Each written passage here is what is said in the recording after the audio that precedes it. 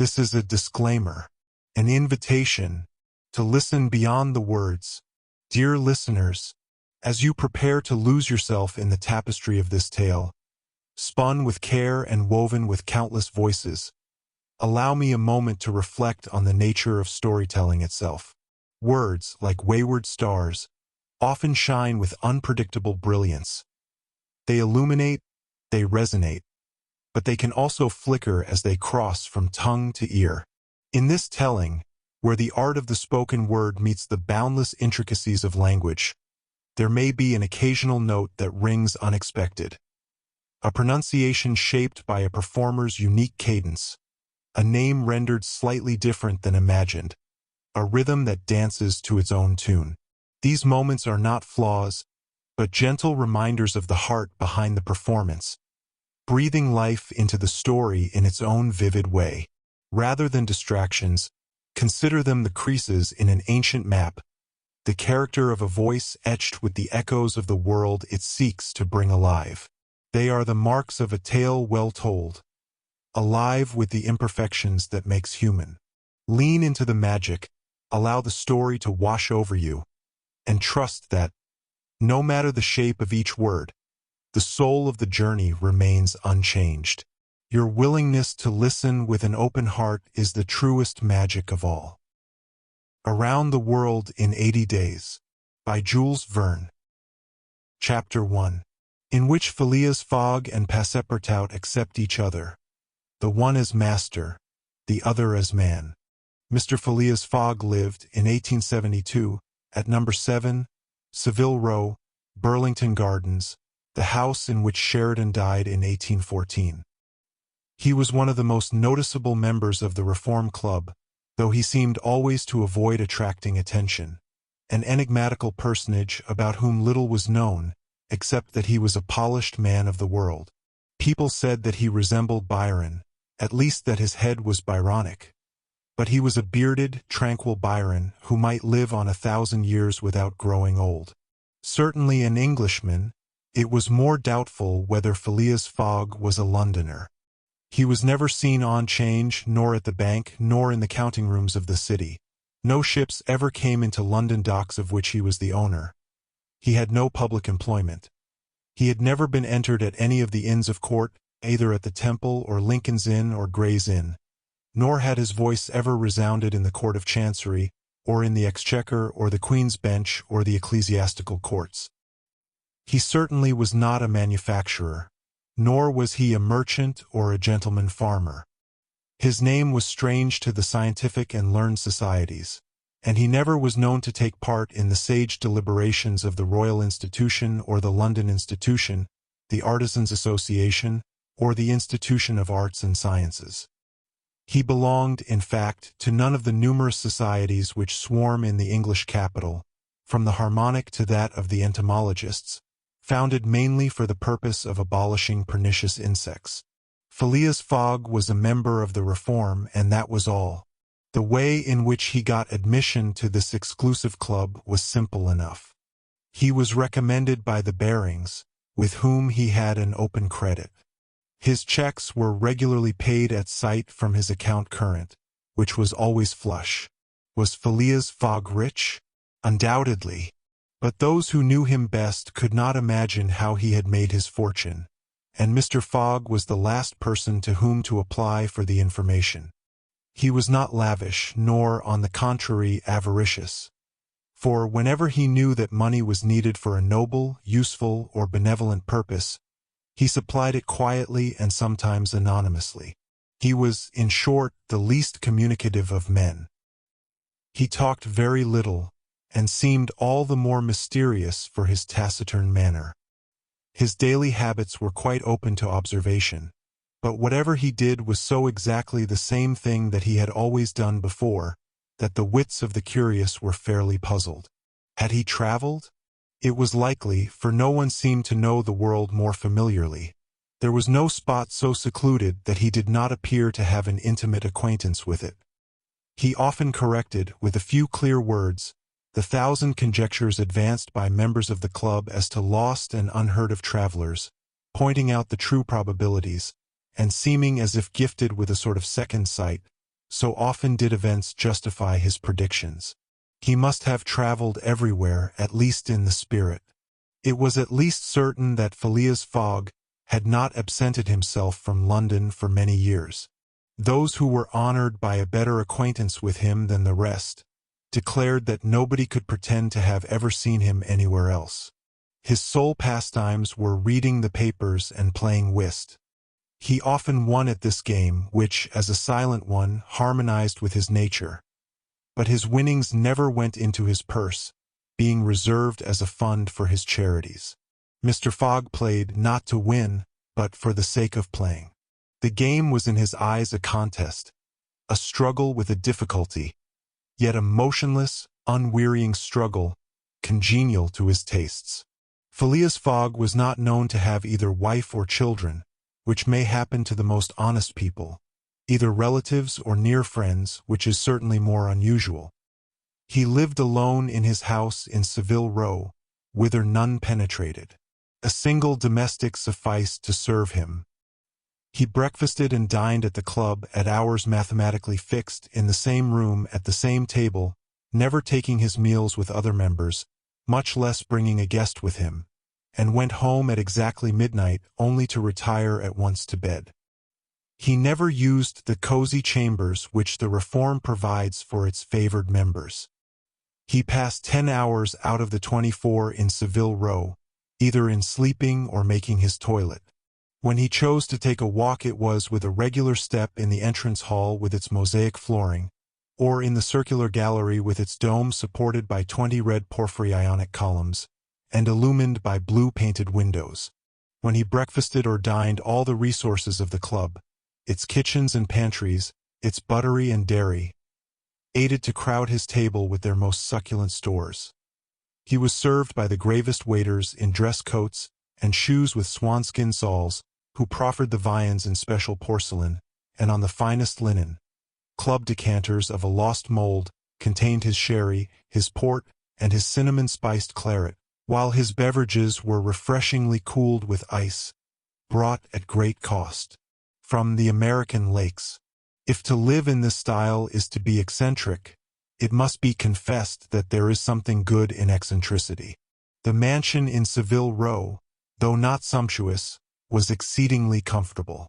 The habits of its occupant were such as to demand but little from the sole domestic, but Phileas Fogg required him to be almost superhumanly prompt and regular. On this very 2nd of October he had dismissed James Forster, because that luckless youth had brought him shaving water at 84 degrees Fahrenheit instead of 86, and he was awaiting his successor, who was due at the house between 11 and half-past.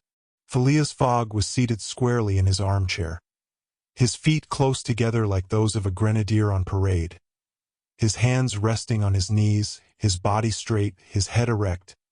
He was steadily watching a complicated clock which indicated the hours, the minutes, the seconds, the days, the months, and the years.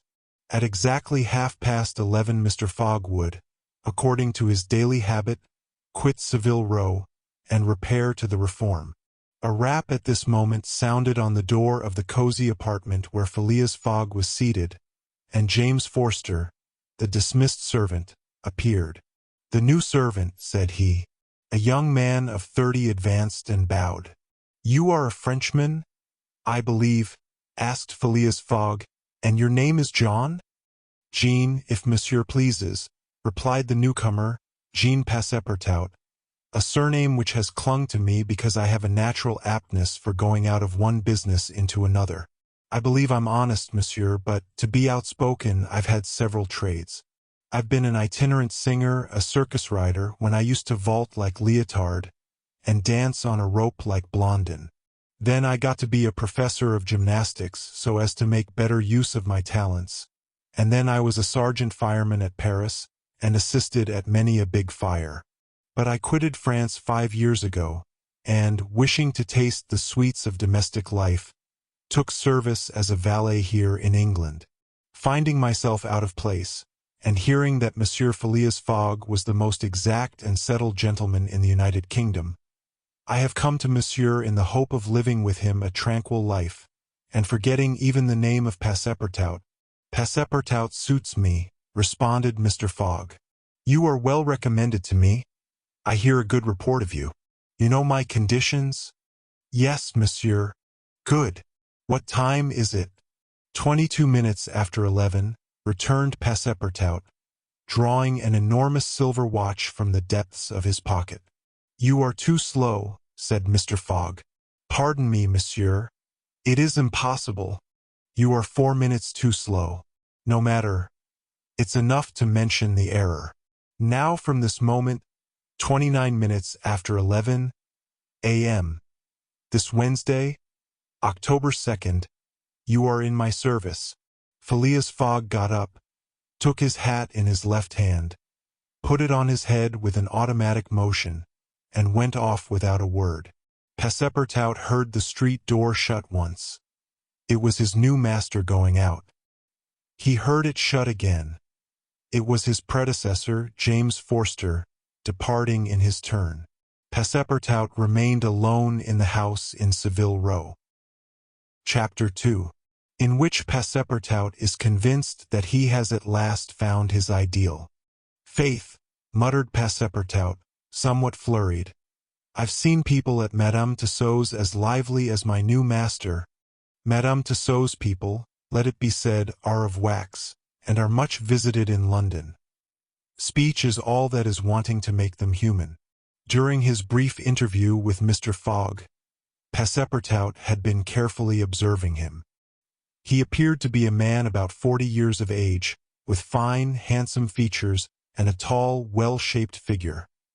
His hair and whiskers were light, his forehead compact and unwrinkled, his face rather pale, his teeth magnificent. His countenance possessed in the highest degree what physiognomists call repose in action, a quality of those who act rather than talk.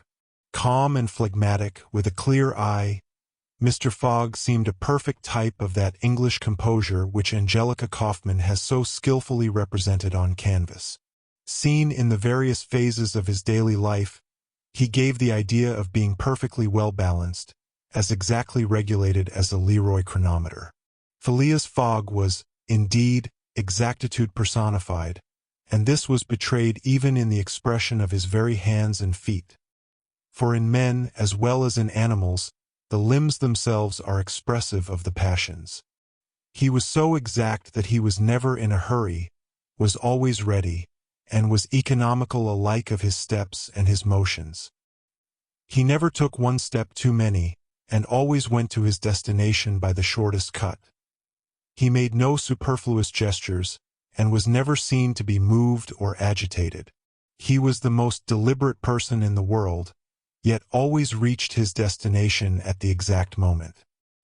He lived alone, and, so to speak, outside of every social relation.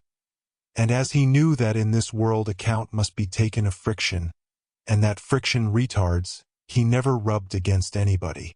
As for Passepartout, he was a true Parisian of Paris.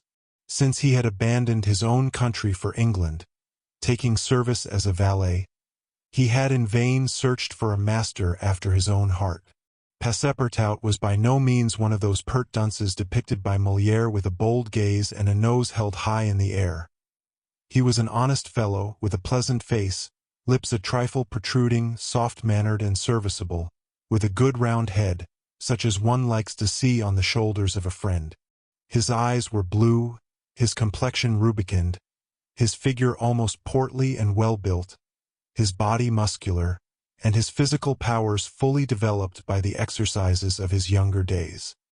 His brown hair was somewhat tumbled, for, while the ancient sculptors are said to have known 18 methods of arranging Minerva's tresses, Passepartout was familiar with but one of dressing his own. 3 strokes of a large tooth comb completed his toilet. It would be rash to predict how Passepartout's lively nature would agree with Mr. Fogg. It was impossible to tell whether the new servant would turn out as absolutely methodical as his master required. Experience alone could solve the question. Passepartout had been a sort of vagrant in his early years, and now yearned for repose, but so far he had failed to find it, though he had already served in 10 English houses. But he could not take root in any of these. With chagrin, He found his masters invariably whimsical and irregular, constantly running about the country, or on the lookout for adventure. His last master, young Lord Longferry, Member of Parliament, after passing his nights in the Haymarket taverns, was too often brought home in the morning on policemen's shoulders. Passepartout, desirous of respecting the gentleman whom he served, ventured a mild remonstrance on such conduct, which, being ill-received, he took his leave. Hearing that Mr. Phileas Fogg was looking for a servant, and that his life was one of unbroken regularity, that he neither traveled nor stayed from home overnight, he felt sure that this would be the place he was after. He presented himself and was accepted, as has been seen. At 11:30, then, Passepartout found himself alone in the house in Savile Row. He began its inspection without delay, scouring it from cellar to garret. So clean, well-arranged, solemn a mansion pleased him. It seemed to him like a snail's shell, lighted and warmed by gas, which sufficed for both these purposes. When Passepartout reached the second story, he recognized at once the room which he was to inhabit, and he was well satisfied with it. Electric bells and speaking tubes afforded communication with the lower stories, while on the mantel stood an electric clock, precisely like that in Mr. Fogg's bedchamber, both beating the same second at the same instant. "That's good, that'll do," said Passepartout to himself. He suddenly observed, hung over the clock, a card which, upon inspection, proved to be a program of the daily routine of the house. It comprised all that was required of the servant from 8 in the morning, exactly at which hour Phileas Fogg rose, till 11:30, when he left the house for the Reform Club, all the details of service, the tea and toast at 23 minutes past 8, the shaving water at 37 minutes past 9, and the toilet at 20 minutes before 10. Everything was regulated and foreseen that was to be done from 11:30 a.m. till midnight, the hour at which the methodical gentleman retired. Mr. Fogg's wardrobe was amply supplied and in the best taste. Each pair of trousers, coat, and vest bore a number, indicating the time of year and season at which they were in turn to be laid out for wearing, and the same system was applied to the master's shoes. In short, the house in Savile Row, which must have been a very temple of disorder and unrest under the illustrious but dissipated Sheridan, was coziness, comfort, and method idealized. There was no study, nor were there books, which would have been quite useless to Mr. Fogg, for at the Reform 2 libraries, one of general literature and the other of law and politics, were at his service. A moderate-sized safe stood in his bedroom, constructed so as to defy fire as well as burglars. But Passepartout found neither arms nor hunting weapons anywhere. Everything betrayed the most tranquil and peaceable habits. Having scrutinized the house from top to bottom, he rubbed his hands, a broad smile overspread his features, and he said joyfully, "This is just what I wanted. Ah, we shall get on together, Mr. Fogg and I. What a domestic and regular gentleman. A real machine. Well, I don't mind serving a machine." Chapter 3, in which a conversation takes place which seems likely to cost Phileas Fogg dear. Phileas Fogg, having shut the door of his house at 11:30, and having put his right foot before his left 575 times, and his left foot before his right 576 times, reached the Reform Club, an imposing edifice in Pall Mall, which could not have cost less than 3 millions. He repaired at once to the dining-room, the 9 windows of which open upon a tasteful garden, where the trees were already gilded with an autumn coloring, and took his place at the habitual table, the cover of which had already been laid for him. His breakfast consisted of a side dish, a broiled fish with reading sauce, a scarlet slice of roast beef garnished with mushrooms, a rhubarb and gooseberry tart, and a morsel of Cheshire cheese, the whole being washed down with several cups of tea, for which the Reform is famous. He rose at 13 minutes to 1, and directed his steps towards the large hall, a sumptuous apartment adorned with lavishly framed paintings. A flunkey handed him an uncut Times, which he proceeded to cut with a skill which betrayed familiarity with this delicate operation. The perusal of this paper absorbed Phileas Fogg until 4:15, whilst the Standard, his next task, occupied him till the dinner hour. Dinner passed as breakfast had done, and Mr. Fogg reappeared in the reading room and sat down to the Pall Mall at 20 minutes before 6. Half an hour later several members of the Reform came in and drew up to the fireplace, where a coal fire was steadily burning.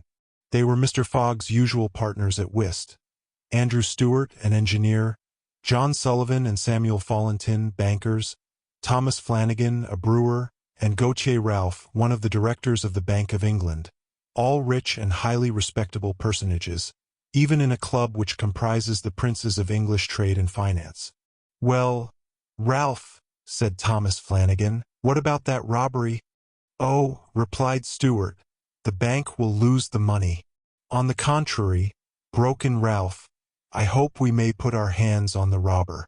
Skillful detectives have been sent to all the principal ports of America and the continent, and he'll be a clever fellow if he slips through their fingers." "But have you got the robber's description?" asked Stewart. "In the first place, he is no robber at all," returned Ralph positively. "What? A fellow who makes off with £55,000, no robber?" "No. Perhaps he's a manufacturer. Then, the Daily Telegraph says that he is a gentleman." It was Phileas Fogg, whose head now emerged from behind his newspapers, who made this remark. He bowed to his friends and entered into the conversation. The affair which formed its subject, and which was town talk, had occurred 3 days before at the Bank of England. A package of banknotes, to the value of £55,000, had been taken from the principal cashier's table, that functionary being at the moment engaged in registering the receipt of 3 shillings and 6pence. Of course, he could not have his eyes everywhere. Let it be observed that the Bank of England reposes a touching confidence in the honesty of the public. There are neither guards nor gratings to protect its treasures. Gold, silver, banknotes are freely exposed, at the mercy of the first comber. A keen observer of English customs relates that, being in one of the rooms of the bank one day, he had the curiosity to examine a gold ingot weighing some 7 or 8 pounds. He took it up, scrutinized it, passed it to his neighbor, he to the next man, and so on until the ingot, going from hand to hand, was transferred to the end of a dark entry. Nor did it return to its place for half an hour. Meanwhile, the cashier had not so much as raised his head. But in the present instance things had not gone so smoothly. The package of notes not being found when 5 o'clock sounded from the ponderous clock in the drawing office, the amount was passed to the account of profit and loss. As soon as the robbery was discovered, picked detectives hastened off to Liverpool, Glasgow, Havre, Suez, Brindisi, New York, and other ports, inspired by the proffered reward of £2,000, and 5% on the sum that might be recovered. Detectives were also charged with narrowly watching those who arrived at or left London by rail, and a judicial examination was at once entered upon. There were real grounds for supposing, as the Daily Telegraph said, that the thief did not belong to a professional band. On the day of the robbery, a well-dressed gentleman of polished manners, and with a well-to-do air, had been observed going to and fro in the paying room where the crime was committed. A description of him was easily procured and sent to the detectives, and some hopeful spirits, of whom Ralph was one, did not despair of his apprehension. The papers and clubs were full of the affair, and everywhere people were discussing the probabilities of a successful pursuit, and the Reform Club was especially agitated, several of its members being bank officials. Ralph would not concede that the work of the detectives was likely to be in vain, for he thought that the prize offered would greatly stimulate their zeal and activity. But Stewart was far from sharing this confidence, and, as they placed themselves at the whist table, they continued to argue the matter. Stewart and Flanagan played together, while Phileas Fogg had Fallentin for his partner. As the game proceeded, the conversation ceased, excepting between the rubbers, when it revived again. "I maintain," said Stewart, "that the chances are in favor of the thief, who must be a shrewd fellow." "Well, but where can he fly to?" asked Ralph. No country is safe for him. Pshaw! Where could he go, then? Oh, I don't know that. The world is big enough. It was once, said Phileas Fogg, in a low tone. Cut, sir, he added, handing the cards to Thomas Flanagan.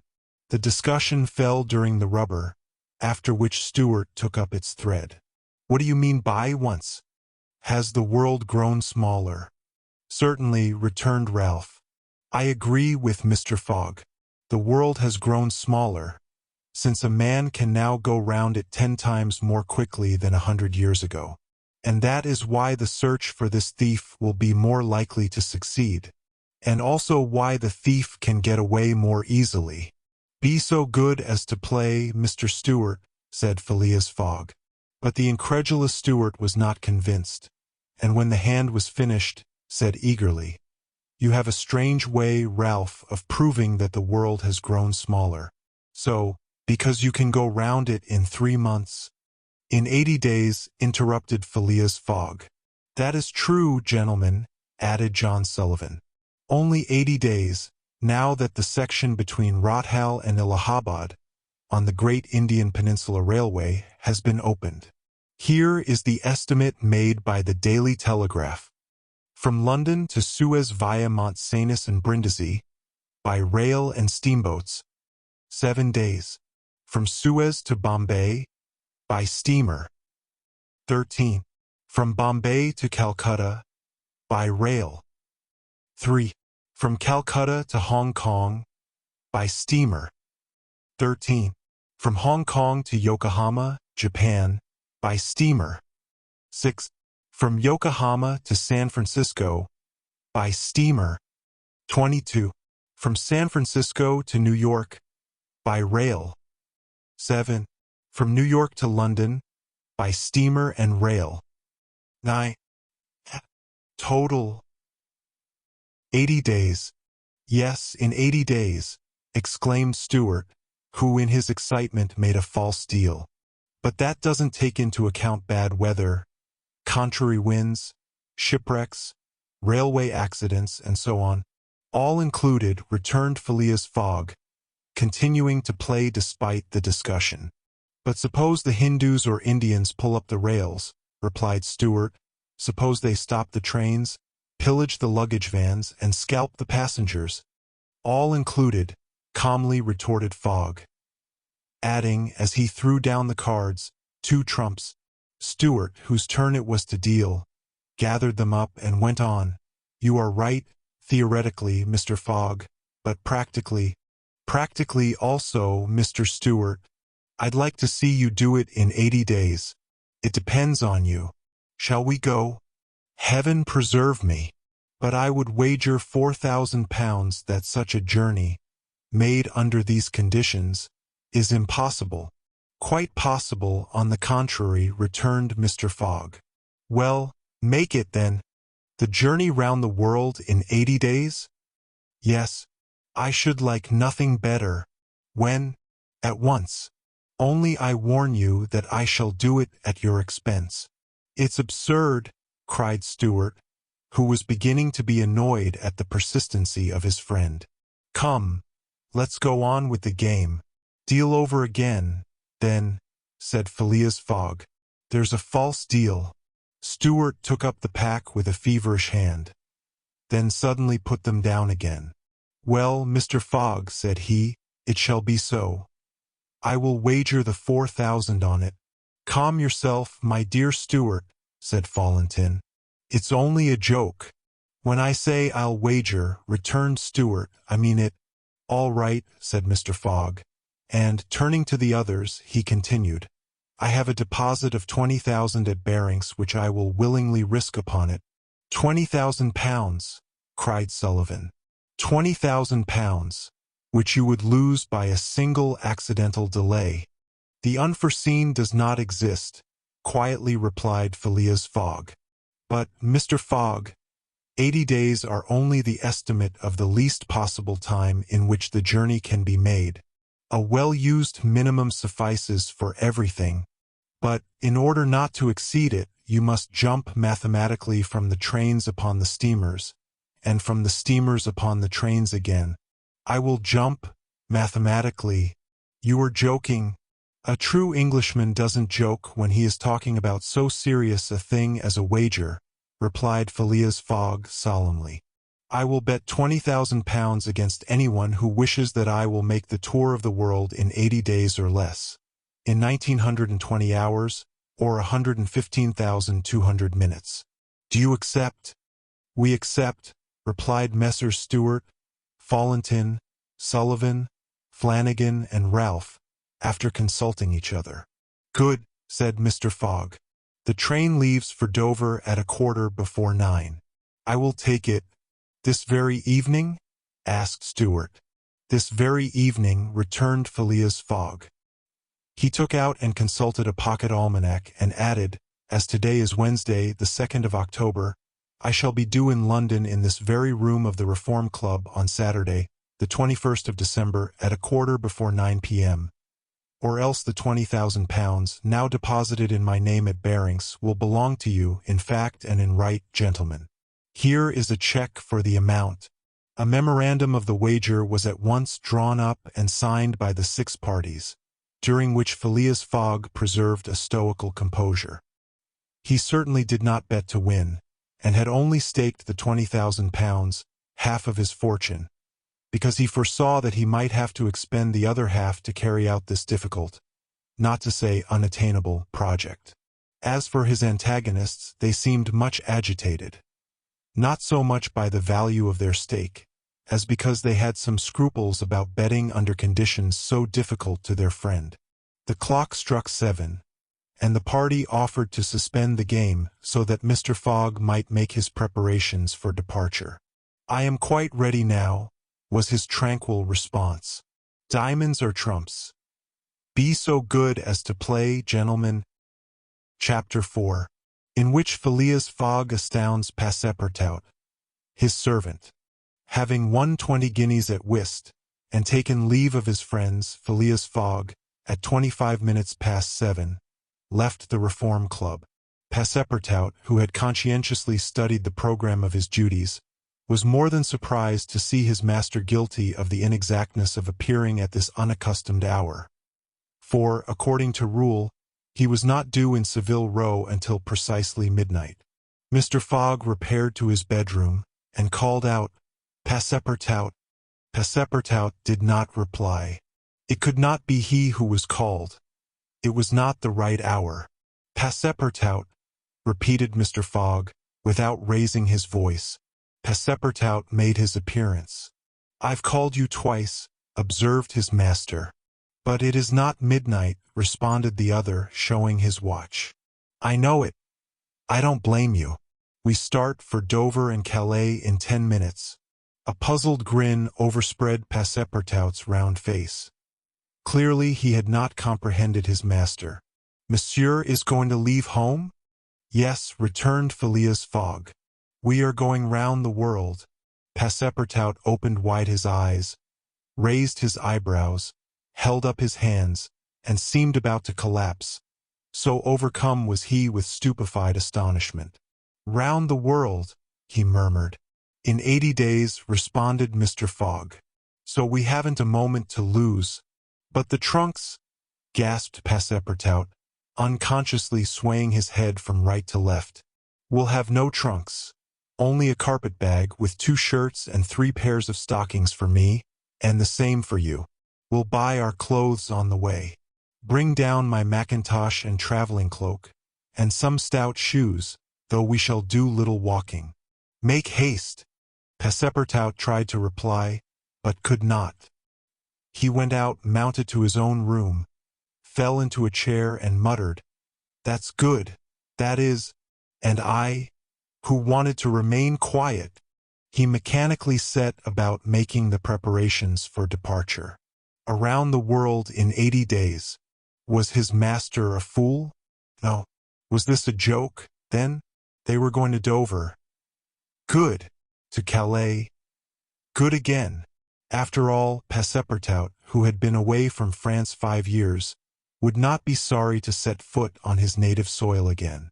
Perhaps they would go as far as Paris, and it would do his eyes good to see Paris once more. But surely a gentleman so chary of his steps would stop there. No doubt. But then it was none the less true that he was going away, this so domestic person hitherto. By 8 o'clock Passepartout had packed the modest carpet-bag, containing the wardrobes of his master and himself.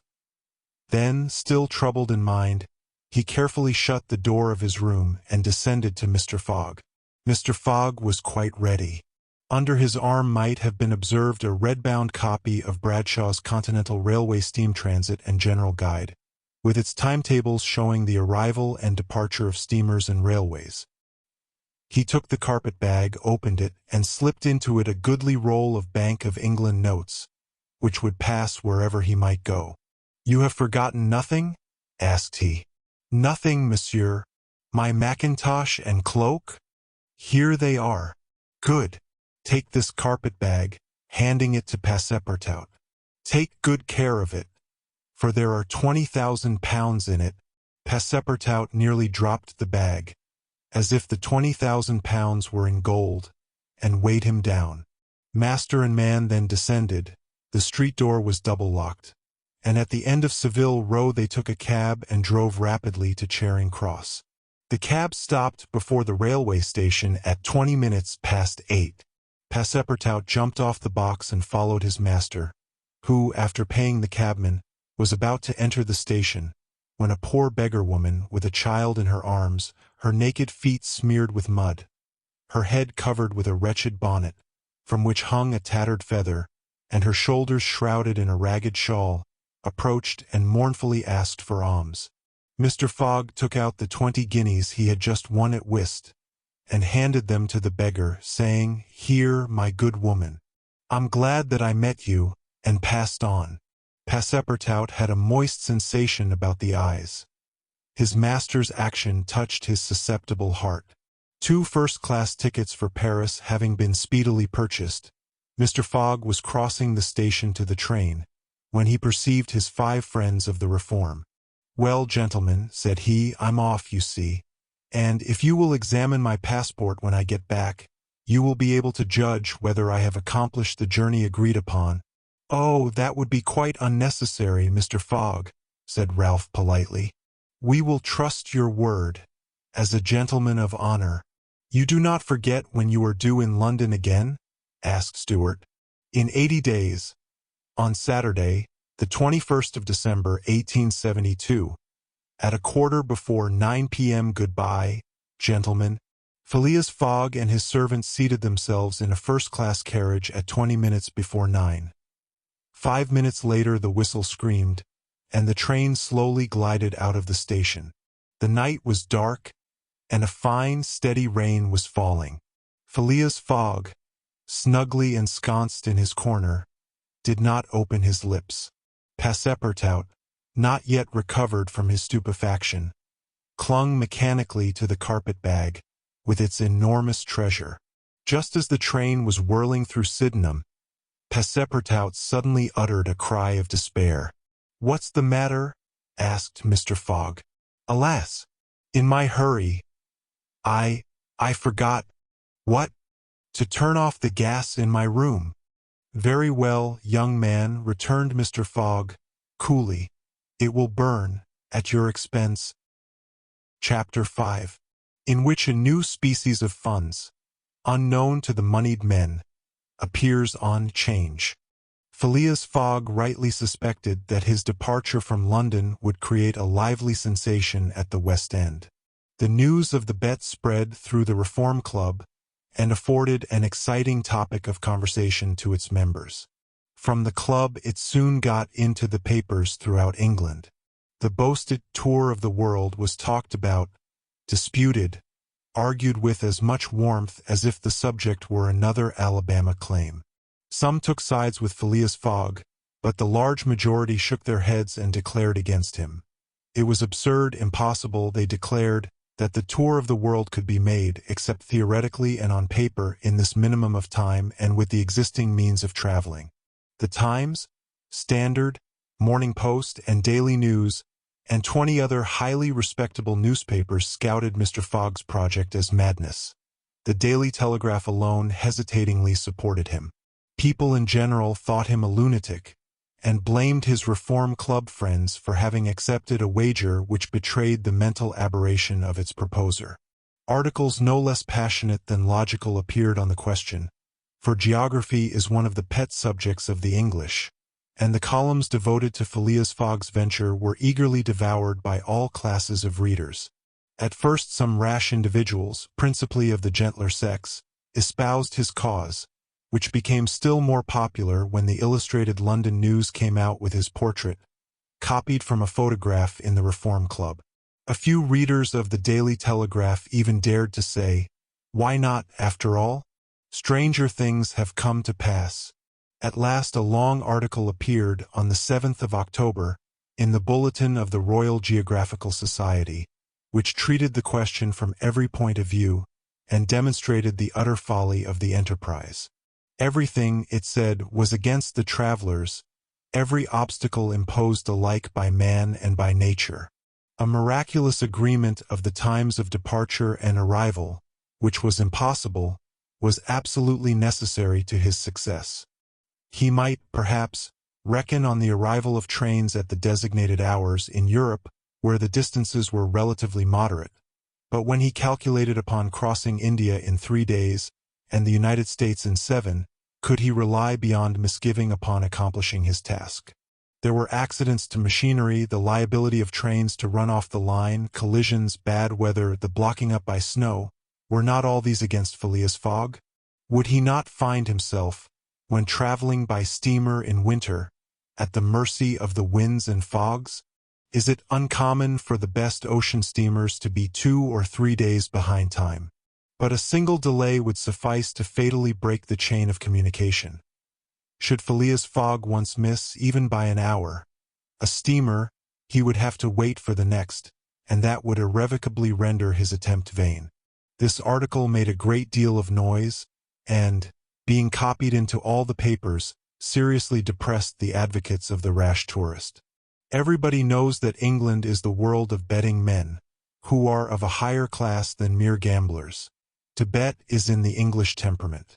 Not only the members of the Reform, but the general public made heavy wagers for or against Phileas Fogg, who was set down in the betting books as if he were a racehorse.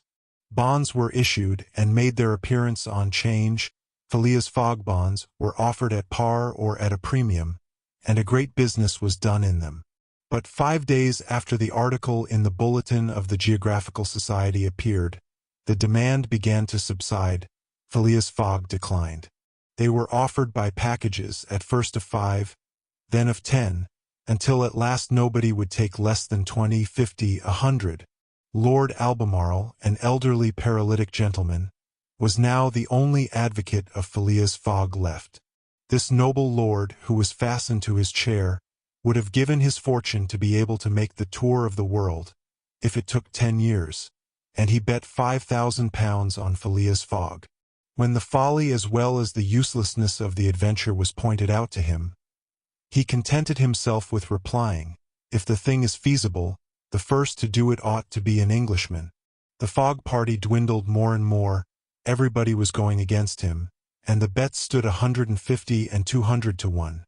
And a week after his departure an incident occurred which deprived him of backers at any price.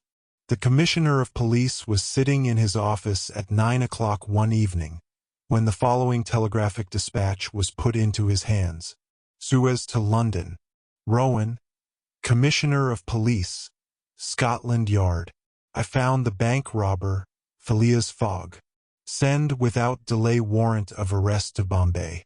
Fix detective.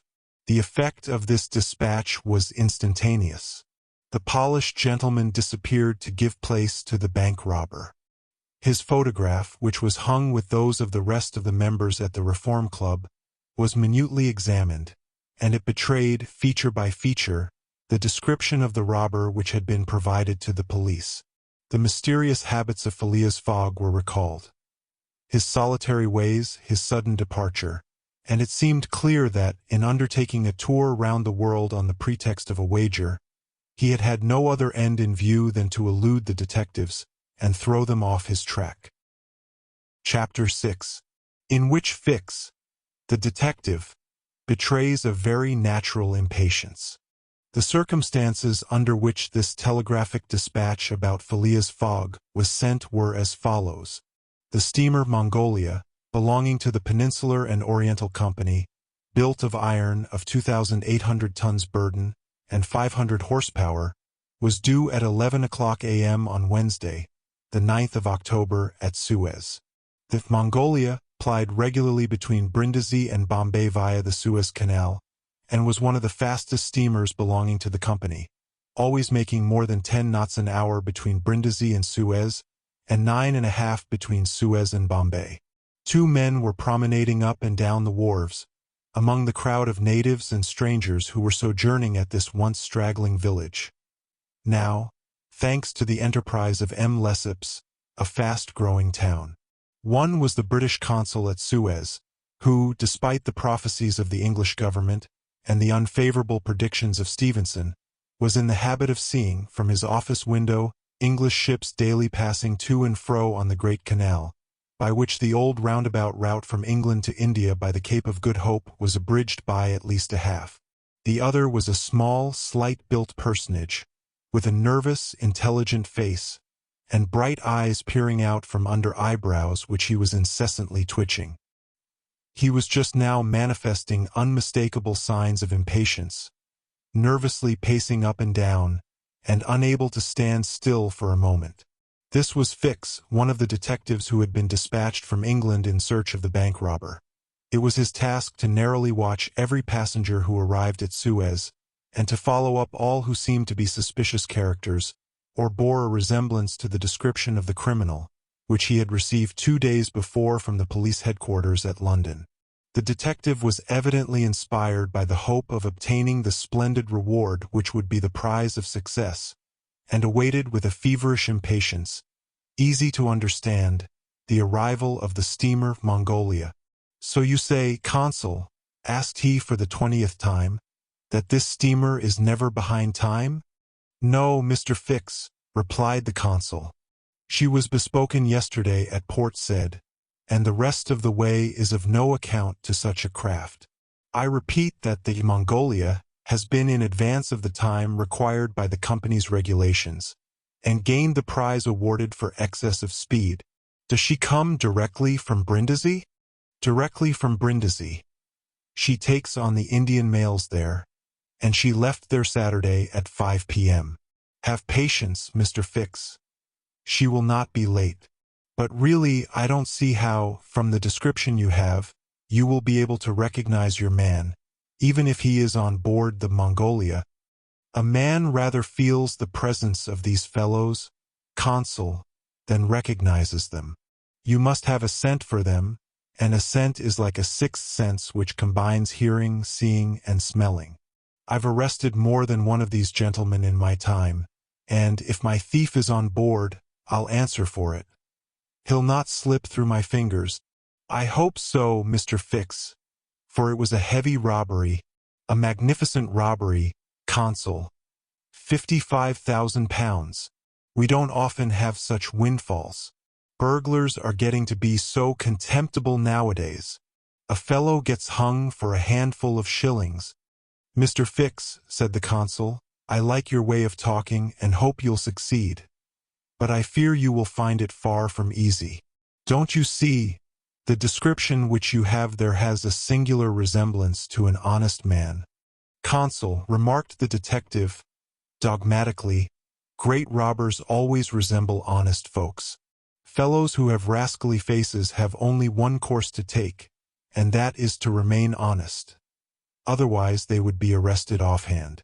The artistic thing is to unmask honest countenances. It's no light task, I admit, but a real art." Mr. Fix evidently was not wanting in a tinge of self-conceit. Little by little the scene on the quay became more animated. Sailors of various nations, merchants, shipbrokers, porters, fellahs, bustled to and fro as if the steamer were immediately expected. The weather was clear and slightly chilly. The minarets of the town loomed above the houses in the pale rays of the sun.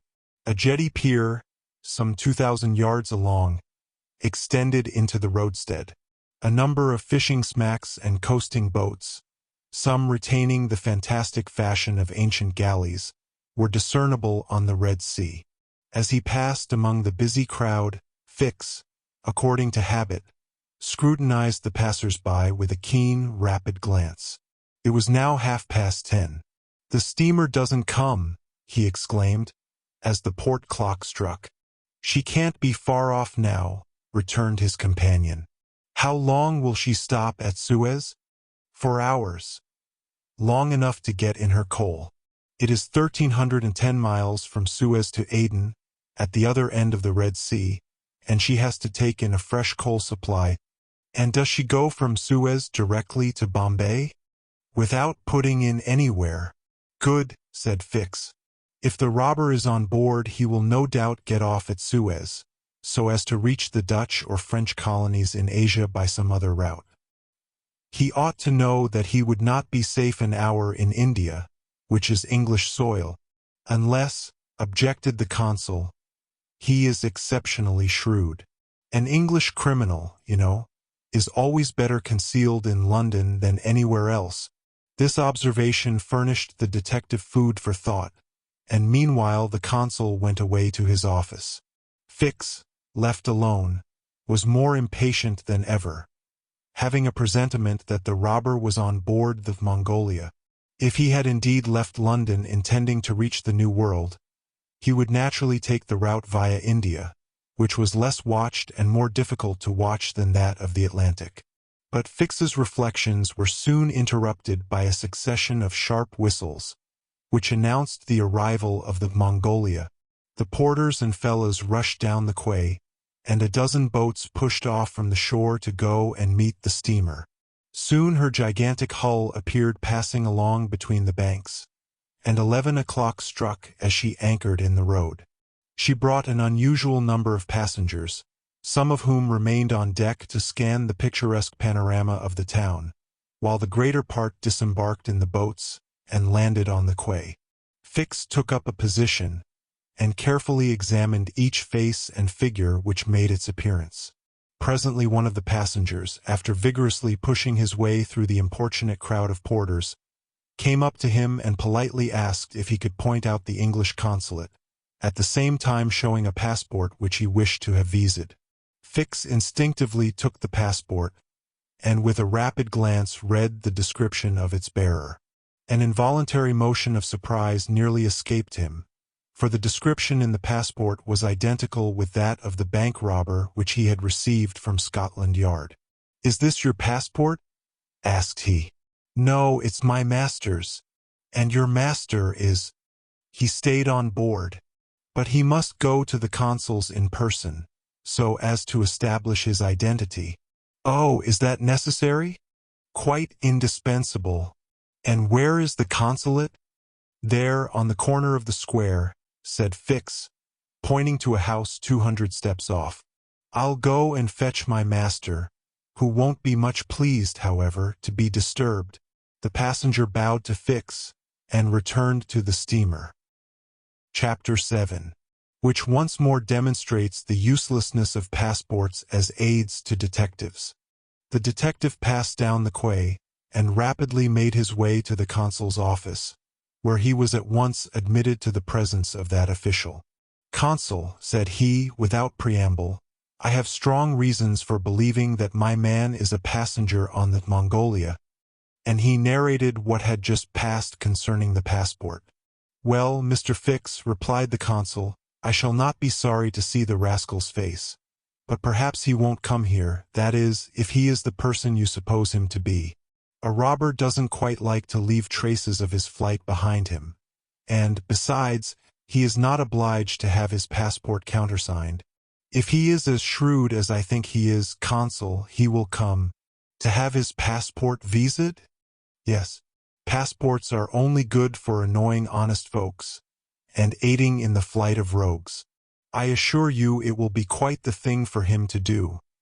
But I hope you will not visa the passport." "Why not? If the passport is genuine I have no right to refuse. Still, I must keep this man here until I can get a warrant to arrest him from London. Ah, that's your lookout. But I cannot. The consul did not finish his sentence, for as he spoke a knock was heard at the door, and two strangers entered, one of whom was the servant whom Fix had met on the quay. The other, who was his master, held out his passport with the request that the consul would do him the favor to visa it. The consul took the document and carefully read it, whilst Fix observed, or rather devoured, the stranger with his eyes from a corner of the room. "You are Mr. Phileas Fogg?" said the consul, after reading the passport. "I am. And this man is your servant?" "He is a Frenchman named Passepartout." "You are from London?" "Yes. And you are going to Bombay?" "Very good, sir.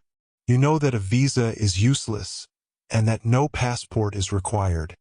"I know it, sir," replied Phileas Fogg, "but I wish to prove by your visa that I came by Suez."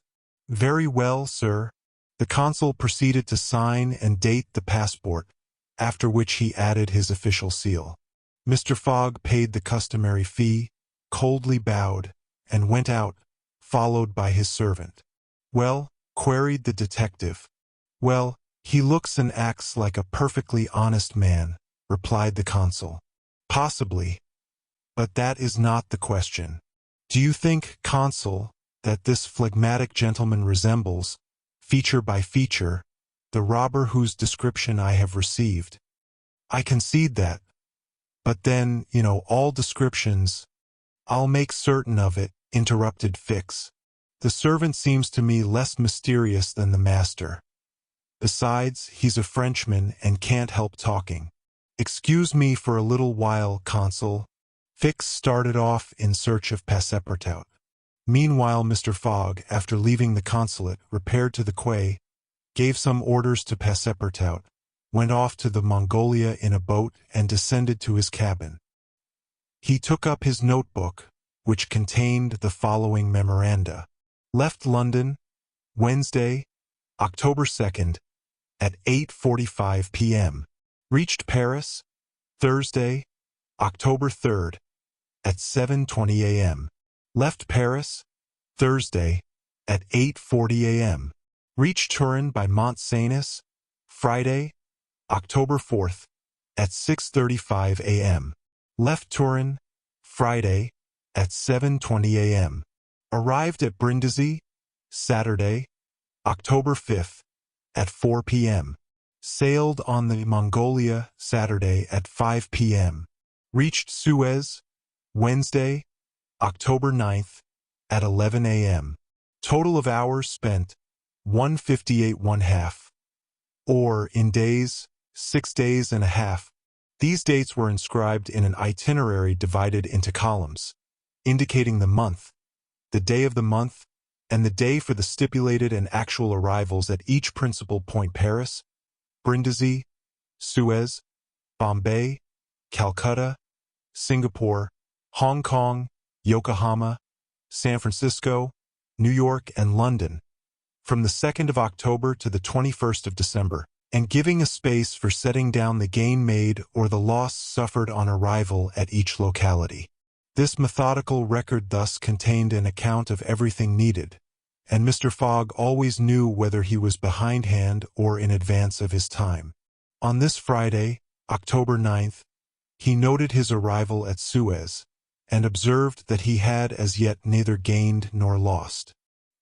He sat down quietly to breakfast in his cabin, never once thinking of inspecting the town, being one of those Englishmen who are wont to see foreign countries through the eyes of their domestics. Chapter 8, in which Passepartout talks rather more, perhaps, than is prudent. Fix soon rejoined Passepartout, who was lounging and looking about on the quay, as if he did not feel that he, at least, was obliged not to see anything. "Well, my friend," said the detective, coming up with him, "is your passport visaed?" "Ah, it's you, is it, monsieur?" responded Passepartout. "Thanks, yes, the passport is all right. And you are looking about you?" "Yes. But we travel so fast that I seem to be journeying in a dream. So this is Suez? Yes. In Egypt? Certainly in Egypt. And in Africa? In Africa. In Africa, repeated Passepartout. Just think, monsieur, I had no idea that we should go farther than Paris. And all that I saw of Paris was between 20 minutes past 7 and 20 minutes before 9 in the morning, between the Northern and the Lion stations, through the windows of a car and in a driving rain. How I regret not having seen once more Père Lachaise and the circus in the Champs-Élysées. You are in a great hurry, then? I am not, but my master is. By the way, I must buy some shoes and shirts. We came away without trunks, only with a carpet bag. I will show you an excellent shop for getting what you want. Really, monsieur, you are very kind. And they walked off together, Passepartout chatting volubly as they went along. Above all, said he, don't let me lose the steamer. You have plenty of time. It's only 12 o'clock. Passepartout pulled out his big watch. 12, he exclaimed. Why, it's only 8 minutes before 10. Your watch is slow. My watch? A family watch, monsieur, which has come down from my great-grandfather. It doesn't vary 5 minutes in the year. It's a perfect chronometer. Look you. I see how it is, said Fix. You have kept London time, which is 2 hours behind that of Suez. You ought to regulate your watch at noon in each country. I regulate my watch? Never. Well, then, it will not agree with the sun. So much the worse for the sun, monsieur. The sun will be wrong. Then, and the worthy fellow returned the watch to its fob with a defiant gesture. After a few minutes' silence, Fix resumed. You left London hastily. Then? I rather think so. Last Friday at 8 o'clock in the evening. Monsieur Fogg came home from his club, and 3/4 of an hour afterwards we were off. But where is your master going? Always straight ahead. He is going round the world. Round the world, cried Fix. Yes, and in 80 days. He says it is on a wager. But, between us, I don't believe a word of it. That wouldn't be common sense. There's something else in the wind. Ah, Mr. Fogg is a character, is he? I should say he was. Is he rich?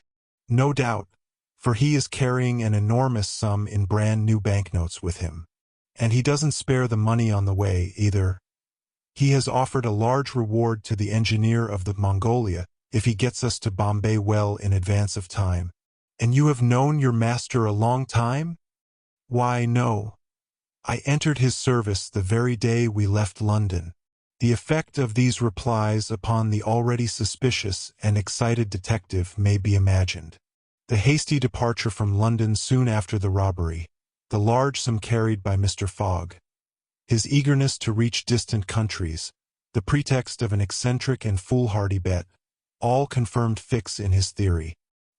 He continued to pump poor Passepartout, and learned that he really knew little or nothing of his master, who lived a solitary existence in London, was said to be rich, though no one knew whence came his riches, and was mysterious and impenetrable in his affairs and habits. Fix felt sure that Phileas Fogg would not land at Suez, but was really going on to Bombay. Is Bombay far from here? Asked Passepartout. Pretty far. It is a 10 days' voyage by sea. And in what country is Bombay? India. In Asia? Certainly. The deuce. I was going to tell you there's one thing that worries me. My burner. What burner? My gas burner, which I forgot to turn off, and which is at this moment burning at my expense. I have calculated, monsieur, that I lose 2 shillings every 24 hours, exactly 6 pence more than I earn. And you will understand that the longer our journey. Did Fix pay any attention to Passepartout's trouble about the gas? It is not probable. He was not listening, but was cogitating a project. Passepartout and he had now reached the shop, where Fix left his companion to make his purchases, after recommending him not to miss the steamer, and hurried back to the consulate. Now that he was fully convinced, Fix had quite recovered his equanimity. "Consul," said he, "I have no longer any doubt. I have spotted my man. He passes himself off as an odd stick who is going round the world in 80 days.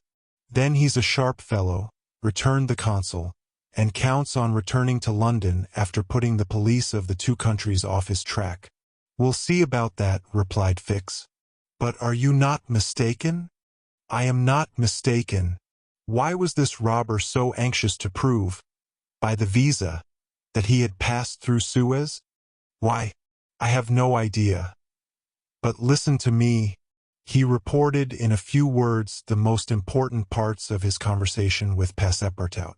"In short," said the consul, "appearances are wholly against this man." "And what are you going to do?" "Send a dispatch to London for a warrant of arrest to be dispatched instantly to Bombay. Take passage on board the Mongolia, follow my rogue to India, and there, on English ground, arrest him politely with my warrant in my hand and my hand on his shoulder."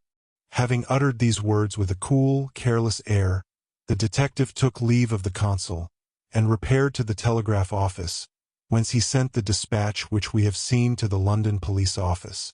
A quarter of an hour later found Fix, with a small bag in his hand, proceeding on board the Mongolia, and ere many moments longer, the noble steamer rode out at full steam upon the waters of the Red Sea. Chapter 9.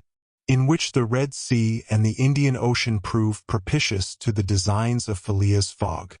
The distance between Suez and Aden is precisely 1,310 miles, and the regulations of the company allow the steamers 138 hours in which to traverse it.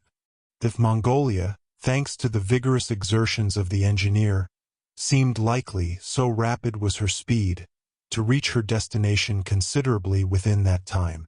The greater part of the passengers from Brindisi were bound for India, some for Bombay, others for Calcutta by way of Bombay, the nearest route thither, now that a railway crosses the Indian peninsula.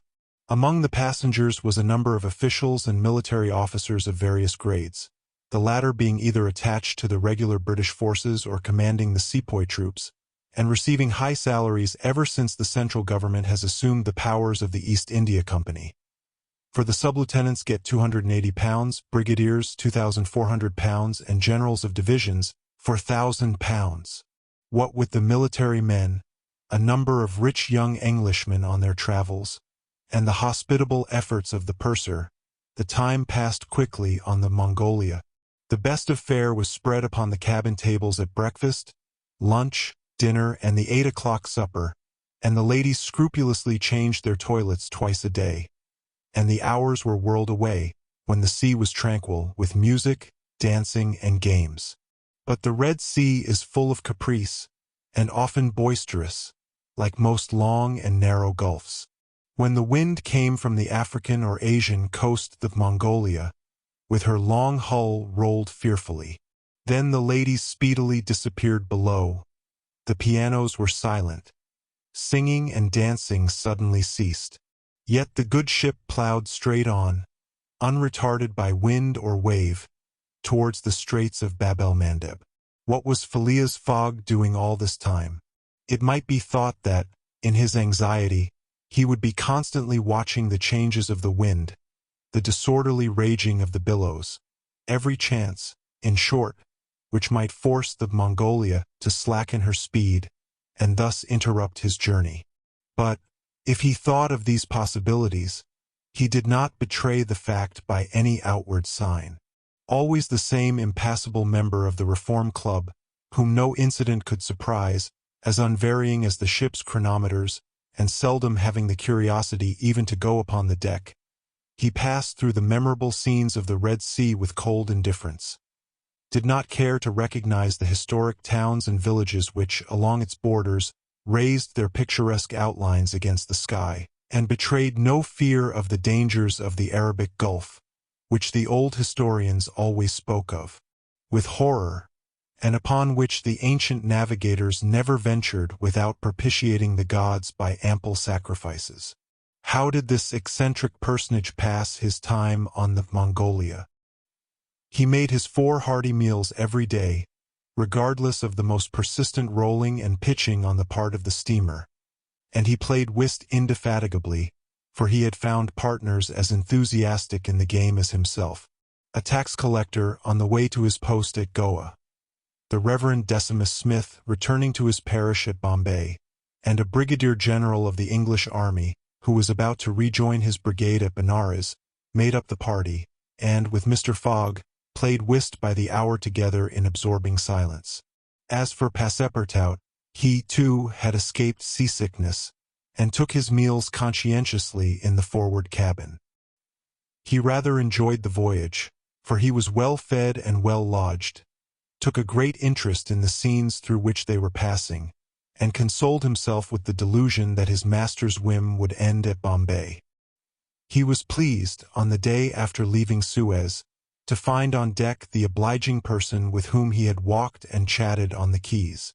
"If I am not mistaken," said he, approaching this person with his most amiable smile, "you are the gentleman who so kindly volunteered to guide me at Suez?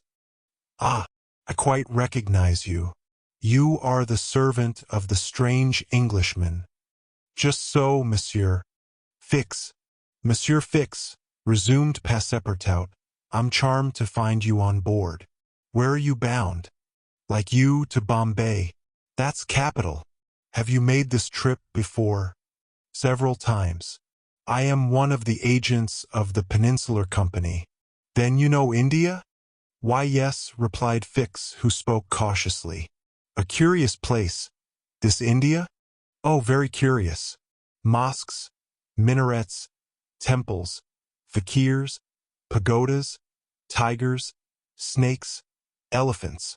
I hope you will have ample time to see the sights." "I hope so, Monsieur Fix. You see, a man of sound sense ought not to spend his life jumping from a steamer upon a railway train, and from a railway train upon a steamer again, pretending to make the tour of the world in 80 days. No. All these gymnastics, you may be sure, will cease at Bombay." "And Mr. Fogg is getting on well?" asked Fix, in the most natural tone in the world. "Quite well, and I too. I eat like a famished ogre. It's the sea air, but I never see your master on deck. Never. He hasn't the least curiosity. Do you know, Mr. Passepartout, that this pretended tour in 80 days may conceal some secret errand, perhaps a diplomatic mission? Faith, Monsieur Fix, I assure you I know nothing about it, nor would I give half a crown to find out." After this meeting, Passepartout and Fix got into the habit of chatting together, the latter making it a point to gain the worthy man's confidence. He frequently offered him a glass of whiskey or pale ale in the steamer barroom, which Passepartout never failed to accept with graceful alacrity, mentally pronouncing Fix the best of good fellows. Meanwhile, the Mongolia was pushing forward rapidly. On the 13th, Mocha, surrounded by its ruined walls whereon date trees were growing, was sighted, and on the mountains beyond were espied vast coffee fields. Passepartout was ravished to behold this celebrated place, and thought that, with its circular walls and dismantled fort, it looked like an immense coffee cup and saucer.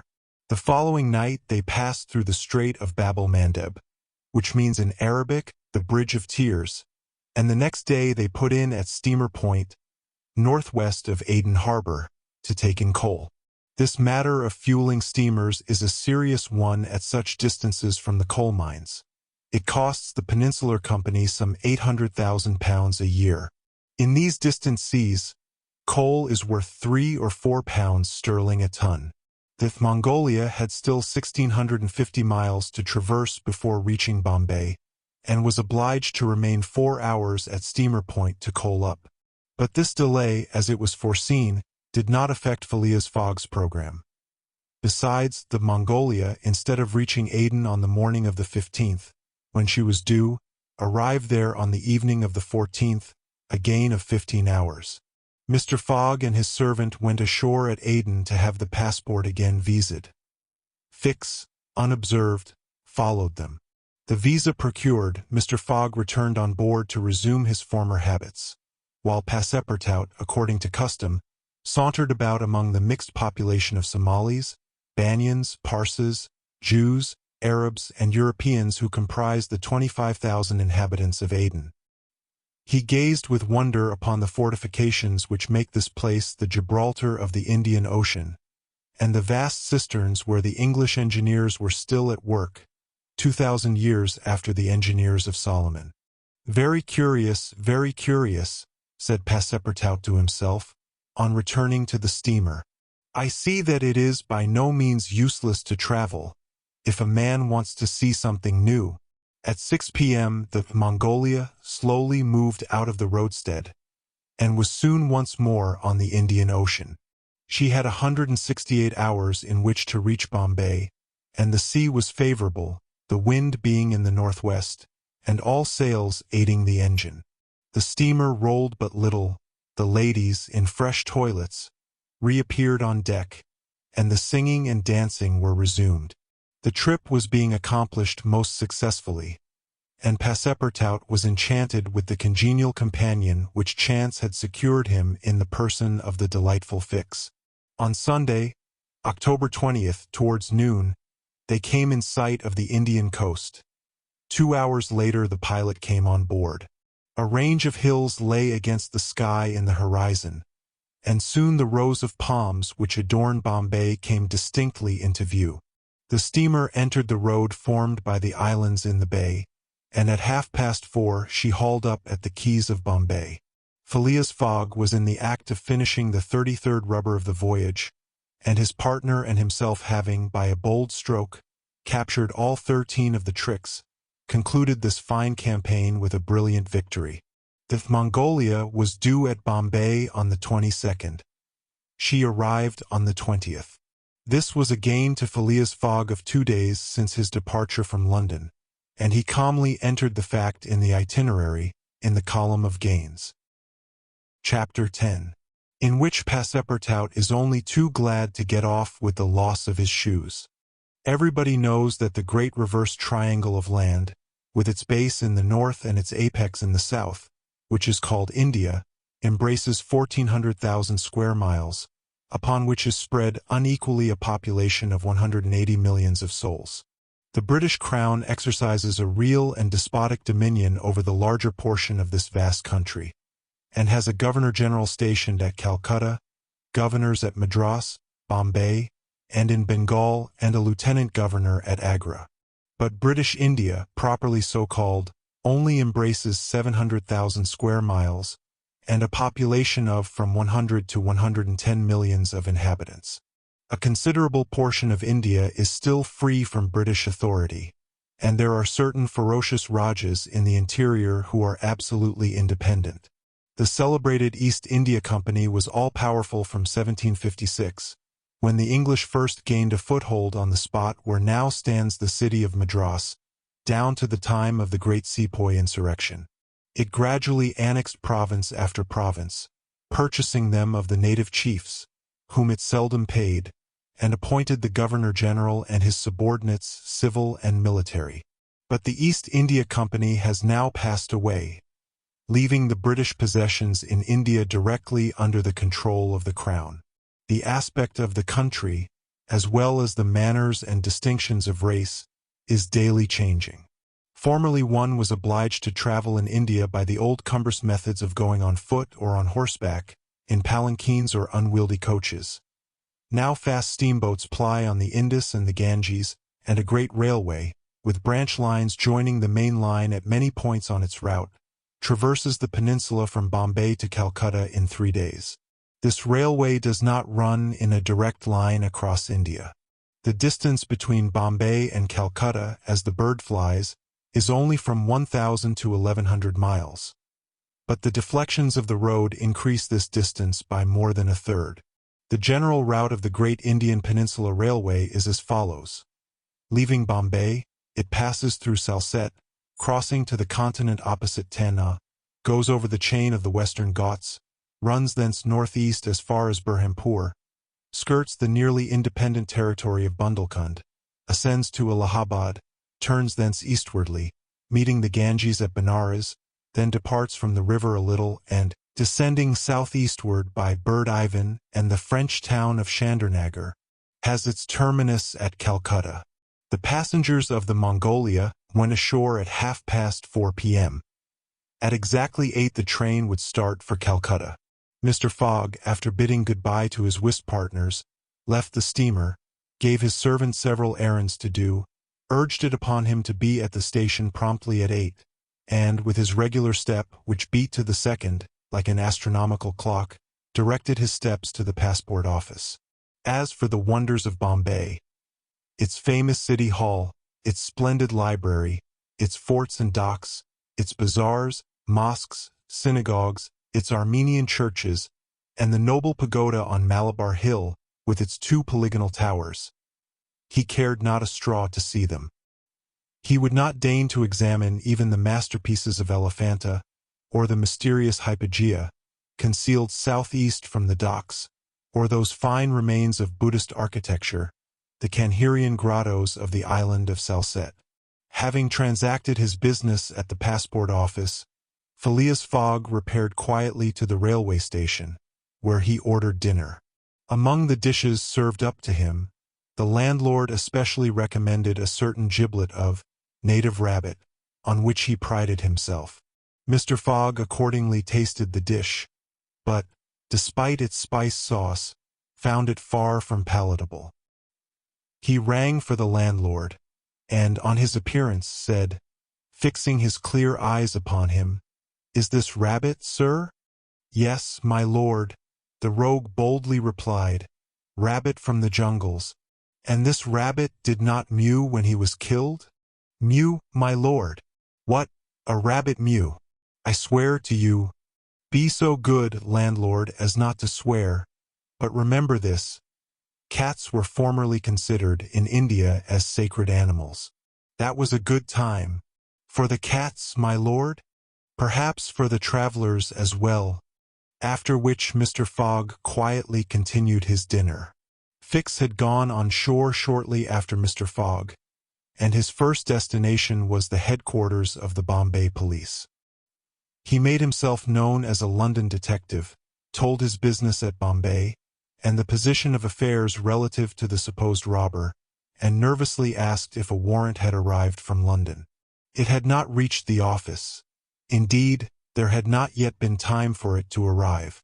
Fix was sorely disappointed, and tried to obtain an order of arrest from the director of the Bombay police.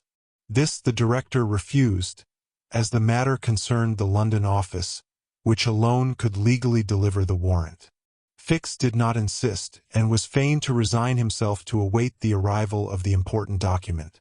But he was determined not to lose sight of the mysterious rogue as long as he stayed in Bombay. He did not doubt for a moment, any more than Passepartout, that Phileas Fogg would remain there, at least until it was time for the warrant to arrive. Passepartout, however, had no sooner heard his master's orders on leaving the Mongolia than he saw at once that they were to leave Bombay as they had done Suez and Paris, and that the journey would be extended at least as far as Calcutta, and perhaps beyond that place. He began to ask himself if this bet that Mr. Fogg talked about was not really in good earnest, and whether his fate was not in truth forcing him, despite his love of repose, around the world in 80 days. Having purchased the usual quota of shirts and shoes, he took a leisurely promenade about the streets, where crowds of people of many nationalities, Europeans, Persians with pointed caps, Banyas with round turbans, Sinds with square bonnets, Parsis with black mitres, and long-robed Armenians were collected. It happened to be the day of a Parsi festival. These descendants of the sect of Zoroaster, the most thrifty, civilized, intelligent, and austere of the East Indians, among whom are counted the richest native merchants of Bombay, were celebrating a sort of religious carnival, with processions and shows, in the midst of which Indian dancing girls, clothed in rose-colored gauze, looped up with gold and silver, danced airily, but with perfect modesty, to the sound of viols and the clanging of tambourines. It is needless to say that Passepartout watched these curious ceremonies with staring eyes and gaping mouth, and that his countenance was that of the greenest booby imaginable. Unhappily for his master, as well as himself, his curiosity drew him unconsciously farther off than he intended to go. At last, having seen the Parsi carnival wind away in the distance, he was turning his steps towards the station, when he happened to espy the splendid pagoda on Malabar Hill, and was seized with an irresistible desire to see its interior. He was quite ignorant that it is forbidden to Christians to enter certain Indian temples, and that even the faithful must not go in without first leaving their shoes outside the door. It may be said here that the wise policy of the British government severely punishes a disregard of the practices of the native religions. Passepartout, however, thinking no harm, went in like a simple tourist, and was soon lost in admiration of the splendid Brahmin ornamentation which everywhere met his eyes, when of a sudden he found himself sprawling on the sacred flagging. He looked up to behold 3 enraged priests, who forthwith fell upon him, tore off his shoes, and began to beat him with loud, savage exclamations. The agile Frenchman was soon upon his feet again, and lost no time in knocking down 2 of his long-gowned adversaries with his fists and a vigorous application of his toes. Then, rushing out of the pagoda as fast as his legs could carry him, he soon escaped the 3rd priest by mingling with the crowd in the streets. At 5 minutes before 8, Passepartout, hatless, shoeless, and having in the squabble lost his package of shirts and shoes, rushed breathlessly into the station. Fix, who had followed Mr. Fogg to the station, and saw that he was really going to leave Bombay, was there upon the platform. He had resolved to follow the supposed robber to Calcutta, and farther if necessary. Passepartout did not observe the detective, who stood in an obscure corner, but Fix heard him relate his adventures in a few words to Mr. Fogg. "I hope that this will not happen again," said Phileas Fogg coldly, as he got into the train. Poor Passepartout, quite crestfallen, followed his master without a word. Fix was on the point of entering another carriage, when an idea struck him which induced him to alter his plan.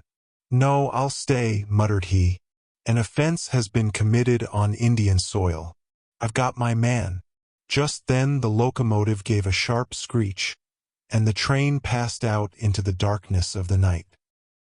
Chapter 11, in which Phileas Fogg secures a curious means of conveyance at a fabulous price. The train had started punctually.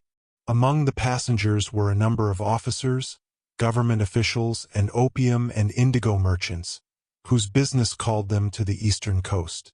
Passepartout rode in the same carriage with his master, and a 3rd passenger occupied a seat opposite to them.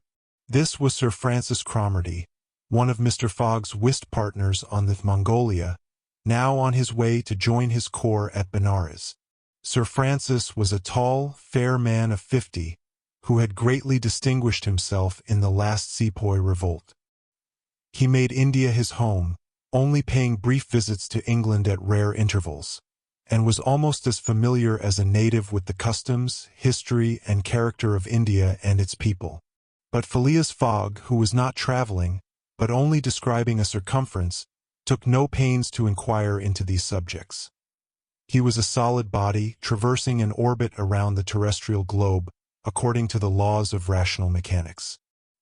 He was at this moment calculating in his mind the number of hours spent since his departure from London, and, had it been in his nature to make a useless demonstration, would have rubbed his hands for satisfaction. Sir Francis Cromarty had observed the oddity of his traveling companion, although the only opportunity he had for studying him had been while he was dealing the cards, and between 2 rubbers, and questioned himself whether a human heart really beat beneath this cold exterior, and whether Phileas Fogg had any sense of the beauties of nature. The Brigadier General was free to mentally confess that, of all the eccentric persons he had ever met, none was comparable to this product of the exact sciences. Phileas Fogg had not concealed from Sir Francis his design of going round the world, nor the circumstances under which he set out, and the General only saw in the wager a useless eccentricity and a lack of sound common sense. In the way this strange gentleman was going on, He would leave the world without having done any good to himself or anybody else. An hour after leaving Bombay, the train had passed the viaducts and the island of Salsette, and had got into the open country. At Kalyan they reached the junction of the branch line which descends towards southeastern India by Kandala and Poona, and, passing Powell, they entered the defile of the mountains, with their basalt bases, and their summits crowned with thick and verdant forests. Phileas Fogg and Sir Francis Cromarty exchanged a few words from time to time, and now Sir Francis, reviving the conversation, observed, "Some years ago, Mr. Fogg, you would have met with a delay at this point which would probably have lost you your wager." "How so, Sir Francis?" "Because the railway stopped at the base of these mountains, which the passengers were obliged to cross in palanquins or on ponies to Kandala, on the other side." "Such a delay would not have deranged my plans in the least," said Mr. Fogg. "I have constantly foreseen the likelihood of certain obstacles." "But, Mr. Fogg," pursued Sir Francis, "you run the risk of having some difficulty about this worthy fellow's adventure at the pagoda." Passepartout, his feet comfortably wrapped in his traveling blanket, was sound asleep and did not dream that anybody was talking about him. "The government is very severe upon that kind of offense. It takes particular care that the religious customs of the Indians should be respected, and if your servant were caught—" "Very well, Sir Francis," replied Mr. Fogg. "If he had been caught he would have been condemned and punished, and then would have quietly returned to Europe. I don't see how this affair could have delayed his master." The conversation fell again. During the night the train left the mountains behind and passed Nasik, and the next day proceeded over the flat, well-cultivated country of the Kandaish, with its straggling villages, above which rose the minarets of the pagodas. This fertile territory is watered by numerous small rivers and limpid streams, mostly tributaries of the god Avery. Passepartout, on waking and looking out, could not realize that he was actually crossing India in a railway train.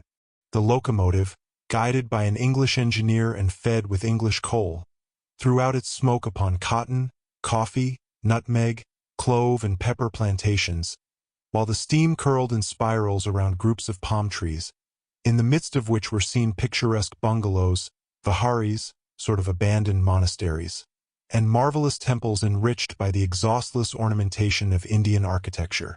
Then they came upon vast tracts extending to the horizon, with jungles inhabited by snakes and tigers, which fled at the noise of the train, succeeded by forests penetrated by the railway, and still haunted by elephants which, with pensive eyes, gazed at the train as it passed. The travelers crossed, beyond Milagom, the fatal country so often stained with blood by the sect Aries of the goddess Kali.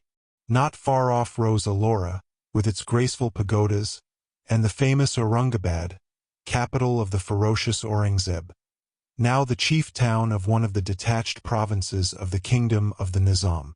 It was thereabouts that Feringhia, the Thuggee chief, king of the stranglers, held his sway. These ruffians, united by a secret bond, strangled victims of every age in honor of the goddess Death, without ever shedding blood. There was a period when this part of the country could scarcely be traveled over without corpses being found in every direction. The English government has succeeded in greatly diminishing these murders, though the Thuggees still exist, and pursue the exercise of their horrible rights. At 12:30 the train stopped at Burhampur, where Passepartout was able to purchase some Indian slippers, ornamented with false pearls, in which, with evident vanity, he proceeded to encase his feet. The travelers made a hasty breakfast and started off for Surgur, after skirting for a little the banks of the small river Tapti, which empties into the Gulf of Cambrai, near Surat. Passepartout was now plunged into absorbing reverie. Up to his arrival at Bombay, he had entertained hopes that their journey would end there. But now that they were plainly whirling across India at full speed, a sudden change had come over the spirit of his dreams. His old vagabond nature returned to him.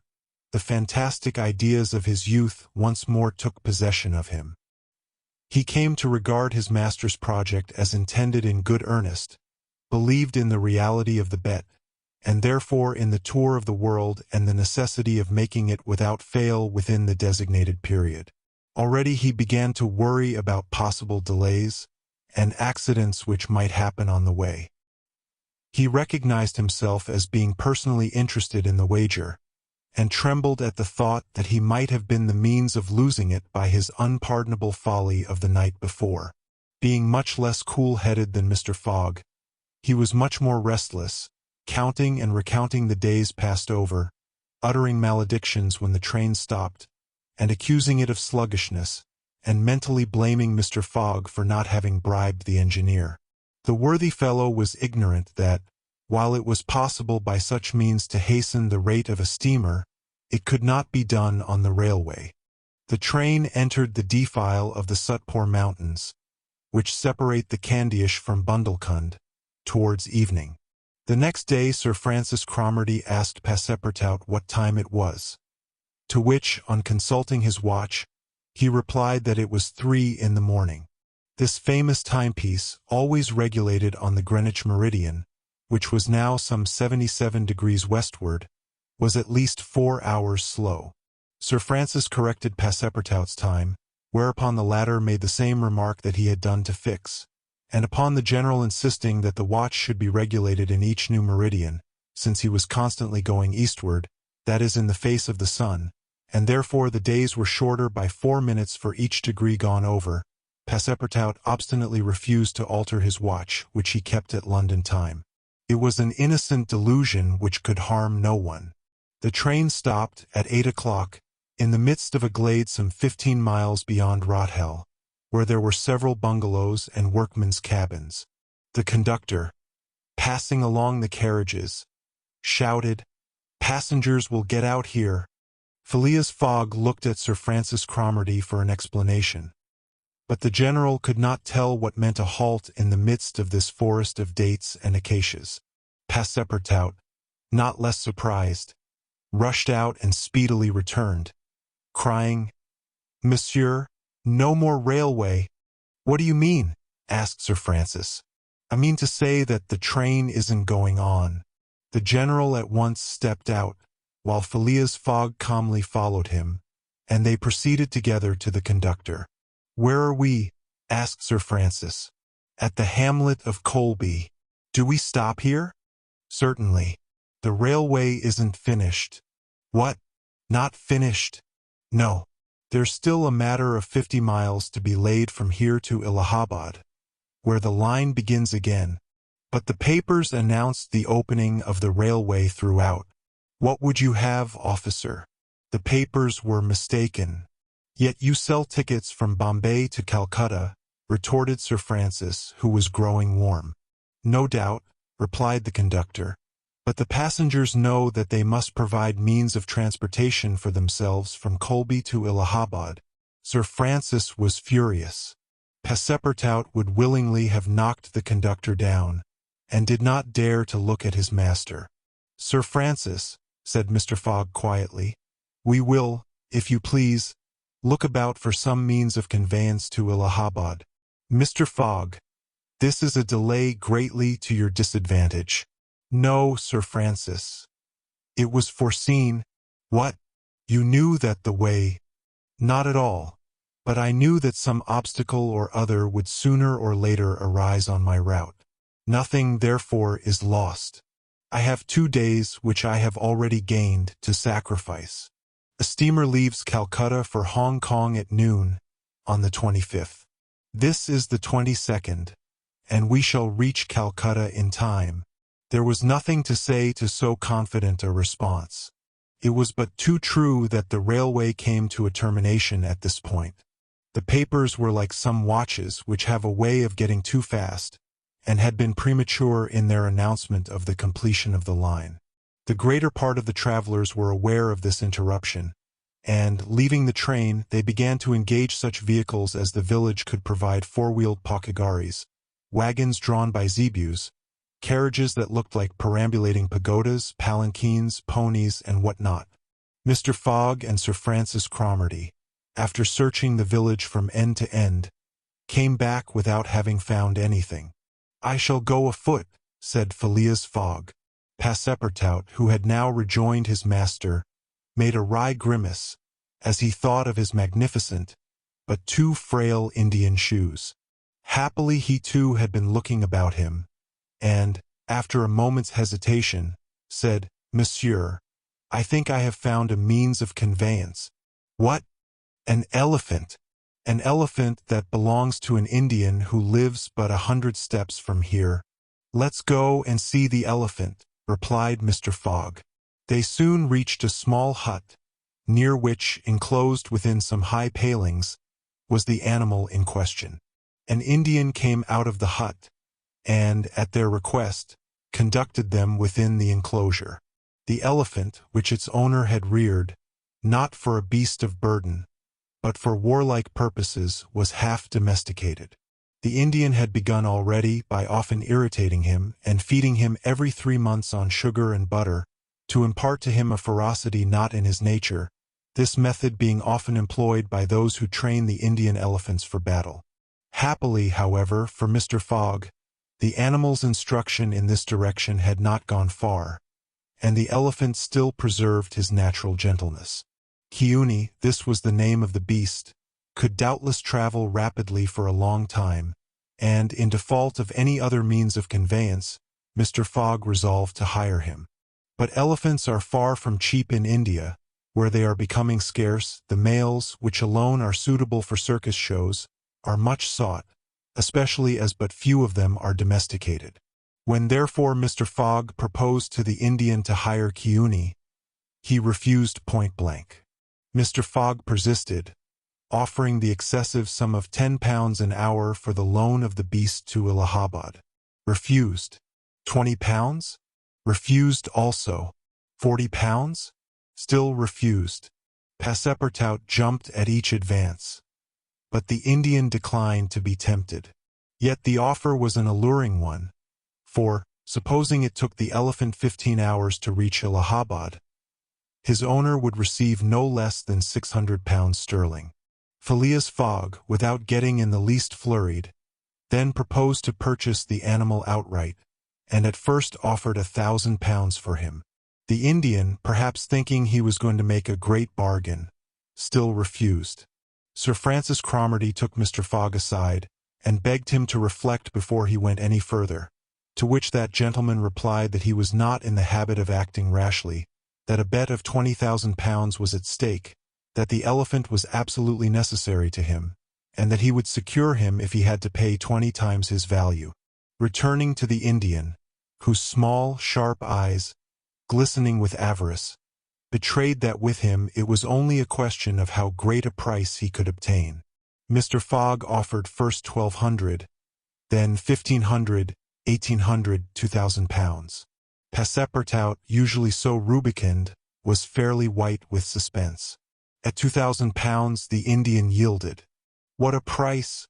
Good heavens!" cried Passepartout. For an elephant, it only remained now to find a guide, which was comparatively easy. A young Parsee with an intelligent face offered his services, which Mr. Fogg accepted, promising so generous a reward as to materially stimulate his zeal. The elephant was led out and equipped. The Parsee, who was an accomplished elephant driver, covered his back with a sort of saddlecloth, and attached to each of his flanks some curiously uncomfortable howdahs. Phileas Fogg paid the Indian with some banknotes which he extracted from the famous carpet-bag, a proceeding that seemed to deprive poor Passepartout of his vitals. Then he offered to carry Sir Francis to Allahabad, which the brigadier gratefully accepted, as one traveler the more would not be likely to fatigue the gigantic beast. Provisions were purchased at Colby, and, while Sir Francis and Mr. Fogg took the howdahs on either side, Passepartout got astride the saddlecloth between them. The Parsee perched himself on the elephant's neck, and at 9 o'clock they set out from the village, the animal marching off through the dense forest of palms by the shortest cut. Chapter 12, in which Phileas Fogg and his companions venture across the Indian forests, and what ensued. In order to shorten the journey, The guide passed to the left of the line where the railway was still in process of being built. This line, owing to the capricious turnings of the Vindhya Mountains, did not pursue a straight course. The Parsee, who was quite familiar with the roads and paths in the district, declared that they would gain 20 miles by striking directly through the forest. Phileas Fogg and Sir Francis Cromarty, plunged to the neck in the peculiar howdahs provided for them, were horribly jostled by the swift trotting of the elephant, spurred on as he was by the skillful Parsee.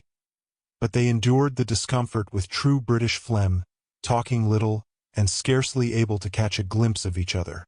As for Passepartout, who was mounted on the beast's back, and received the direct force of each concussion as he trod along, he was very careful, in accordance with his master's advice, to keep his tongue from between his teeth, as it would otherwise have been bitten off short. The worthy fellow bounced from the elephant's neck to his rump, and vaulted like a clown on a springboard. Yet he laughed in the midst of his bouncing, and from time to time took a piece of sugar out of his pocket, and inserted it in Chiuni's trunk, who received it without in the least slackening his regular trot. After 2 hours the guide stopped the elephant, and gave him an hour for rest, during which Chiuni, after quenching his thirst at a neighboring spring, set to devouring the branches and shrubs round about him. Neither Sir Francis nor Mr. Fogg regretted the delay, and both descended with a feeling of relief. "Why, he's made of iron!" exclaimed the general, gazing admiringly on Chiuni. "A forged iron," replied Passepartout, as he set about preparing a hasty breakfast. At noon the Parsee gave the signal of departure. The country soon presented a very savage aspect. Copses of dates and dwarf palms succeeded the dense forests.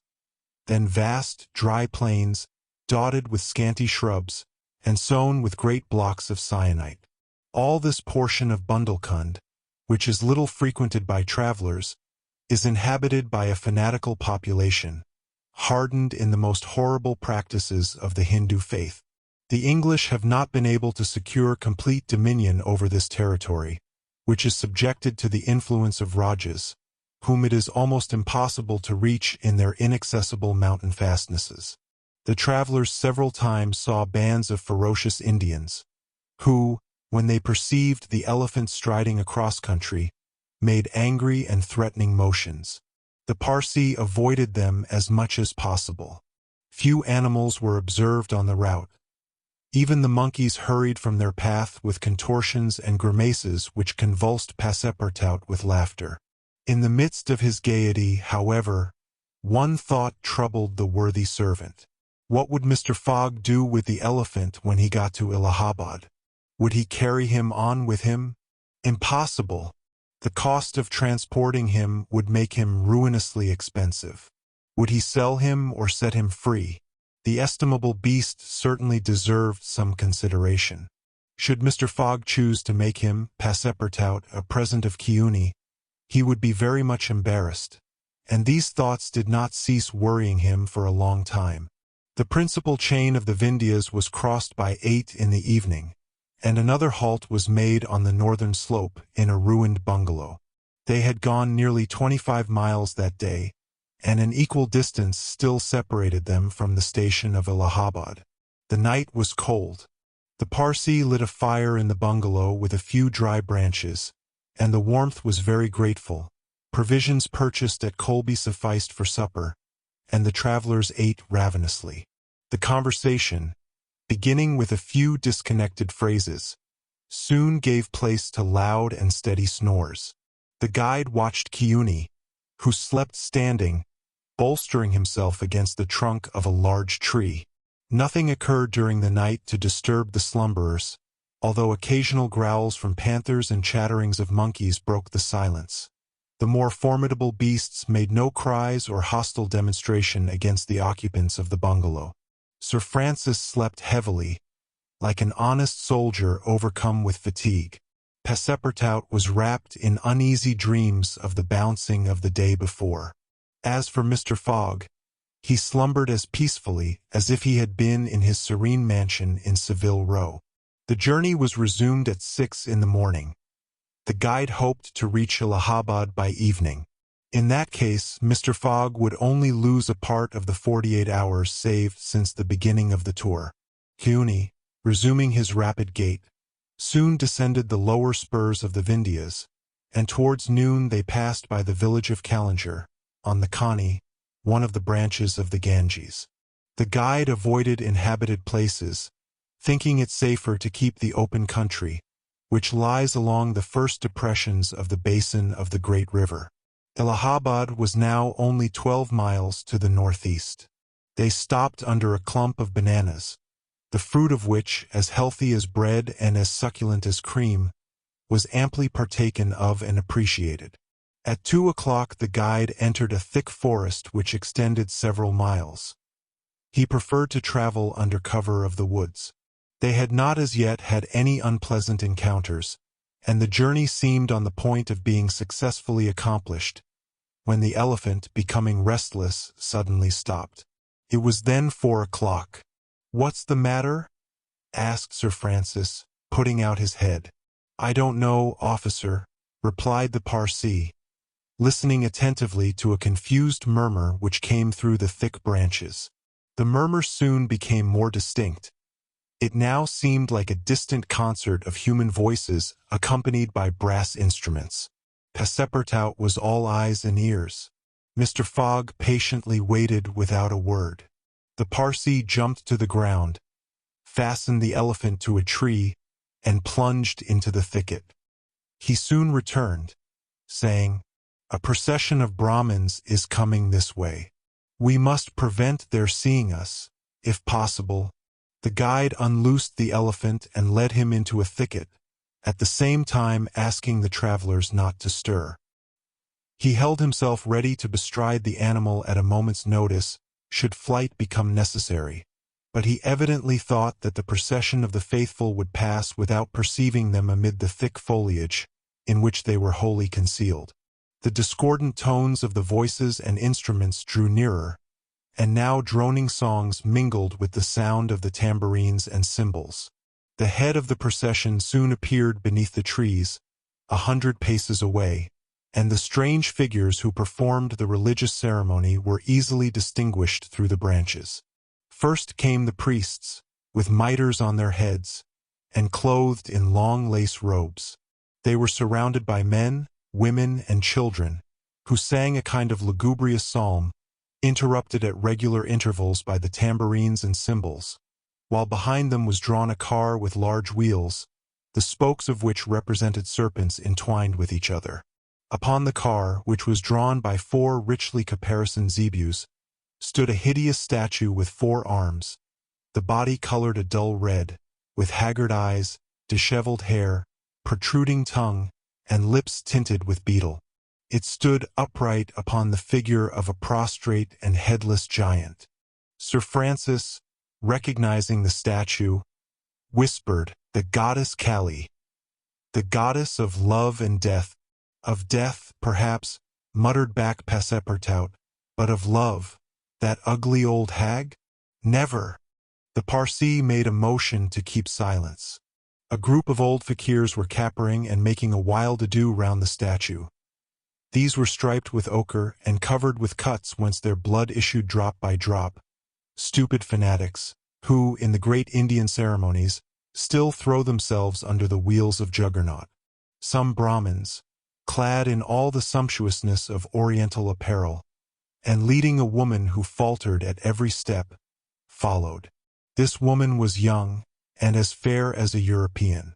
Her head and neck, shoulders, ears, arms, hands, and toes were loaded down with jewels and gems, with bracelets, earrings, and rings, while a tunic bordered with gold, and covered with a light muslin robe, betrayed the outline of her form. The guards who followed the young woman presented a violent contrast to her, armed as they were with naked sabers hung at their waists, and long damascened pistols, and bearing a corpse on a palanquin.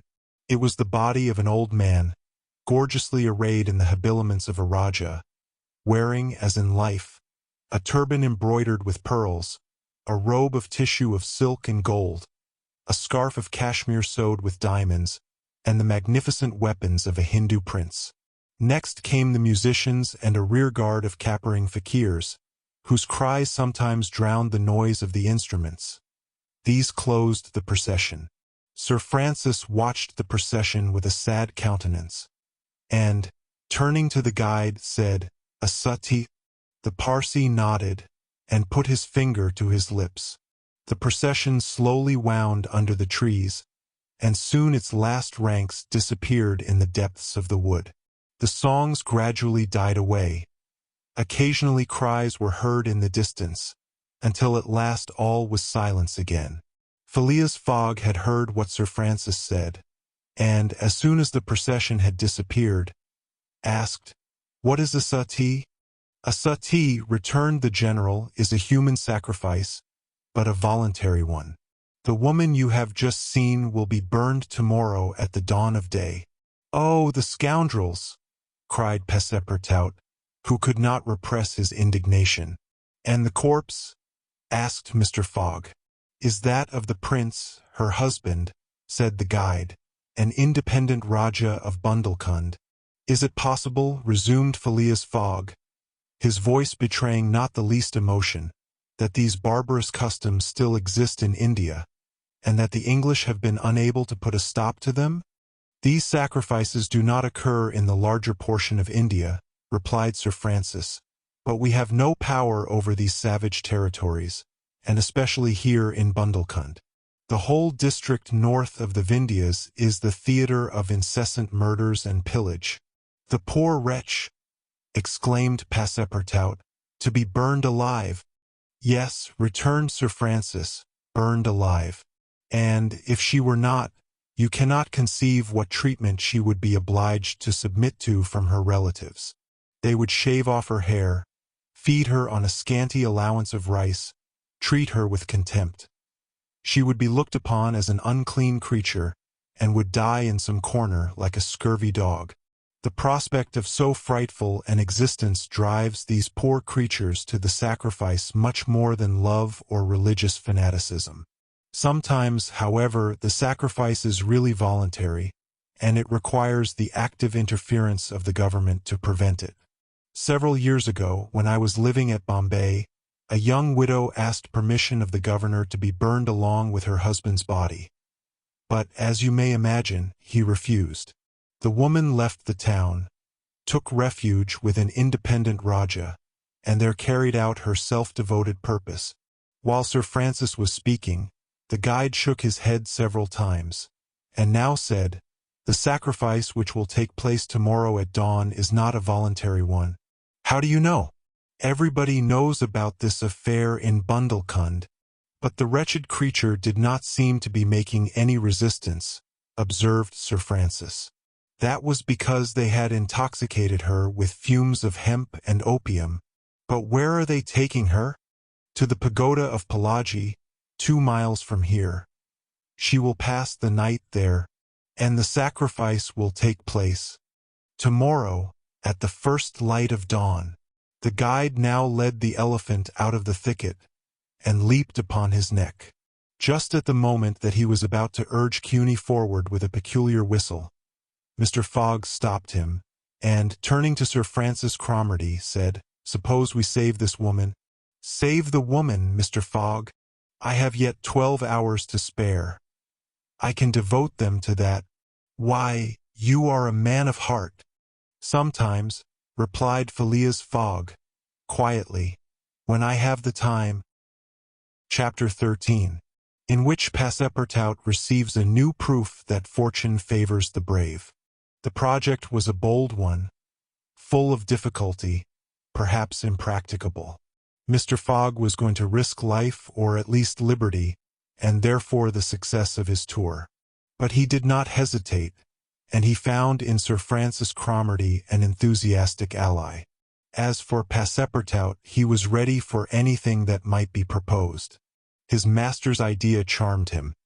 He perceived a heart, a soul, under that icy exterior. He began to love Phileas Fogg. There remained the guide. What course would he adopt? Would he not take part with the Indians? In default of his assistance, it was necessary to be assured of his neutrality. Sir Francis frankly put the question to him. "Officers," replied the guide, "I am a Parsee, and this woman is a Parsee. Command me as you will." "Excellent," said Mr. Fogg. "However," resumed the guide, "it is certain, not only that we shall risk our lives, but horrible tortures, if we are taken." "That is foreseen," replied Mr. Fogg. "I think we must wait till night before acting." "I think so," said the guide. The worthy Indian then gave some account of the victim, who, he said, was a celebrated beauty of the Parsee race, and the daughter of a wealthy Bombay merchant. She had received a thoroughly English education in that city, and, from her manners and intelligence, would be thought an European. Her name was Aouda. Left an orphan, she was married against her will to the old Rajah of Bundelkund, and, knowing the fate that awaited her, she escaped, was retaken, and devoted by the Rajah's relatives, who had an interest in her death, to the sacrifice from which it seemed she could not escape. The Parsee's narrative only confirmed Mr. Fogg and his companions in their generous design. It was decided that the guide should direct the elephant towards the pagoda of Palaji, which he accordingly approached as quickly as possible. They halted half an hour afterwards in a copse, some 500 feet from the pagoda, where they were well concealed. But they could hear the groans and cries of the fakirs distinctly. They then discussed the means of getting at the victim. The guide was familiar with the pagoda of Palaji, in which, as he declared, the young woman was imprisoned. Could they enter any of its doors while the whole party of Indians was plunged in a drunken sleep? Or was it safer to attempt to make a hole in the walls? This could only be determined at the moment and the place themselves. But it was certain that the abduction must be made that night, and not when, at break of day, the victim was led to her funeral pyre.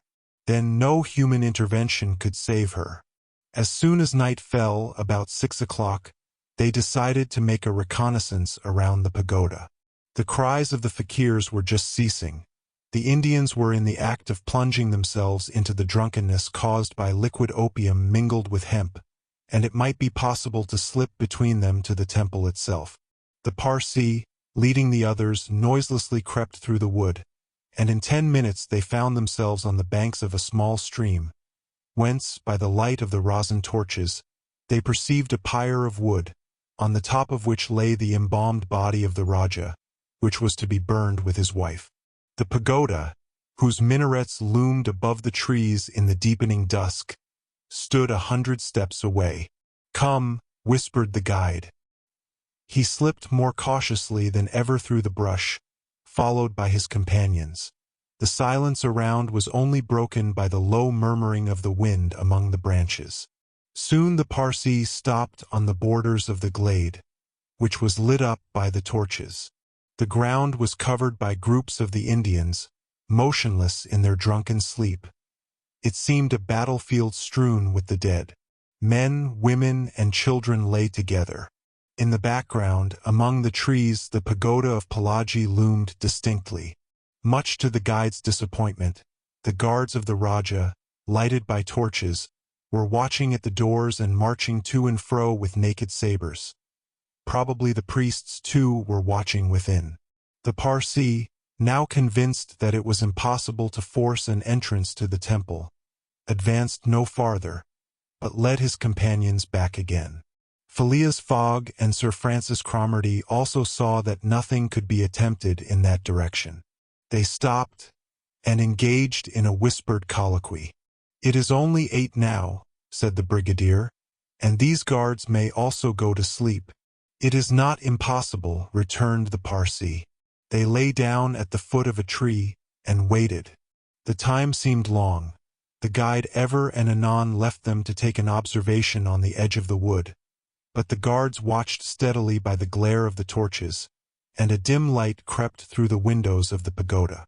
They waited till midnight, but no change took place among the guards, and it became apparent that their yielding to sleep could not be counted on. The other plan must be carried out. An opening in the walls of the pagoda must be made. It remained to ascertain whether the priests were watching by the side of their victim as assiduously as were the soldiers at the door.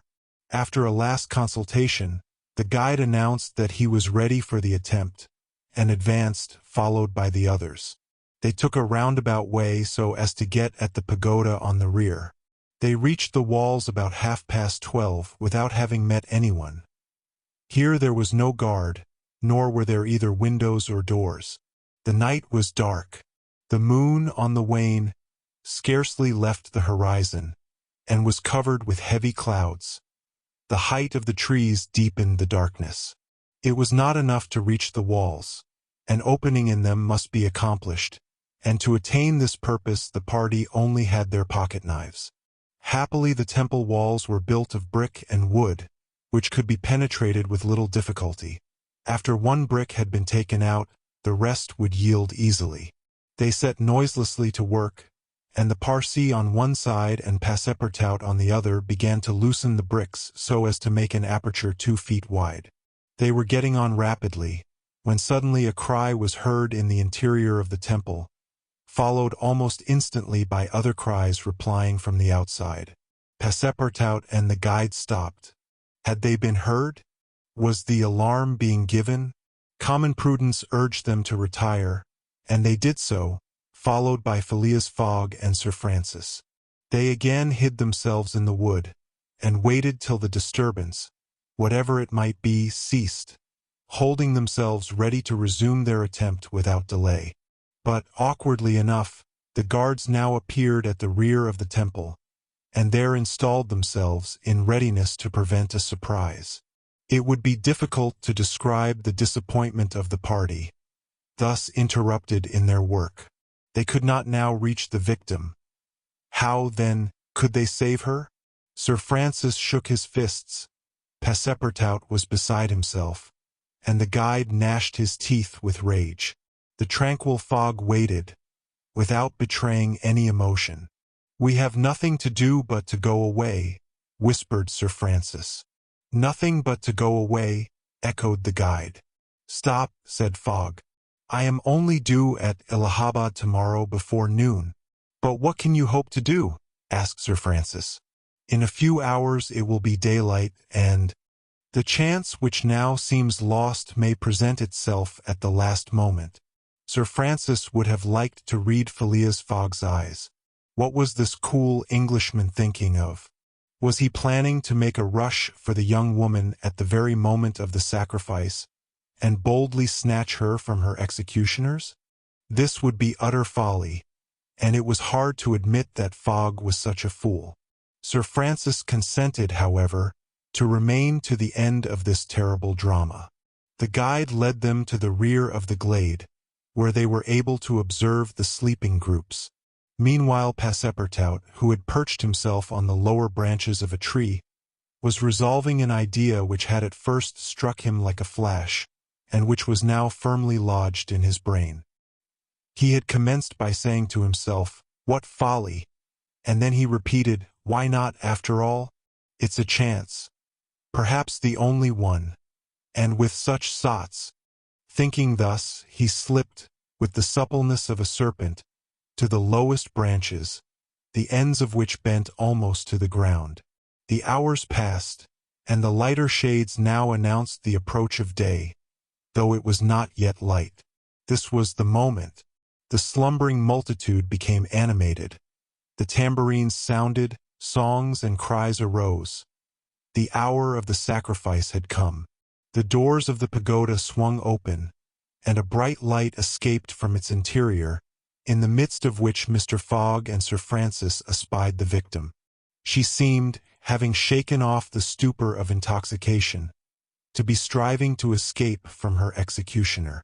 Sir Francis's heart throbbed, and, convulsively seizing Mr. Fogg's hand, found in it an open knife. Just at this moment the crowd began to move. The young woman had again fallen into a stupor caused by the fumes of hemp, and passed among the fakirs, who escorted her with their wild, religious cries. Phileas Fogg and his companions, mingling in the rear ranks of the crowd, followed, and in 2 minutes they reached the banks of the stream, and stopped 50 paces from the pyre, upon which still lay the Rajah's corpse. In the semi-obscurity they saw the victim, quite senseless, stretched out beside her husband's body. Then a torch was brought, and the wood, heavily soaked with oil, instantly took fire.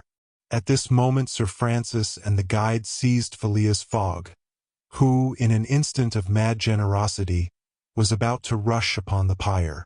But he had quickly pushed them aside, when the whole scene suddenly changed. A cry of terror arose. The whole multitude prostrated themselves, terror-stricken, on the ground.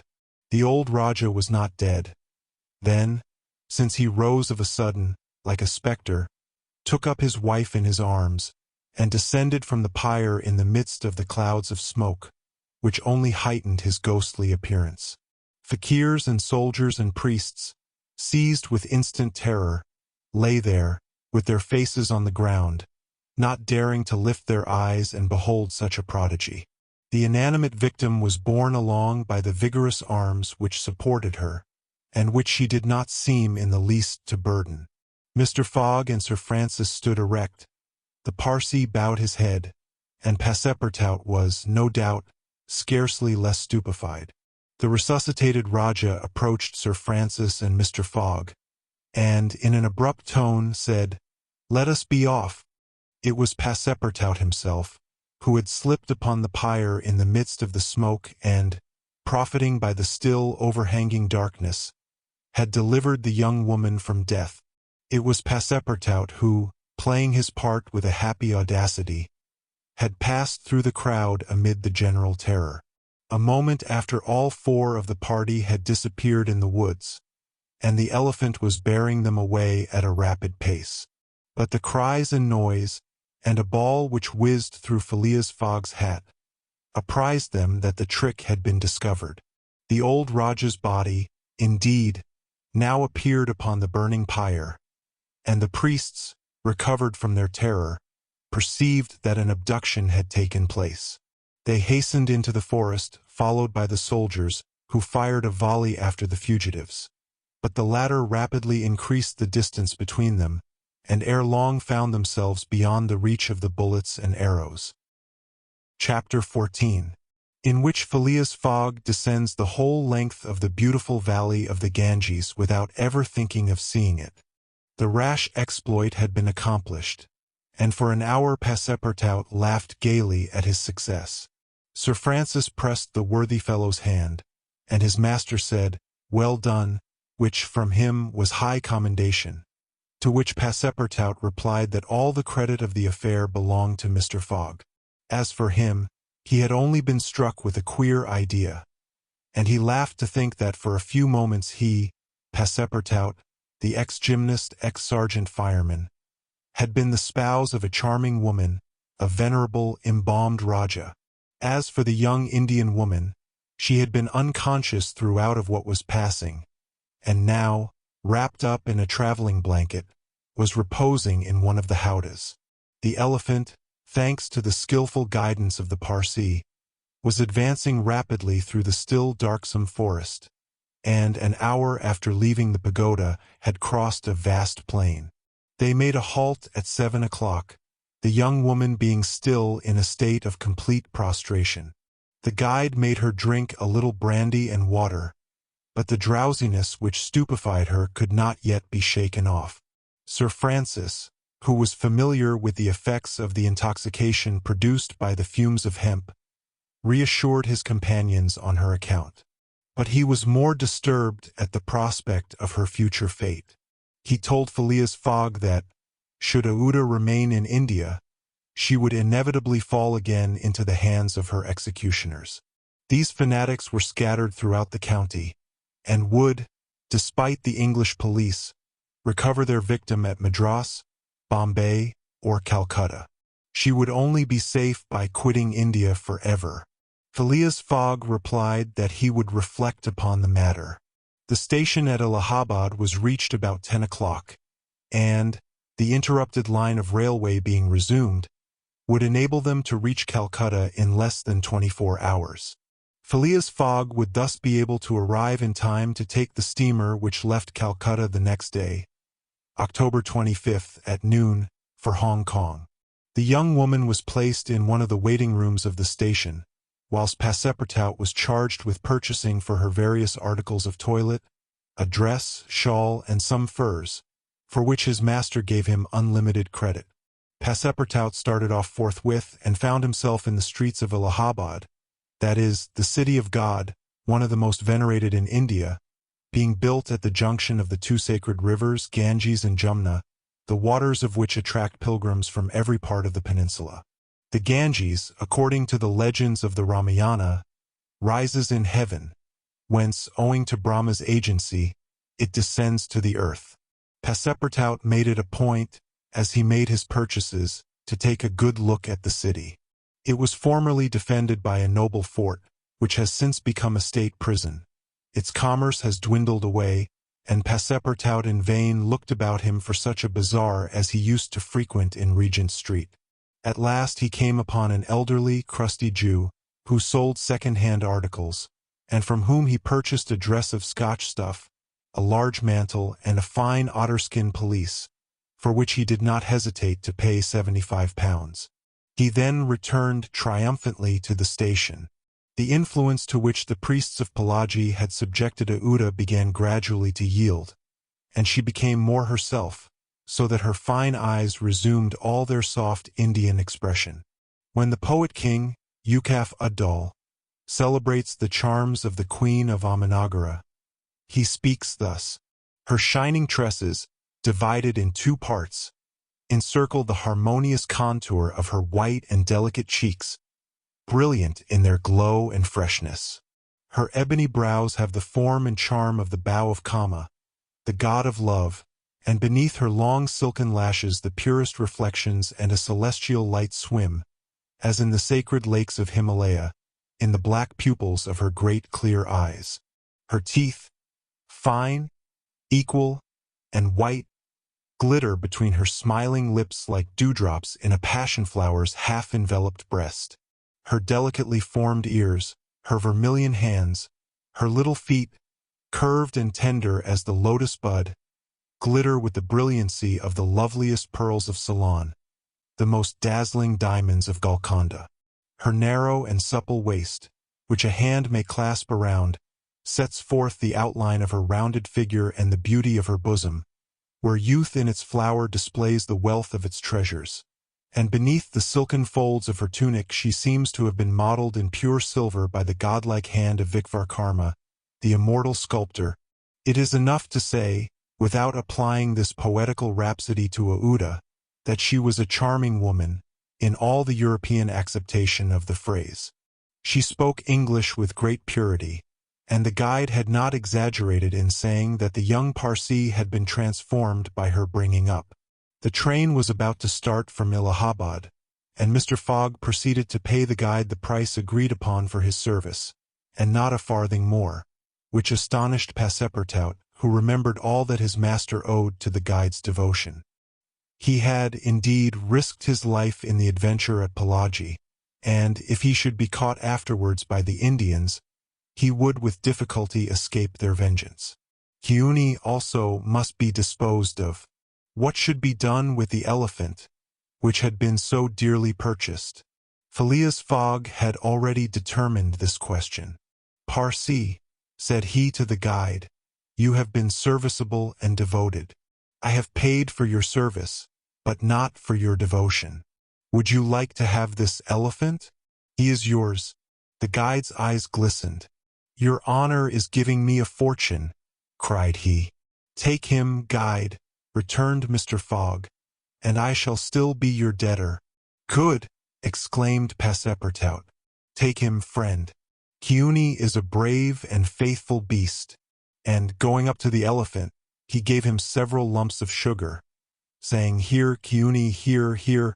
The elephant grunted out his satisfaction, and, clasping Passepartout around the waist with his trunk, lifted him as high as his head.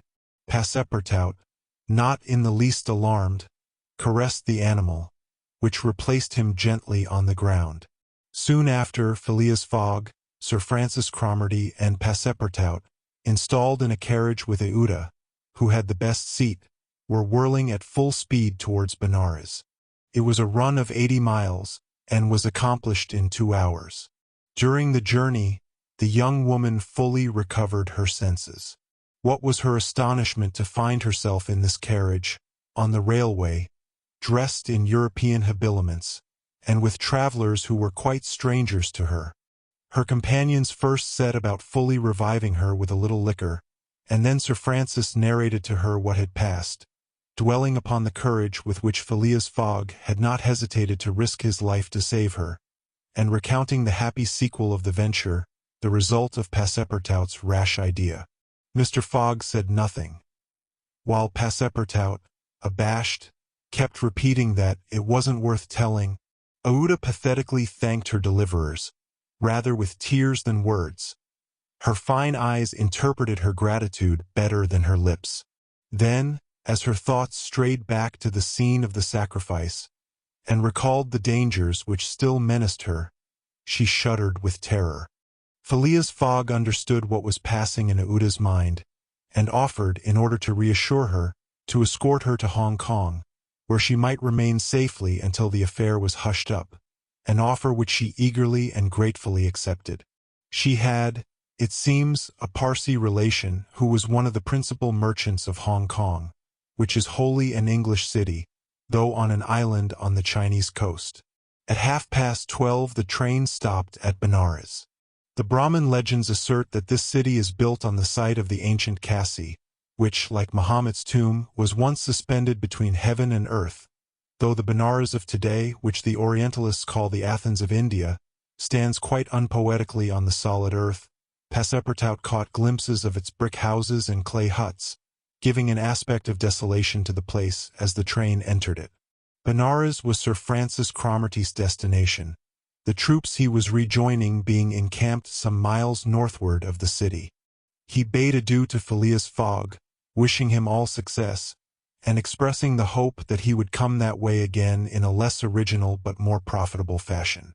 Mr. Fogg lightly pressed him by the hand. The parting of Aouda, who did not forget what she owed to Sir Francis, betrayed more warmth.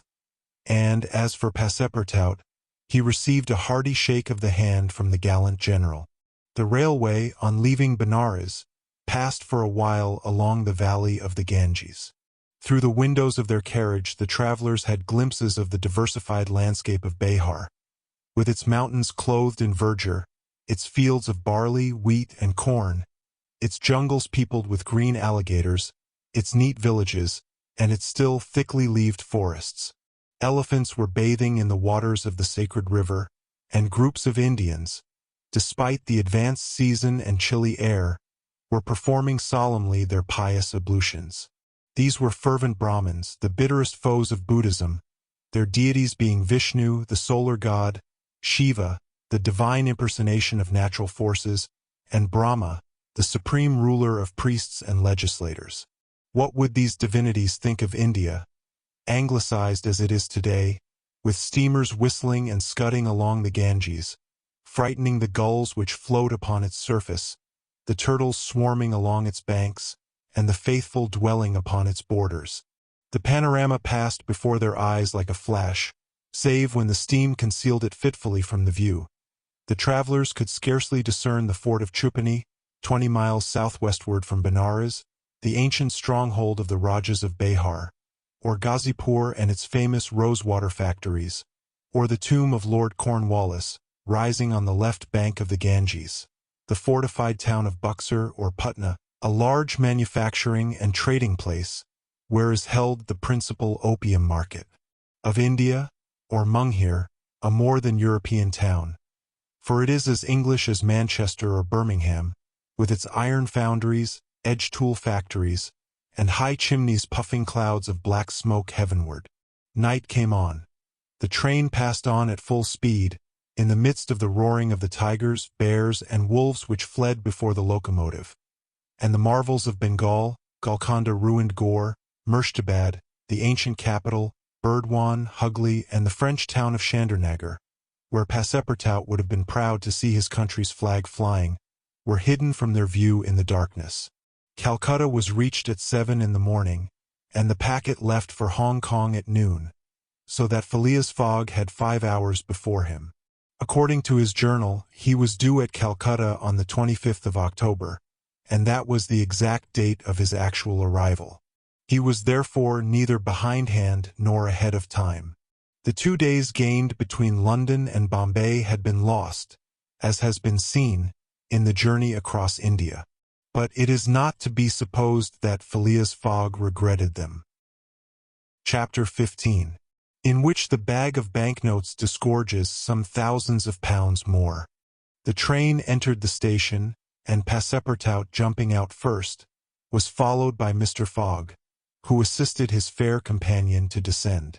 Phileas Fogg intended to proceed at once to the Hong Kong steamer, in order to get Aouda comfortably settled for the voyage. He was unwilling to leave her while they were still on dangerous ground. Just as he was leaving the station, a policeman came up to him and said, "Mr. Phileas Fogg?" "I am he." "Is this man your servant?" added the policeman, pointing to Passepartout. "Yes." "Be so good, both of you, as to follow me." Mr. Fogg betrayed no surprise whatever. The policeman was a representative of the law, and law is sacred to an Englishman. Passepartout tried to reason about the matter, but the policeman tapped him with his stick, and Mr. Fogg made him a signal to obey. "May this young lady go with us?" asked he. "She may," replied the policeman. Mr. Fogg, Aouda, and Passepartout were conducted to a pakagari, a sort of four-wheeled carriage, drawn by 2 horses, in which they took their places and were driven away. No one spoke during the 20 minutes which elapsed before they reached their destination. They first passed through the black town, with its narrow streets, its miserable, dirty huts, and squalid population. Then through the European town, which presented a relief in its bright brick mansions, shaded by coconut trees and bristling with masts, where, although it was early morning, elegantly dressed horsemen and handsome equipages were passing back and forth. The carriage stopped before a modest-looking house, which, however, did not have the appearance of a private mansion. The policeman, having requested his prisoners, for so, truly, they might be called, to descend, conducted them into a room with barred windows, and said, "You will appear before Judge Obadiah at 8:30. He then retired and closed the door. "Why, we are prisoners!" exclaimed Passepartout, falling into a chair. Aouda, with an emotion she tried to conceal, said to Mr. Fogg, "Sir, you must leave me to my fate. It is on my account that you receive this treatment. It is for having saved me." Phileas Fogg contented himself with saying that it was impossible. It was quite unlikely that he should be arrested for preventing a suttee. The complainants would not dare present themselves with such a charge. There was some mistake. Moreover, he would not, in any event, abandon Aouda, but would escort her to Hong Kong. "But the steamer leaves at noon," observed Passepartout nervously. "We shall be on board by noon," replied his master placidly. It was said so positively that Passepartout could not help muttering to himself, "Parbleu, that's certain. Before noon we shall be on board." But he was by no means reassured. At 8:30 the door opened, the policeman appeared, and, requesting them to follow him, led the way to an adjoining hall. It was evidently a courtroom, and a crowd of Europeans and natives already occupied the rear of the apartment. Mr. Fogg and his 2 companions took their places on a bench opposite the desks of the magistrate and his clerk. Immediately after, Judge Obadiah, a fat, round man, followed by the clerk, entered. He proceeded to take down a wig which was hanging on a nail, and put it hurriedly on his head. "The first case," said he. Then, putting his hand to his head, he exclaimed, "Heh! This is not my wig." "No, your worship," returned the clerk, "it is mine." "My dear Mr. Oysterpuff, how can a judge give a wise sentence in a clerk's wig?" The wigs were exchanged.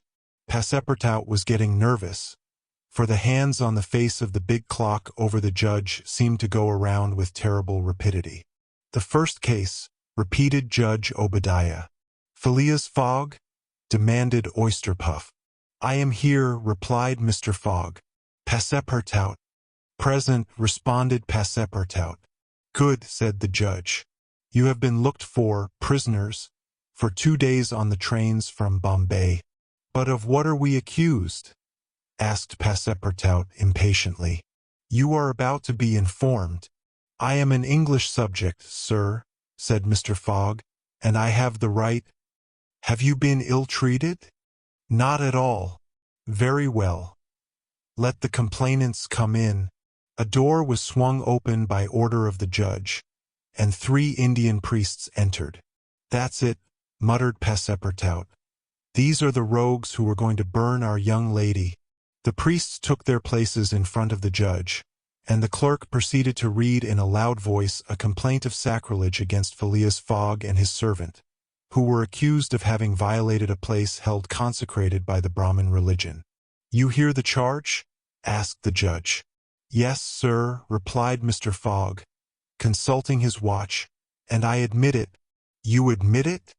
"I admit it, and I wish to hear these priests admit, in their turn, what they were going to do at the pagoda of Pelagie." The priests looked at each other. They did not seem to understand what was said. "Yes," cried Passepartout warmly, "at the pagoda of Pelagie, where they were on the point of burning their victim." The judge stared with astonishment, and the priests were stupefied. "What victim?" said Judge Obadiah. "Burn whom?" "In Bombay itself." "Bombay?" cried Passepartout. "Certainly. We are not talking of the pagoda of Pelagie, but of the pagoda of Malabar Hill at Bombay. And as a proof," added the clerk, "here are the desecrator's very shoes, which he left behind him." Whereupon he placed a pair of shoes on his desk. "My shoes!" cried Passepartout, in his surprise permitting this imprudent exclamation to escape him. The confusion of master and man, who had quite forgotten the affair at Bombay, for which they were now detained at Calcutta, may be imagined. Fix, the detective, had foreseen the advantage which Passepartout's escapade gave him, and, delaying his departure for 12 hours, had consulted the priests of Malabar Hill. Knowing that the English authorities dealt very severely with this kind of misdemeanor, he promised them a goodly sum in damages, and sent them forward to Calcutta by the next train. Owing to the delay caused by the rescue of the young widow, Fix and the priests reached the Indian capital before Mr. Fogg and his servant, the magistrates having been already warned by a dispatch to arrest them should they arrive. Fix's disappointment when he learned that Phileas Fogg had not made his appearance in Calcutta may be imagined. He made up his mind that the robber had stopped somewhere on the route and taken refuge in the southern provinces. For 24 hours Fix watched the station with feverish anxiety. At last he was rewarded by seeing Mr. Fogg and Passepartout arrive, accompanied by a young woman, whose presence he was wholly at a loss to explain. He hastened for a policeman, and this was how the party came to be arrested and brought before Judge Obadiah. Had Passepartout been a little less preoccupied, he would have espied the detective ensconced in a corner of the courtroom, watching the proceedings with an interest easily understood, for the warrant had failed to reach him at Calcutta, as it had done at Bombay and Suez. Judge Obadiah had unfortunately caught Passepartout's rash exclamation, which the poor fellow would have given the world to recall. "The facts are admitted?" asked the judge. "Admitted," replied Mr. Fogg, coldly. "Inasmuch," resumed the judge, "as the English law protects equally and sternly the religions of the Indian people, and as the man Passepartout has admitted that he violated the sacred pagoda of Malabar Hill, at Bombay, on the 20th of October, I condemn the said Passepartout to imprisonment for 15 days and a fine of £300. £300! cried Passepartout, startled at the largeness of the sum. "Silence!" shouted the constable. "And inasmuch," continued the judge, as it is not proved that the act was not done by the connivance of the master with the servant, and as the master in any case must be held responsible for the acts of his paid servant. I condemn Phileas Fogg to a week's imprisonment and a fine of £150. Fix rubbed his hands softly with satisfaction. If Phileas Fogg could be detained in Calcutta a week, it would be more than time for the warrant to arrive. Passepartout was stupefied. This sentence ruined his master. A wager of £20,000 lost, because he, like a precious fool, had gone into that abominable pagoda. Phileas Fogg, as self-composed as if the judgment did not in the least concern him, did not even lift his eyebrows while it was being pronounced. Just as the clerk was calling the next case, he rose and said, "I offer bail." "You have that right," returned the judge. Fix's blood ran cold, but he resumed his composure when he heard the judge announce that the bail required for each prisoner would be £1,000. "I will pay it at once," said Mr. Fogg, taking a roll of bank bills from the carpet-bag, which Passepartout had by him, and placing them on the clerk's desk. "This sum will be restored to you upon your release from prison," said the judge. "Meanwhile, you are liberated on bail." "Come," said Phileas Fogg to his servant. "But let them at least give me back my shoes," cried Passepartout angrily. "Ah, these are pretty dear shoes," he muttered, as they were handed to him. "More than £1,000 apiece. Besides, they pinch my feet." Mr. Fogg, offering his arm to Aouda, then departed, followed by the crestfallen Passepartout. Fix still nourished hopes that the robber would not, after all, leave the £2,000 behind him, but would decide to serve out his week in jail, and issued forth on Mr. Fogg's traces. That gentleman took a carriage, and the party were soon landed on one of the quays. The Rangoon was moored half a mile off in the harbor, its signal of departure hoisted at the masthead. 11 o'clock was striking. Mr. Fogg was an hour in advance of time. Fix saw them leave the carriage and push off in a boat for the steamer, and stamped his feet with disappointment. "The rascal is off after all," he exclaimed. £2,000 sacrificed. "He's as prodigal as a thief. I'll follow him to the end of the world if necessary. But at the rate he is going on, the stolen money will soon be exhausted." The detective was not far wrong in making this conjecture. Since leaving London, what with traveling expenses, bribes, the purchase of the elephant, bails, and fines, Mr. Fogg had already spent more than £5,000 on the way, and the percentage of the sum recovered from the bank robber promised to the detectives was rapidly diminishing. Chapter 16, in which Fix does not seem to understand in the least what is said to him. The Rangoon, one of the Peninsular and Oriental Company's boats plying in the Chinese and Japanese seas, was a screw steamer built of iron, weighing about 1,770 tons, and with engines of 400 horsepower. She was as fast, but not as well fitted up as the Mongolia, and Aouda was not as comfortably provided for on board of her as Phileas Fogg could have wished. However, the trip from Calcutta to Hong Kong only comprised some 3,500 miles, occupying from 10 to 12 days, and the young woman was not difficult to please. During the first days of the journey, Aouda became better acquainted with her protector, and constantly gave evidence of her deep gratitude for what he had done. The phlegmatic gentleman listened to her, apparently at least, with coldness, neither his voice nor his manner betraying the slightest emotion. But he seemed to be always on the watch that nothing should be wanting to Aouda's comfort. He visited her regularly each day at certain hours, not so much to talk himself, as to sit and hear her talk. He treated her with the strictest politeness, but with the precision of an automaton, the movements of which had been arranged for this purpose. Aouda did not quite know what to make of him, though Passepartout had given her some hints of his master's eccentricity, and made her smile by telling her of the wager which was sending him round the world. After all, she owed Phileas Fogg her life, and she always regarded him through the exalting medium of her gratitude. Aouda confirmed the Parsi guide's narrative of her touching history.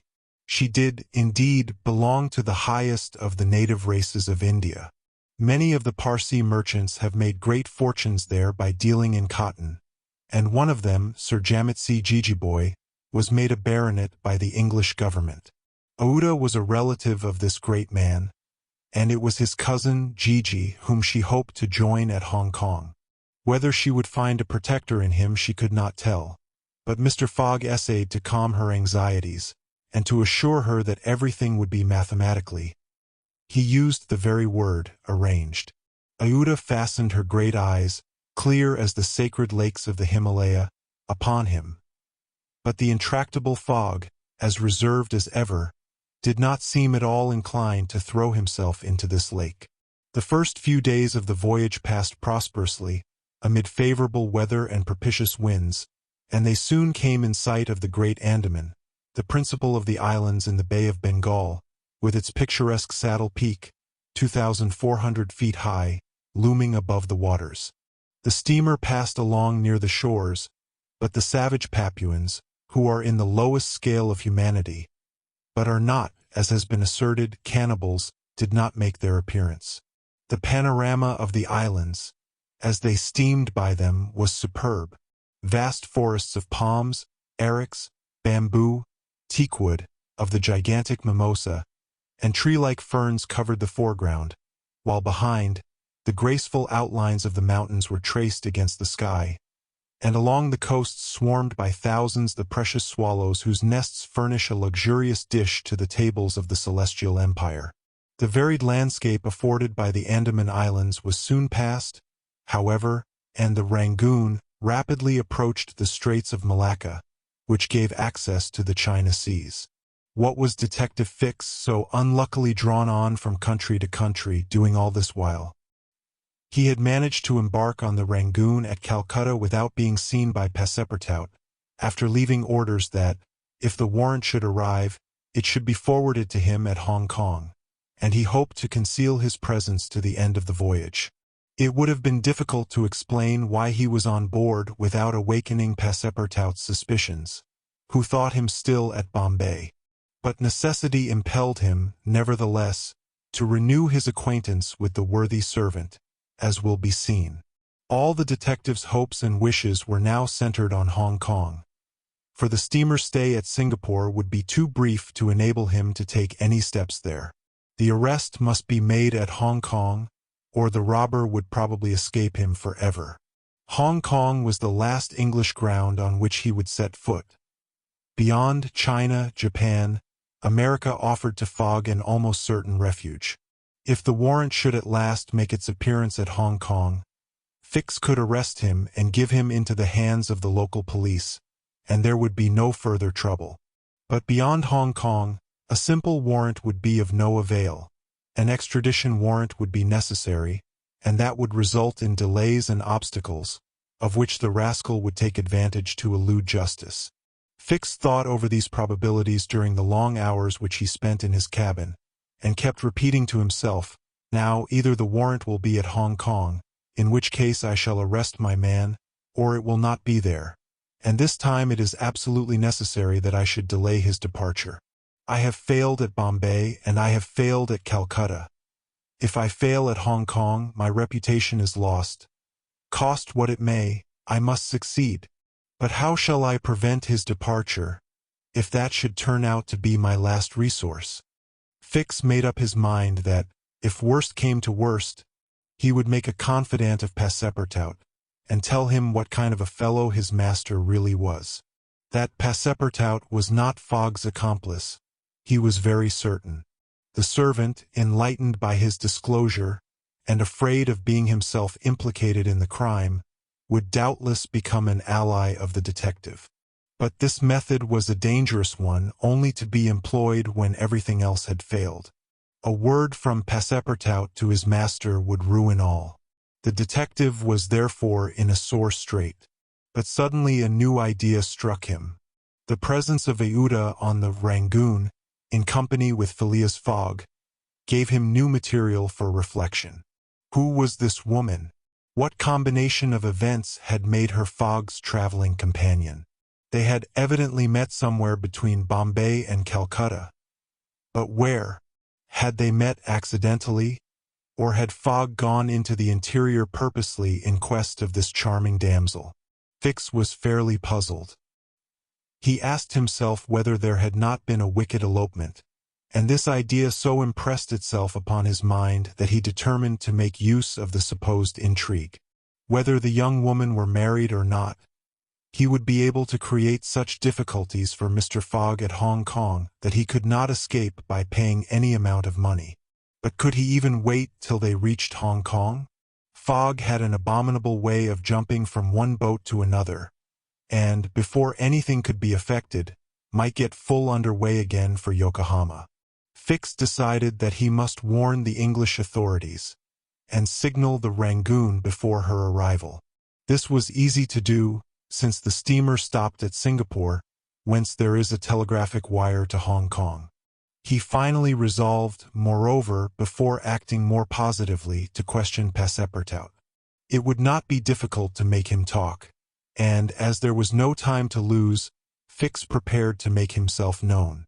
It was now the 30th of October, and on the following day the Rangoon was due at Singapore. Fix emerged from his cabin and went on deck. Passepartout was promenading up and down in the forward part of the steamer.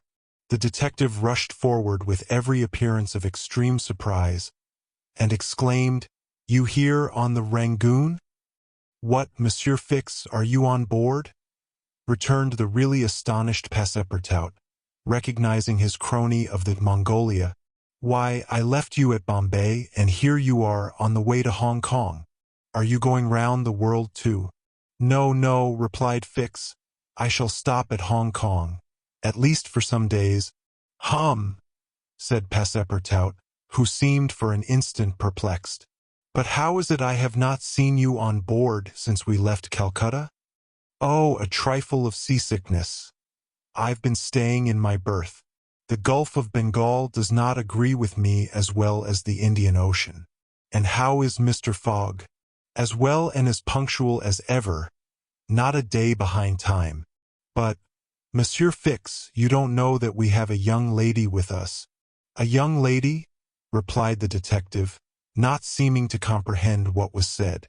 Passepartout thereupon recounted Aouda's history, the affair at the Bombay Pagoda, the purchase of the elephant for £2,000, the rescue, the arrest and sentence of the Calcutta court, and the restoration of Mr. Fogg and himself to liberty on bail.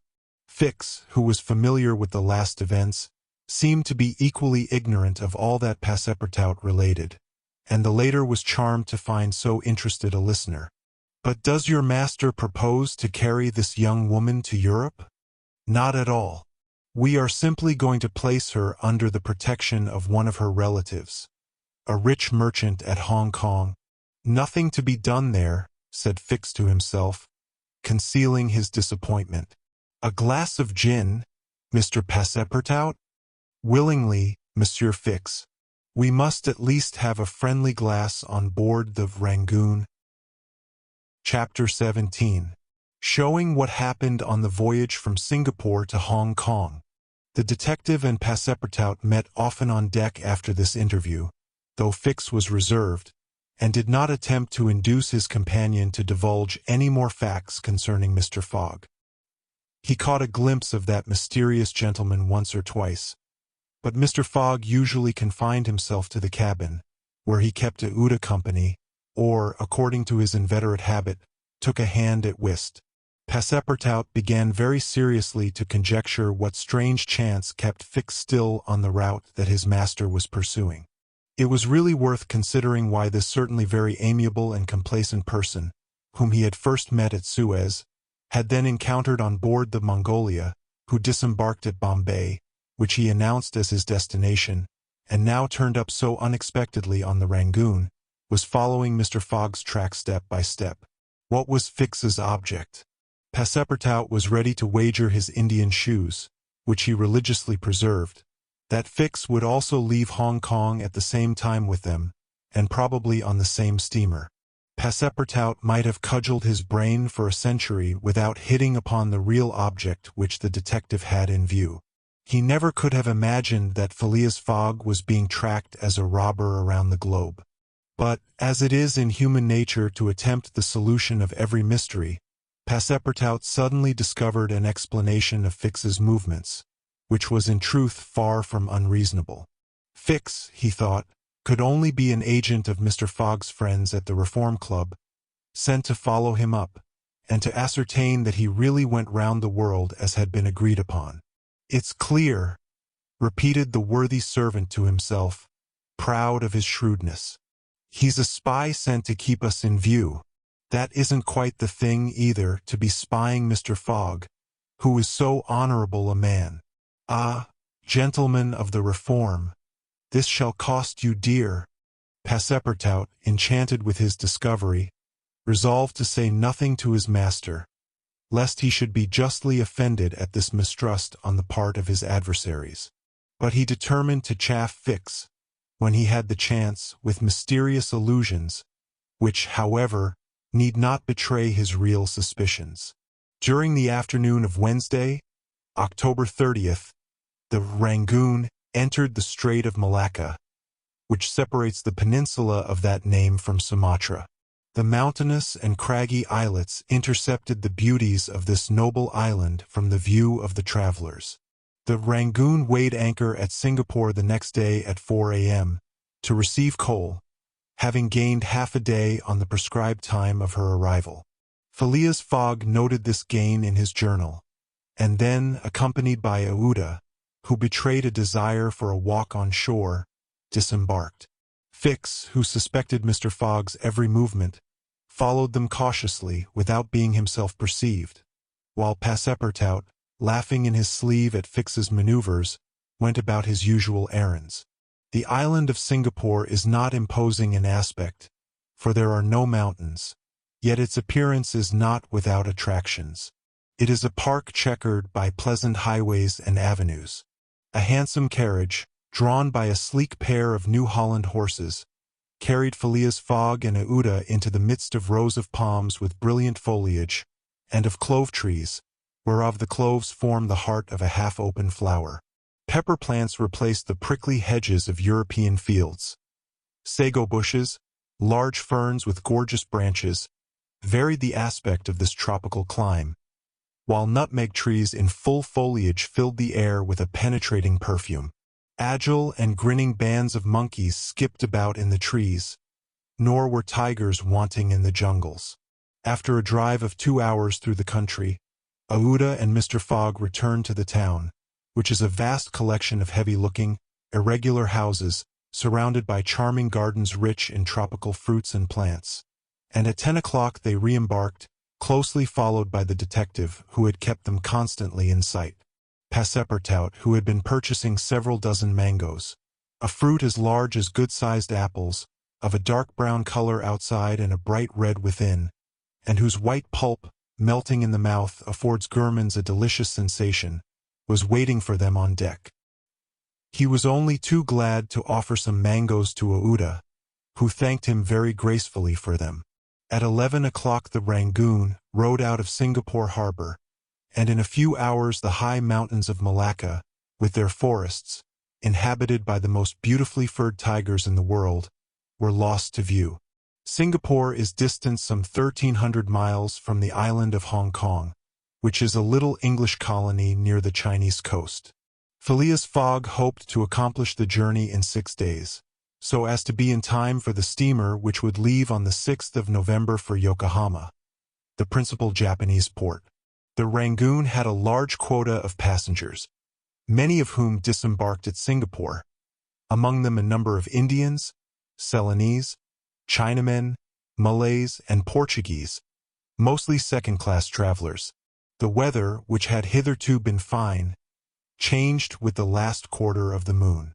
The sea rolled heavily, and the wind at intervals rose almost to a storm, but happily blew from the southwest, and thus aided the steamer's progress. The captain as often as possible put up his sails, and under the double action of steam and sail the vessel made rapid progress along the coasts of Annam and Cochin China. Owing to the defective construction of the Rangoon, however, unusual precautions became necessary in unfavorable weather. But the loss of time which resulted from this cause, while it nearly drove Passepartout out of his senses, did not seem to affect his master in the least.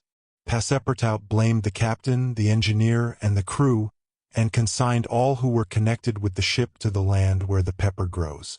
Perhaps the thought of the gas, which was remorselessly burning at his expense in Savile Row, had something to do with his hot impatience. "You are in a great hurry, then," said Fix to him one day, "to reach Hong Kong?" "A very great hurry. Mr. Fogg, I suppose, is anxious to catch the steamer for Yokohama?" "Terribly anxious." "You believe in this journey around the world, then?" "Absolutely. Don't you, Mr. Fix?" "I don't believe a word of it." "You're a sly dog," said Passepartout, winking at him. This expression rather disturbed Fix, without his knowing why. Had the Frenchman guessed his real purpose? He knew not what to think. But how could Passepartout have discovered that he was a detective? Yet, in speaking as he did, the man evidently meant more than he expressed. Passepartout went still further the next day. He could not hold his tongue. "Mr. Fix," said he, in a bantering tone, "shall we be so unfortunate as to lose you when we get to Hong Kong?" "Why," responded Fix, a little embarrassed, "I don't know. Perhaps. If you would only go on with us. An agent of the Peninsular Company, can't stop on the way. You were only going to Bombay, and here you are in China. America is not far off, and from America to Europe is only a step." Fix looked intently at his companion, whose countenance was as serene as possible, and laughed with him. But Passepartout persisted in chaffing him by asking him if he made much by his present occupation. "Yes and no," returned Fix. "There is good and bad luck in such things. But you must understand that I don't travel at my own expense." "Oh, I am quite sure of that," cried Passepartout, laughing heartily. Fix, fairly puzzled, descended to his cabin and gave himself up to his reflections. He was evidently suspected. Somehow or other the Frenchman had found out that he was a detective. But had he told his master? What part was he playing in all this? Was he an accomplice or not? Was the game then up? Fix spent several hours turning these things over in his mind, sometimes thinking that all was lost, then persuading himself that Fogg was ignorant of his presence, and then undecided what course it was best to take. Nevertheless, he preserved his coolness of mind, and at last resolved to deal plainly with Passepartout. If he did not find it practicable to arrest Fogg at Hong Kong, and if Fogg made preparations to leave that last foothold of English territory, he, Fix, would tell Passepartout all. Either the servant was the accomplice of his master, and in this case the master knew of his operations and he should fail, or else the servant knew nothing about the robbery, and then his interest would be to abandon the robber. Such was the situation between Fix and Passepartout. Meanwhile Phileas Fogg moved about above them in the most majestic and unconscious indifference. He was passing methodically in his orbit around the world, regardless of the lesser stars which gravitated around him. Yet there was near by what the astronomers would call a disturbing star, which might have produced an agitation in this gentleman's heart. But no, the charms of Iuda failed to act, to Passepartout's great surprise, and the disturbances, if they existed, would have been more difficult to calculate than those of Uranus which led to the discovery of Neptune.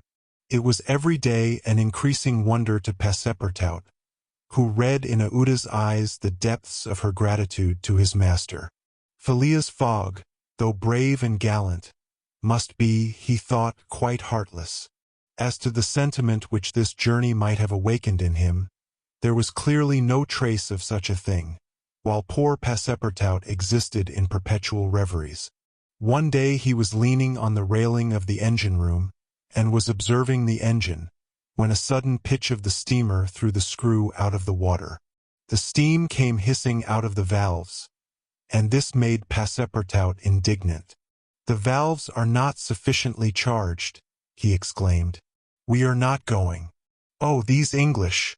If this was an American craft, we should blow up, perhaps, but we should at all events go faster." Chapter 18, in which Phileas Fogg, Passepartout, and Fix go each about his business. The weather was bad during the latter days of the voyage. The wind, obstinately remaining in the northwest, blew a gale and retarded the steamer. The Rangoon rolled heavily, and the passengers became impatient of the long, monstrous waves which the wind raised before their path. A sort of tempest arose on the 3rd of November, the squall knocking the vessel about with fury, and the waves running high. The Rangoon reefed all her sails, and even the rigging proved too much, whistling and shaking amid the squall. The steamer was forced to proceed slowly, and the captain estimated that she would reach Hong Kong 20 hours behind time, and more if the storm lasted. Phileas Fogg gazed at the tempestuous sea, which seemed to be struggling especially to delay him, with his habitual tranquility. He never changed countenance for an instant, though a delay of 20 hours, by making him too late for the Yokohama boat, would almost inevitably cause the loss of the wager. But this man of nerve manifested neither impatience nor annoyance. It seemed as if the storm were a part of his program, and had been foreseen. Aouda was amazed to find him as calm as he had been from the first time she saw him. Fix did not look at the state of things in the same light. The storm greatly pleased him. His satisfaction would have been complete had the Rangoon been forced to retreat before the violence of wind and waves. Each delay filled him with hope, for it became more and more probable that Fogg would be obliged to remain some days at Hong Kong, and now the heavens themselves became his allies, with the gusts and squalls. It mattered not that they made him seasick. He made no account of this inconvenience, and, whilst his body was writhing under their effects, his spirit bounded with hopeful exultation. Passepartout was enraged beyond expression by the unpropitious weather. Everything had gone so well till now. Earth and sea had seemed to be at his master's service. Steamers and railways obeyed him. Wind and steam united to speed his journey. Had the hour of adversity come? Passepartout was as much excited as if the £20,000 were to come from his own pocket. The storm exasperated him. The gale made him furious, and he longed to lash the obstinate sea into obedience. Poor fellow! Fix carefully concealed from him his own satisfaction, for, had he betrayed it, Passepartout could scarcely have restrained himself from personal violence. Passepartout remained on deck as long as the tempest lasted, being unable to remain quiet below, and taking it into his head to aid the progress of the ship by lending a hand with the crew. He overwhelmed the captain, officers, and sailors, who could not help laughing at his impatience, with all sorts of questions. He wanted to know exactly how long the storm was going to last, whereupon he was referred to the barometer, which seemed to have no intention of rising.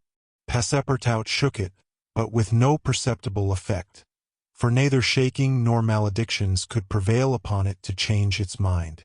On the 4th, however, the sea became more calm, and the storm lessened its violence. The wind veered southward, and was once more favorable. Passepartout cleared up with the weather. Some of the sails were unfurled, and the Rangoon resumed its most rapid speed. The time lost could not, however, be regained. Land was not signaled until 5 o'clock on the morning of the 6th. The steamer was due on the 5th. Phileas Fogg was 24 hours behindhand, and the Yokohama steamer would, of course, be missed. The pilot went on board at 6, and took his place on the bridge, to guide the Rangoon through the channels to the port of Hong Kong. Passepartout longed to ask him if the steamer had left for Yokohama, but he dared not, for he wished to preserve the spark of hope, which still remained till the last moment. He had confided his anxiety to Fix, who, the sly rascal, tried to console him by saying that Mr. Fogg would be in time if he took the next boat. But this only put Passepartout in a passion. Mr. Fogg, bolder than his servant, did not hesitate to approach the pilot and tranquilly ask him if he knew when a steamer would leave Hong Kong for Yokohama. "At high tide tomorrow morning," answered the pilot. "Ah," said Mr. Fogg, without betraying any astonishment. Passepartout, who heard what passed, would willingly have embraced the pilot, while Fix would have been glad to twist his neck. "What is the steamer's name?" asked Mr. Fogg. "The Carnatic. Ought she not to have gone yesterday?" "Yes, sir. But they had to repair one of her boilers, and so her departure was postponed till tomorrow." "Thank you," returned Mr. Fogg, descending mathematically to the saloon. Passepartout clasped the pilot's hand and shook it heartily in his delight, exclaiming, "Pilot, you are the best of good fellows." The pilot probably does not know to this day why his responses won him this enthusiastic greeting. He remounted the bridge and guided the steamer through the flotilla of junks, tonkas, and fishing boats which crowd the harbor of Hong Kong. At 1 o'clock the Rangoon was at the quay, and the passengers were going ashore. Chance had strangely favored Phileas Fogg, for had not the Carnatic been forced to lie over for repairing her boilers, she would have left on the 6th of November, and the passengers for Japan would have been obliged to await for a week the sailing of the next steamer. Mr. Fogg was, it is true, 24 hours behind his time, but this could not seriously imperil the remainder of his tour. The steamer which crossed the Pacific from Yokohama to San Francisco made a direct connection with that from Hong Kong, and it could not sail until the latter reached Yokohama. And if Mr. Fogg was 24 hours late on reaching Yokohama, this time would no doubt be easily regained in the voyage of 22 days across the Pacific. He found himself, then, about 24 hours behindhand, 35 days after leaving London. The Carnatic was announced to leave Hong Kong at 5 the next morning. Mr. Fogg had 16 hours in which to attend to his business there, which was to deposit Aouda safely with her wealthy relative. On landing, he conducted her to a palanquin, in which they repaired to the club hotel. A room was engaged for the young woman, and Mr. Fogg, after seeing that she wanted for nothing, set out in search of her cousin Gigi. He instructed Passepartout to remain at the hotel until his return, that Aouda might not be left entirely alone. Mr. Fogg repaired to the exchange, where, he did not doubt, everyone would know so wealthy and considerable a personage as the Parsee merchant. Meeting a broker, he made the inquiry, to learn that Gigi had left China 2 years before, and, retiring from business with an immense fortune, had taken up his residence in Europe. In Holland, the broker thought, with the merchants of which country he had principally traded. Phileas Fogg returned to the hotel, begged a moment's conversation with Aouda, and without more ado, apprised her that Gigi was no longer at Hong Kong, but probably in Holland. Aouda at first said nothing. She passed her hand across her forehead and reflected a few moments. Then, in her sweet, soft voice, she said, "What ought I to do, Mr. Fogg?" "It is very simple," responded the gentleman. "Go on to Europe." "But I cannot intrude." "You do not intrude, nor do you in the least embarrass my project. Passepartout, monsieur, go to the Carnatic and engage 3 cabins." Passepartout, delighted that the young woman, who was very gracious to him, was going to continue the journey with them, went off at a brisk gait to obey his master's order. Chapter 19, in which Passepartout takes a too great interest in his master, and what comes of it.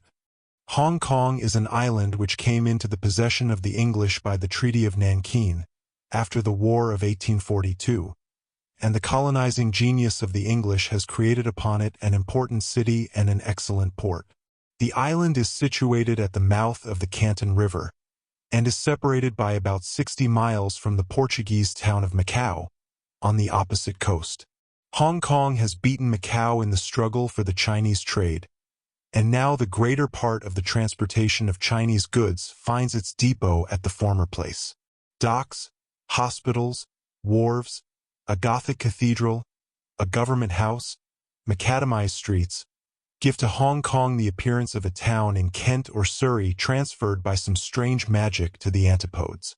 Passepartout wandered, with his hands in his pockets, towards the Victoria Port, gazing as he went at the curious palanquins and other modes of conveyance, and the groups of Chinese, Japanese, and Europeans who passed to and fro in the streets. Hong Kong seemed to him not unlike Bombay, Calcutta, and Singapore, since, like them, it betrayed everywhere the evidence of English supremacy. At the Victoria Port he found a confused mass of ships of all nations. English, French, American, and Dutch, men of war and trading vessels, Japanese and Chinese junks, sempas, tonkas, and flower boats, which formed so many floating parterres. Passepartout noticed in the crowd a number of the natives who seemed very old and were dressed in yellow. On going into a barber's to get shaved, he learned that these ancient men were all at least 80 years old, at which age they are permitted to wear yellow, which is the imperial color. Passepartout, without exactly knowing why, thought this very funny. On reaching the quay where they were to embark on the Carnatic, he was not astonished to find Fix walking up and down. The detective seemed very much disturbed and disappointed. "This is bad," muttered Passepartout, "for the gentlemen of the Reform Club." He accosted Fix with a merry smile, as if he had not perceived that gentleman's chagrin. The detective had, indeed, good reasons to inveigh against the bad luck which pursued him. The warrant had not come. It was certainly on the way, but as certainly it could not now reach Hong Kong for several days. And, this being the last English territory on Mr. Fogg's route, the robber would escape unless he could manage to detain him. "Well, Monsieur Fix," said Passepartout, "have you decided to go with us so far as America?" "Yes," returned Fix, through his set teeth. "Good!" exclaimed Passepartout, laughing heartily. "I knew you could not persuade yourself to separate from us. Come and engage your berth." They entered the steamer office and secured cabins for 4 persons.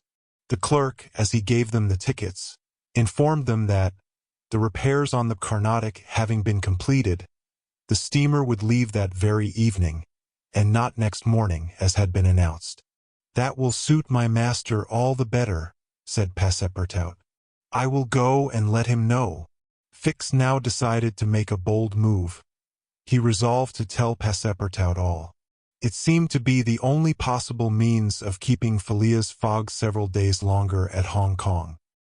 He accordingly invited his companion into a tavern which caught his eye on the quay. On entering, they found themselves in a large room handsomely decorated, at the end of which was a large camp bed furnished with cushions. Several persons lay upon this bed in a deep sleep. At the small tables which were arranged about the room some 30 customers were drinking English beer, porter, gin, and brandy, smoking, the while, long red clay pipes stuffed with little balls of opium mingled with essence of rose. From time to time one of the smokers, overcome with the narcotic, would slip under the table, whereupon the waiters, taking him by the head and feet, carried and laid him upon the bed. The bed already supported 20 of these stupefied sots. Fix and Passepartout saw that they were in a smoking-house haunted by those wretched, cadaverous, idiotic creatures to whom the English merchants sell every year the miserable drug called opium, to the amount of £1,400,000, thousands devoted to one of the most despicable vices which afflict humanity. The Chinese government has in vain attempted to deal with the evil by stringent laws. It passed gradually from the rich, to whom it was at first exclusively reserved, to the lower classes, and then its ravages could not be arrested. Opium is smoked everywhere, at all times, by men and women in the Celestial Empire, and once accustomed to it, the victims cannot dispense with it, except by suffering horrible bodily contortions and agonies. A great smoker can smoke as many as 8 pipes a day, but he dies in 5 years. It was in one of these dens that Fix and Passepartout, in search of a friendly glass, found themselves. Passepartout had no money, but willingly accepted Fix's invitation in the hope of returning the obligation at some future time. They ordered 2 bottles of port, to which the Frenchman did ample justice, whilst Fix observed him with close attention. They chatted about the journey, and Passepartout was especially merry at the idea that Fix was going to continue it with them. When the bottles were empty, however, he rose to go and tell his master of the change in the time of the sailing of the Carnatic. Fix caught him by the arm and said, "Wait a moment. What for, Mr. Fix? I want to have a serious talk with you." "A serious talk?"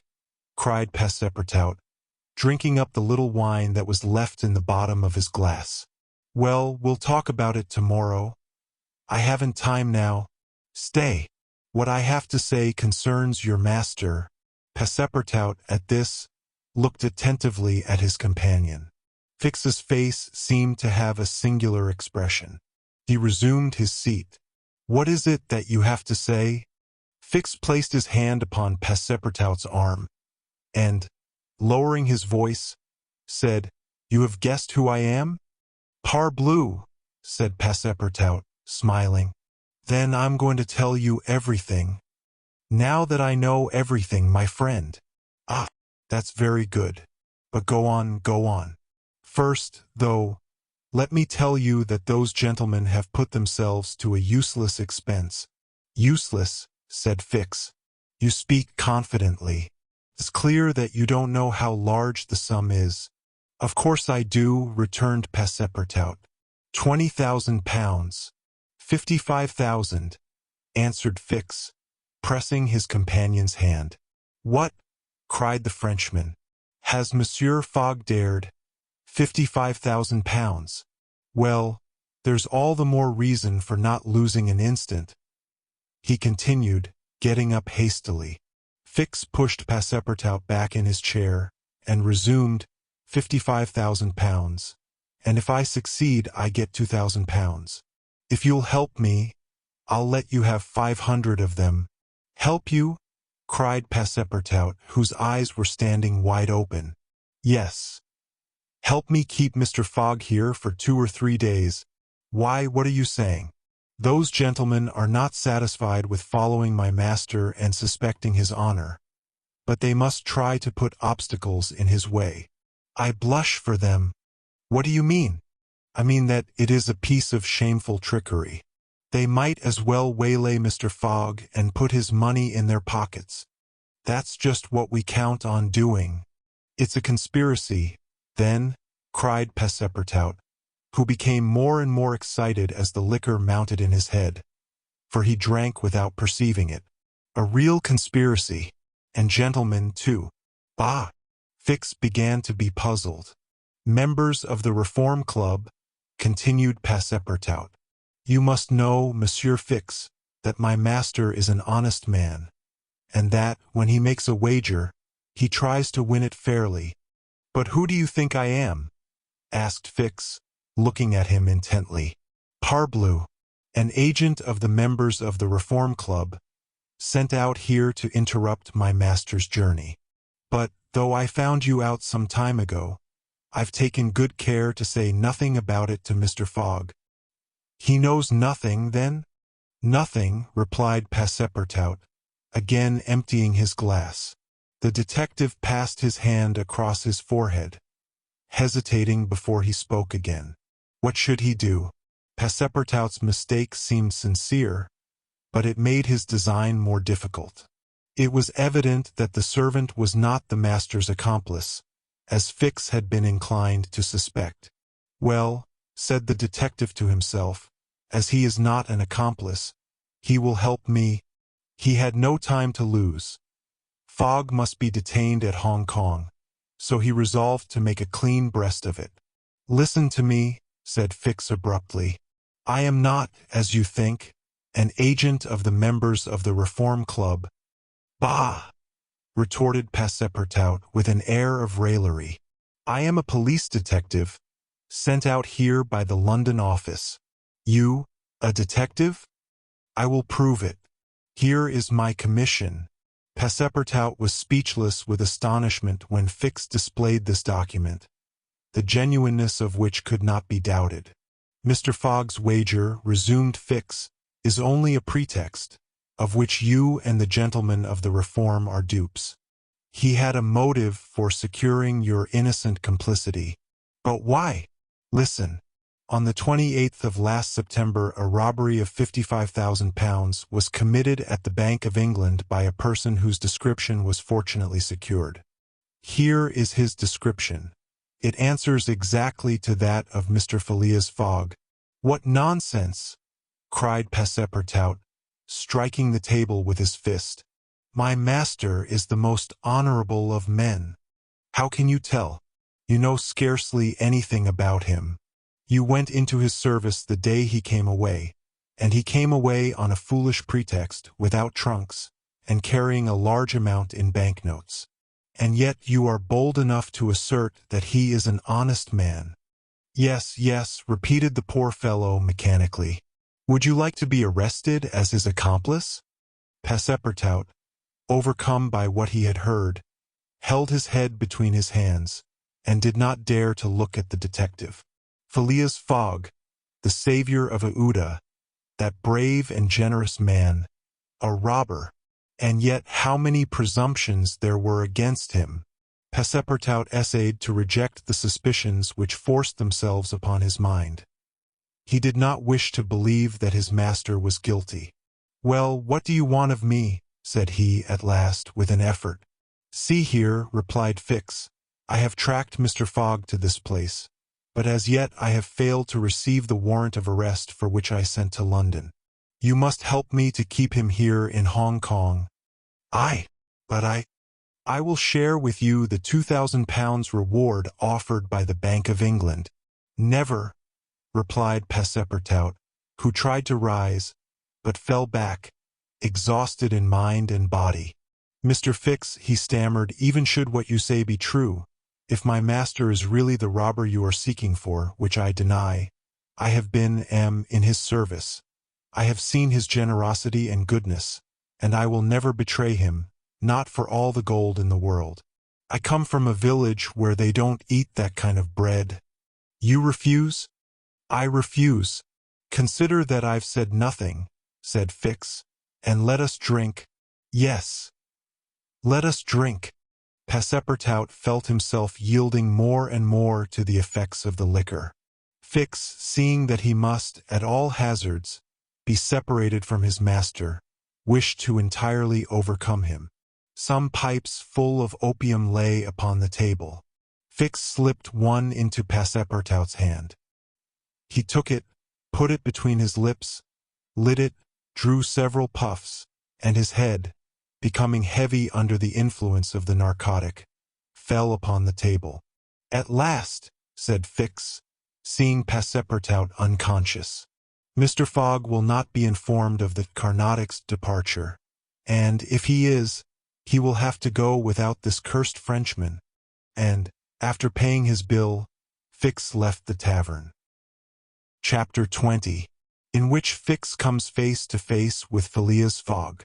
While these events were passing at the opium house, Mr. Fogg, unconscious of the danger he was in of losing the steamer, was quietly escorting Aouda about the streets of the English quarter, making the necessary purchases for the long voyage before them. It was all very well for an Englishman like Mr. Fogg to make the tour of the world with a carpet-bag. A lady could not be expected to travel comfortably under such conditions. He acquitted his task with characteristic serenity, and invariably replied to the remonstrances of his fair companion, who was confused by his patience and generosity. "It is in the interest of my journey, a part of my program." The purchases made, they returned to the hotel, where they dined at a sumptuously served table d'hôte, after which Aouda, shaking hands with her protector after the English fashion, retired to her room for rest. Mr. Fogg absorbed himself throughout the evening in the perusal of the Times and Illustrated London News. Had he been capable of being astonished at anything, it would have been not to see his servant return at bedtime. But, knowing that the steamer was not to leave for Yokohama until the next morning, he did not disturb himself about the matter. When Passepartout did not appear the next morning to answer his master's bell, Mr. Fogg, not betraying the least vexation, contented himself with taking his carpet-bag, calling Aouda, and sending for a palanquin. It was then 8 o'clock. At 9:30, it being then high tide, the Carnatic would leave the harbor.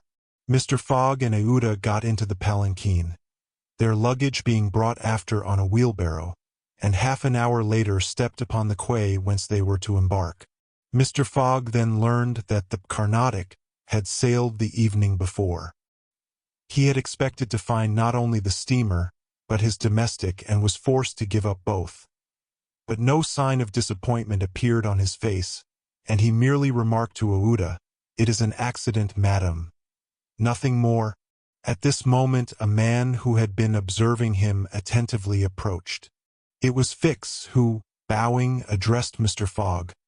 "Were you not, like me, sir, a passenger by the Rangoon, which arrived yesterday?" "I was, sir," replied Mr. Fogg coldly. "But I have not the honor." "Pardon me. I thought I should find your servant here. Do you know where he is, sir?" asked Aouda anxiously. "What?" responded Fix, feigning surprise. "Is he not with you?" "No," said Aouda. "He has not made his appearance since yesterday. Could he have gone on board the Carnatic without us?" "Without you, madam," answered the detective. "Excuse me, did you intend to sail in the Carnatic?" "Yes, sir." "So did I, madam, and I am excessively disappointed. The Carnatic, its repairs being completed, left Hong Kong 12 hours before the stated time, without any notice being given. And we must now wait a week for another steamer." As he said a week, Fix felt his heart leap for joy. Fogg detained at Hong Kong for a week. There would be time for the warrant to arrive, and fortune at last favored the representative of the law.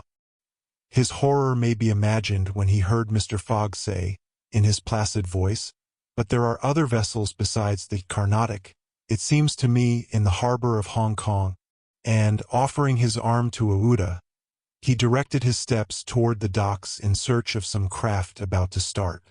Fix, stupefied, followed. It seemed as if he were attached to Mr. Fogg by an invisible thread. Chance, however, appeared really to have abandoned the man it had hitherto served so well. For 3 hours Phileas Fogg wandered about the docks, with the determination, if necessary, to charter a vessel to carry him to Yokohama. But he could only find vessels which were loading or unloading, and which could not therefore set sail. Fix began to hope again. But Mr. Fogg, far from being discouraged, was continuing his search, resolved not to stop if he had to resort to Macau, when he was accosted by a sailor on one of the wharves. "Is your honor looking for a boat? Have you a boat ready to sail?" "Yes, your honor. A pilot boat. Number 43. The best in the harbor. Does she go fast?" "Between 8 and 9 knots the hour." "Will you look at her?" "Yes. Your honor will be satisfied with her." "Is it for a sea excursion?" "No. For a voyage." "A voyage?" "Yes. Will you agree to take me to Yokohama?" The sailor leaned on the railing, opened his eyes wide, and said, "Is your honor joking?" "No. I have missed the Carnatic, and I must get to Yokohama by the 14th at the latest, to take the boat for San Francisco." "I am sorry," said the sailor, "but it is impossible. I offer you £100 per day, and an additional reward of £200 if I reach Yokohama in time." "Are you in earnest?" "Very much so." The pilot walked away a little distance, and gazed out to sea, evidently struggling between the anxiety to gain a large sum and the fear of venturing so far. Fix was in mortal suspense. Mr. Fogg turned to Aouda and asked her, "You would not be afraid, would you, madam?" "Not with you, Mr. Fogg," was her answer. The pilot now returned, shuffling his hat in his hands. "Well, pilot," said Mr. Fogg. "Well, your honor," replied he, "I could not risk myself, my men, or my little boat of scarcely 20 tons on so long a voyage at this time of year. Besides, we could not reach Yokohama in time, for it is 1,660 miles from Hong Kong." "Only 1,600, said Mr. Fogg. "It's the same thing." Fix breathed more freely. "But," added the pilot, "it might be arranged another way." Fix ceased to breathe at all. "How?" asked Mr. Fogg. "By going to Nagasaki at the extreme south of Japan, or even to Shanghai, which is only 800 miles from here. In going to Shanghai we should not be forced to sail wide of the Chinese coast, which would be a great advantage, as the currents run northward, and would aid us." "Pilot," said Mr. Fogg, "I must take the American steamer at Yokohama, and not at Shanghai or Nagasaki." "Why not?" returned the pilot. "The San Francisco steamer does not start from Yokohama. It puts in at Yokohama and Nagasaki, but it starts from Shanghai." "You are sure of that?" "Perfectly." "And when does the boat leave Shanghai?" "On the 11th at 7 in the evening. We have, therefore, for days before us, that is 96 hours. And in that time, if we had good luck and a southwest wind, and the sea was calm, we could make those 800 miles to Shanghai." "And you could go?" "In an hour, as soon as provisions could be got aboard and the sails put up. It is a bargain." "Are you the master of the boat?" "Yes." "John Bunsby, master of the Tankadere. Would you like some earnest money? If it would not put your honor out." "Here are £200 on account, sir," added Phileas Fogg, turning to Fix, "if you would like to take advantage." "Thanks, sir. I was about to ask the favor." "Very well. In half an hour we shall go on board." "But poor Passepartout," urged Aouda, who was much disturbed by the servant's disappearance. "I shall do all I can to find him," replied Phileas Fogg, while Fix, in a feverish, nervous state, repaired to the pilot boat. The others directed their course to the police station at Hong Kong. Phileas Fogg there gave Passepartout's description, and left a sum of money to be spent in the search for him. The same formalities having been gone through at the French consulate, and the palanquin having stopped at the hotel for the luggage, which had been sent back there, they returned to the wharf. It was now 3 o'clock, and pilot boat number 43, with its crew on board, and its provisions stored away, was ready for departure. The Tankadere was a neat little craft of 20 tons, as gracefully built as if she were a racing yacht. Her shining copper sheathing, her galvanized ironwork, her deck, white as ivory, betrayed the pride taken by John Bunsby in making her presentable. Her 2 masts leaned a trifle backward. She carried brigantine, foresail, storm jib, and standing jib, and was well rigged for running before the wind, and she seemed capable of brisk speed, which, indeed, she had already proved by gaining several prizes in pilot boat races. The crew of the Tankadere was composed of John Bunsby, the master, and 4 hardy mariners, who were familiar with the Chinese seas.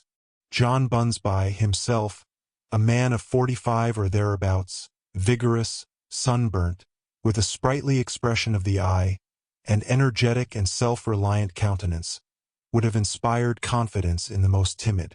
Phileas Fogg and Aouda went on board, where they found Fix already installed. Below deck was a square cabin, of which the walls bulged out in the form of cots, above a circular divan. In the center was a table provided with a swinging lamp. The accommodation was confined, but neat. "I am sorry to have nothing better to offer you," said Mr. Fogg to Fix, who bowed without responding. The detective had a feeling akin to humiliation in profiting by the kindness of Mr. Fogg. "It's certain," thought he, "though rascal as he is a polite one." The sails and the English flag were hoisted at 10 minutes past 3. Mr. Fogg and Aouda, who were seated on deck, cast a last glance at the quay, in the hope of espying Passepartout. Fix was not without his fears lest chance should direct the steps of the unfortunate servant, whom he had so badly treated, in this direction, in which case an explanation the reverse of satisfactory to the detective must have ensued. But the Frenchman did not appear, and, without doubt, was still lying under the stupefying influence of the opium. John Bunsby, master, at length gave the order to start, and the Tankadier, taking the wind under her brigantine, foresail, and standing jib, bounded briskly forward over the waves. Chapter 21, in which the master of the Tankadier runs great risk of losing a reward of £200. This voyage of 800 miles was a perilous venture on a craft of 20 tons, and at that season of the year. The Chinese seas are usually boisterous, subject to terrible gales of wind, and especially during the equinoxes, and it was now early November. It would clearly have been to the master's advantage to carry his passengers to Yokohama, since he was paid a certain sum per day, but he would have been rash to attempt such a voyage, and it was imprudent even to attempt to reach Shanghai. But John Bunsby believed in the Tankadier, which rode on the waves like a seagull, and perhaps he was not wrong. Late in the day they passed through the capricious channels of Hong Kong, and the Tankadier, impelled by favorable winds, conducted herself admirably. "I do not need, pilot," said Phileas Fogg, when they got into the open sea, "to advise you to use all possible speed. Trust me, your honor. We are carrying all the sail the wind will let us. The poles would add nothing, and are only used when we are going into port. It's your trade, not mine, pilot, and I confide in you." Phileas Fogg, with body erect and legs wide apart, standing like a sailor, gazed without staggering at the swelling waters. The young woman, who was seated aft, was profoundly affected as she looked out upon the ocean, darkening now with the twilight, on which she had ventured in so frail a vessel. Above her head rustled the white sails, which seemed like great white wings. The boat, carried forward by the wind, seemed to be flying in the air. Night came. The moon was entering her first quarter, and her insufficient light would soon die out in the mist on the horizon. Clouds were rising from the east, and already overcast a part of the heavens. The pilot had hung out his lights, which was very necessary in these seas crowded with vessels bound landward.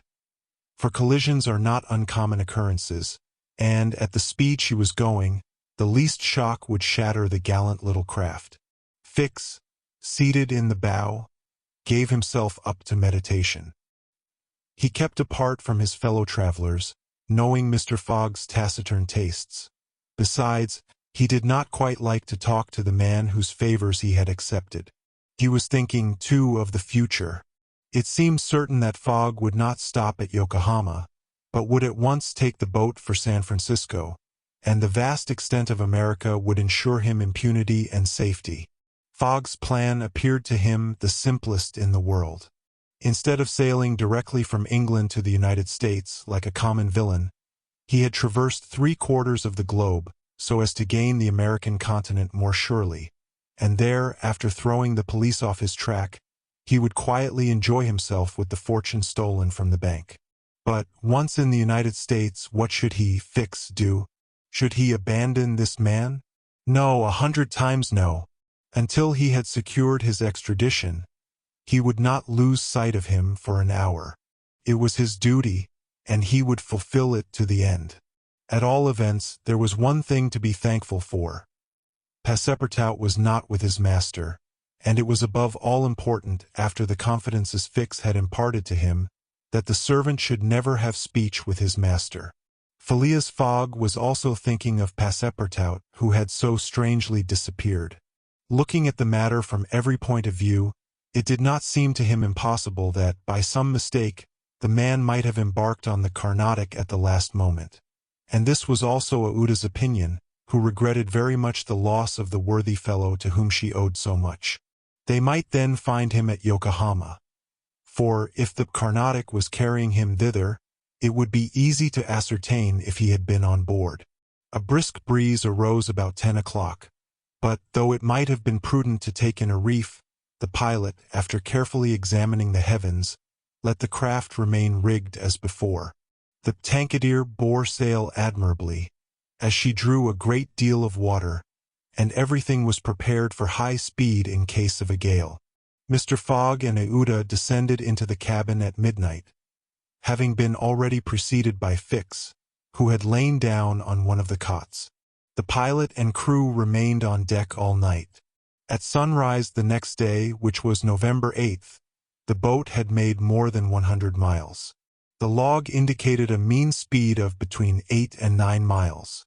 The Tankadere still carried all sail, and was accomplishing her greatest capacity of speed. If the wind held as it was, the chances would be in her favor. During the day she kept along the coast, where the currents were favorable.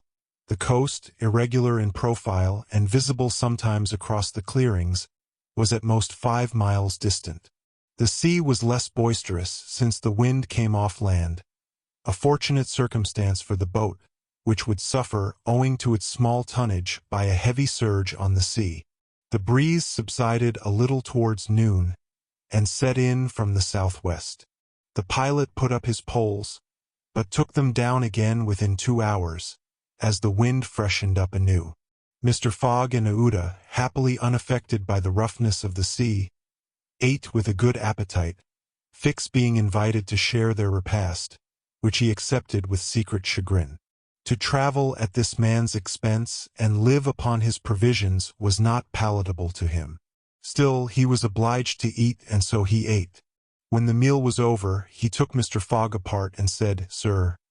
This "sir" scorched his lips, and he had to control himself to avoid collaring this gentleman. "Sir, you have been very kind to give me a passage on this boat, but, though my means will not admit of my expending them as freely as you, I must ask to pay my share." "Let us not speak of that, sir," replied Mr. Fogg. "But, if I insist—" "No, sir," repeated Mr. Fogg, in a tone which did not admit of a reply. "This enters into my general expenses." Fix, as he bowed, had a stifled feeling, and, going forward, where he ensconced himself, did not open his mouth for the rest of the day. Meanwhile they were progressing famously, and John Bunsby was in high hope. He several times assured Mr. Fogg that they would reach Shanghai in time, to which that gentleman responded that he counted upon it. The crew set to work in good earnest, inspired by the reward to be gained. There was not a sheet which was not tightened, not a sail which was not vigorously hoisted. Not a lurch could be charged to the man at the helm. They worked as desperately as if they were contesting in a royal yacht regatta. By evening, the log showed that 220 miles had been accomplished from Hong Kong, and Mr. Fogg might hope that he would be able to reach Yokohama without recording any delay in his journal, in which case the many misadventures which had overtaken him since he left London would not seriously affect his journey. The Tankadere entered the Straits of Fokien, which separate the island of Formosa from the Chinese coast, in the small hours of the night, and crossed the Tropic of Cancer. The sea was very rough in the straits, full of eddies formed by the countercurrents, and the chopping waves broke her course, whilst it became very difficult to stand on deck. At daybreak the wind began to blow hard again, and the heavens seemed to predict a gale. The barometer announced a speedy change, the mercury rising and falling capriciously. The sea also, in the southeast, raised long surges which indicated a tempest. The sun had set the evening before in a red mist, in the midst of the phosphorescent scintillations of the ocean. John Bunsby long examined the threatening aspect of the heavens, muttering indistinctly between his teeth. At last he said in a low voice to Mr. Fogg, "Shall I speak out to your honor?" "Of course." "Well, we are going to have a squall." "Is the wind north or south?" asked Mr. Fogg quietly. "South. Look, a typhoon is coming up. Glad it's a typhoon from the south, for it will carry us forward." "Oh, if you take it that way," said John Bunsby, "I've nothing more to say." John Bunsby's suspicions were confirmed. At a less advanced season of the year the typhoon, according to a famous meteorologist, would have passed away like a luminous cascade of electric flame. But in the winter equinox it was to be feared that it would burst upon them with great violence. The pilot took his precautions in advance. He reefed all sail, the pole-masts were dispensed with. All hands went forward to the bows. A single triangular sail of strong canvas was hoisted as a storm jib, so as to hold the wind from behind. Then they waited.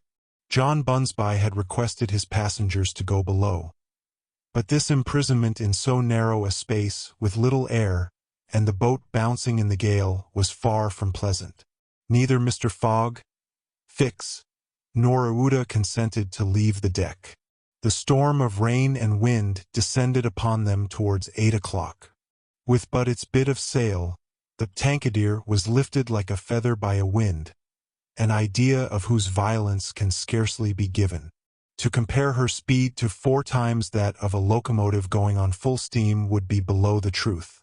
The boat scud thus northward during the whole day, borne on by monstrous waves, preserving always, fortunately, a speed equal to theirs.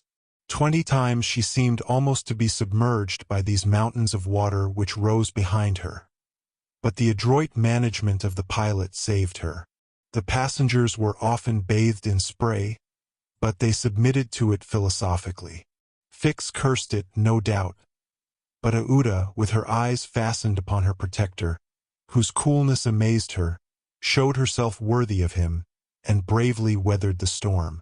As for Phileas Fogg, it seemed just as if the typhoon were a part of his program.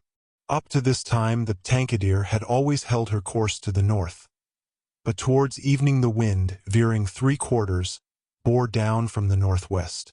The boat, now lying in the trough of the waves, shook and rolled terribly.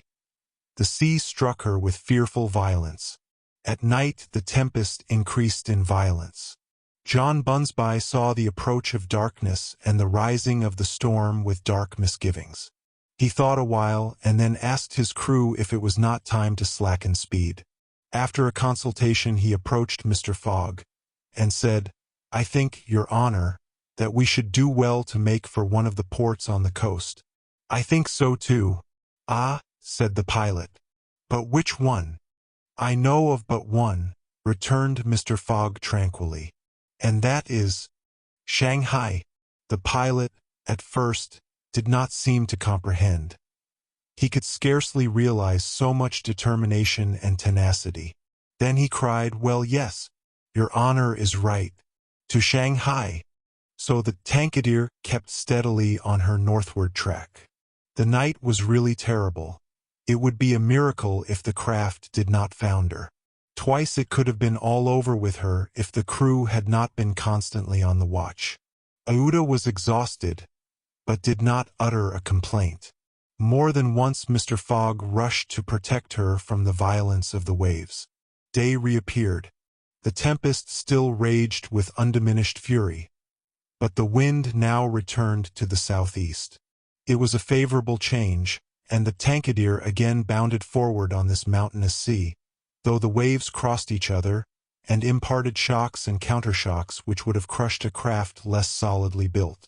From time to time the coast was visible through the broken mist, but no vessel was in sight. The Tankadere was alone upon the sea.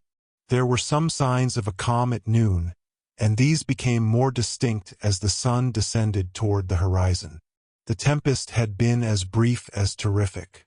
The passengers, thoroughly exhausted, could now eat a little and take some repose. The night was comparatively quiet. Some of the sails were again hoisted, and the speed of the boat was very good.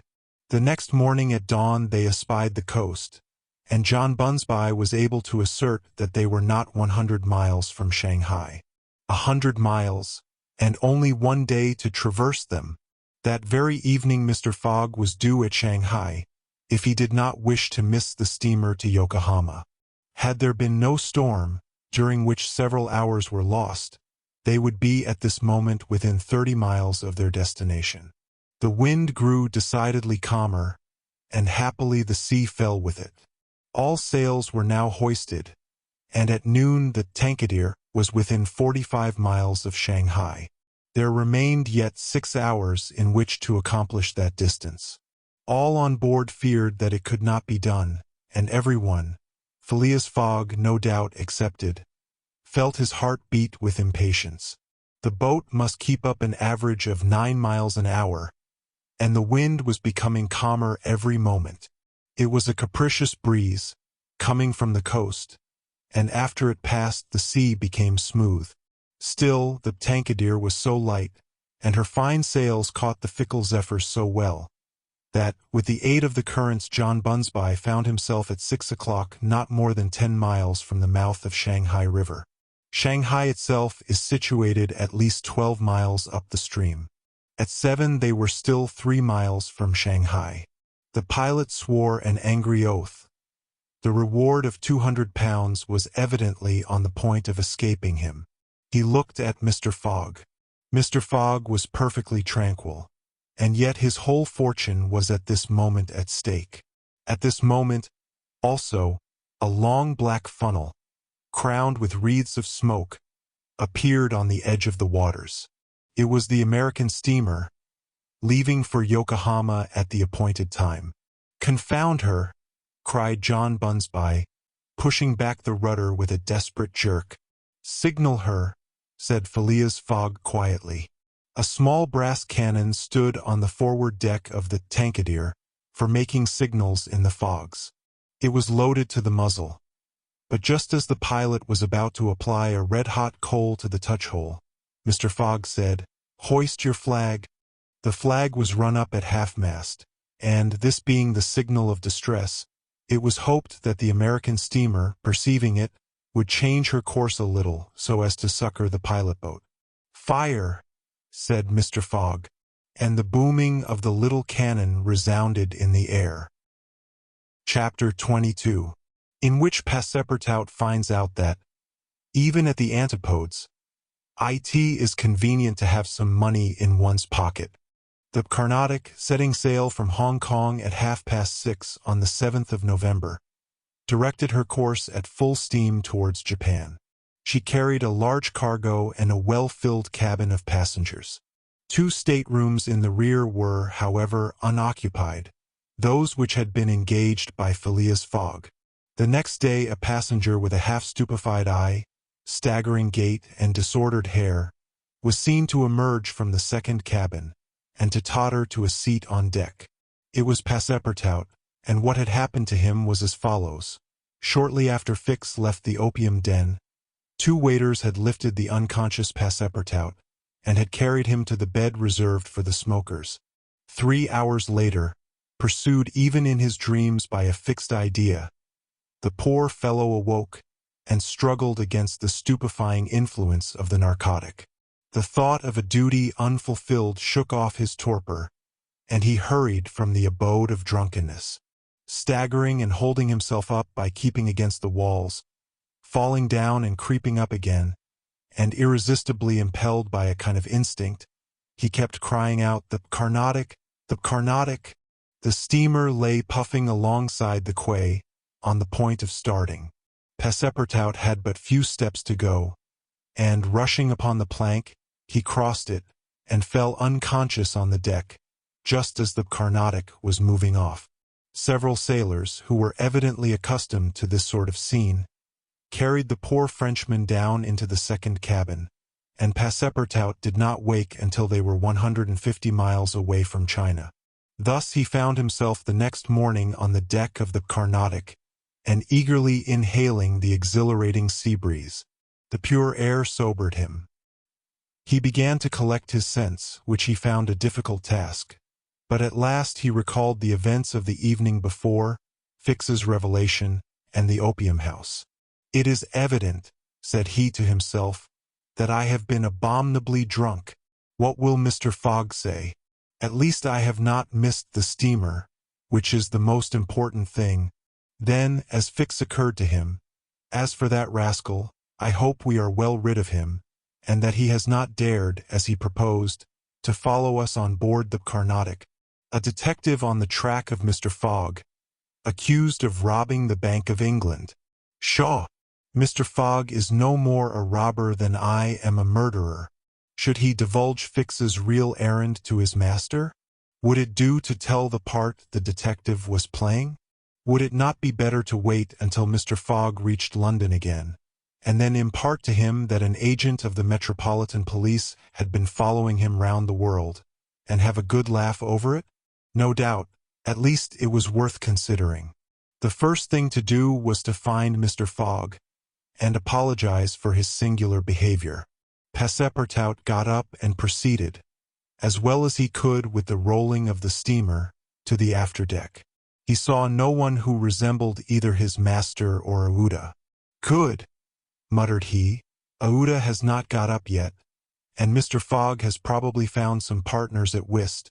He descended to the saloon. Mr. Fogg was not there. Passepartout had only, however, to ask the purser the number of his master's stateroom. The purser replied that he did not know any passenger by the name of Fogg. "I beg your pardon," said Passepartout persistently. "He is a tall gentleman, quiet and not very talkative, and has with him a young lady." "There is no young lady on board," interrupted the purser. "Here is a list of the passengers. You may see for yourself." Passepartout scanned the list, but his master's name was not upon it. All at once an idea struck him. "Ah, am I on the Carnatic?" "Yes." "On the way to Yokohama?" "Certainly." Passepartout had for an instant feared that he was on the wrong boat. But, though he was really on the Carnatic, his master was not there. He fell thunderstruck on a seat. He saw it all now. He remembered that the time of sailing had been changed, that he should have informed his master of that fact, and that he had not done so. It was his fault, then, that Mr. Fogg and Aouda had missed the steamer. Yes, but it was still more the fault of the traitor who, in order to separate him from his master, and detain the latter at Hong Kong, had inveigled him into getting drunk. He now saw the detective's trick, and at this moment Mr. Fogg was certainly ruined, his bet was lost, and he himself perhaps arrested and imprisoned. At this thought Passepartout tore his hair. Ah, if Fix ever came within his reach, what a settling of accounts there would be. After his first depression, Passepartout became calmer, and began to study his situation. It was certainly not an enviable one. He found himself on the way to Japan, and what should he do when he got there? His pocket was empty.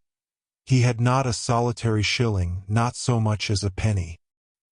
His passage had fortunately been paid for in advance, and he had 5 or 6 days in which to decide upon his future course.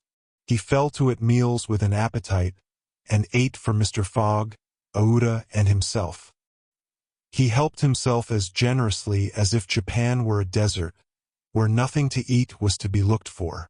At dawn on the 13th, the Carnatic entered the port of Yokohama. This is an important port of call in the Pacific, where all the mail steamers, and those carrying travelers between North America, China, Japan, and the Oriental Islands put in. It is situated in the Bay of Yedo, and at but a short distance from that second capital of the Japanese Empire, and the residence of the Tycoon, the civil emperor, before the Mikado, the spiritual emperor, absorbed his office in his own. The Carnatic anchored at the quay near the custom house, in the midst of a crowd of ships bearing the flags of all nations. Passepartout went timidly ashore on this so curious territory of the sons of the sun. He had nothing better to do then, taking chance for his guide, to wander aimlessly through the streets of Yokohama. He found himself at first in a thoroughly European quarter, the houses having low fronts, and being adorned with verandas, beneath which he caught glimpses of neat peristyles. This quarter occupied, with its streets, squares, docks, and warehouses, all the space between the promontory of the treaty and the river. Here, as at Hong Kong and Calcutta, were mixed crowds of all races, Americans and English, Chinamen and Dutchmen, mostly merchants ready to buy or sell anything. The Frenchman felt himself as much alone among them as if he had dropped down in the midst of Hottentots. He had, at least, one resource, to call on the French and English consuls at Yokohama for assistance. But he shrank from telling the story of his adventures, intimately connected as it was with that of his master. And, before doing so, he determined to exhaust all other means of aid. As chance did not favor him in the European quarter, he penetrated that inhabited by the native Japanese, determined, if necessary, to push on to Yedo.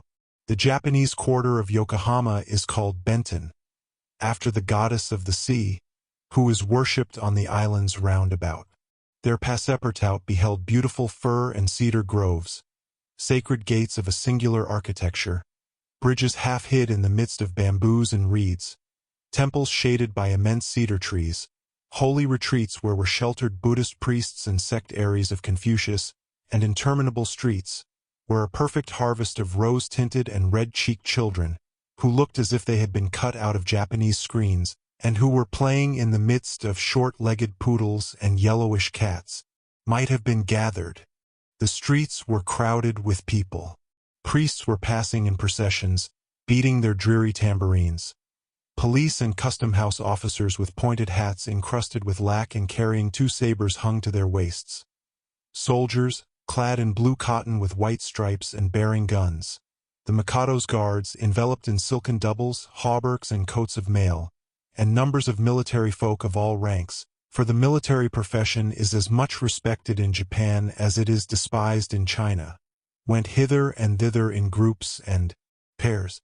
Passepartout saw, too, begging friars, long-robed pilgrims, and simple civilians, with their warped and jet-black hair, big heads, long busts, slender legs, short stature, and complexions varying from copper color to a dead white, but never yellow like the Chinese, from whom the Japanese widely differ.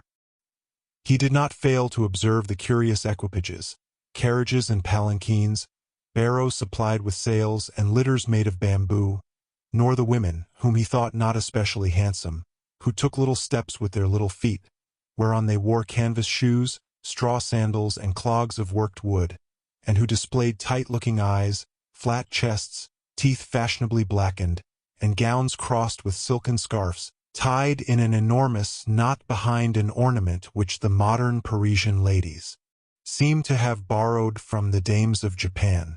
Passepartout wandered for several hours in the midst of this motley crowd, looking in at the windows of the rich and curious shops, the jewelry establishments glittering with quaint Japanese ornaments, the restaurants decked with streamers and banners, the tea-houses, where the odorous beverage was being drunk with sake, a liquor concocted from the fermentation of rice, and the comfortable smoking houses where they were puffing, not opium, which is almost unknown in Japan, but a very fine, stringy tobacco.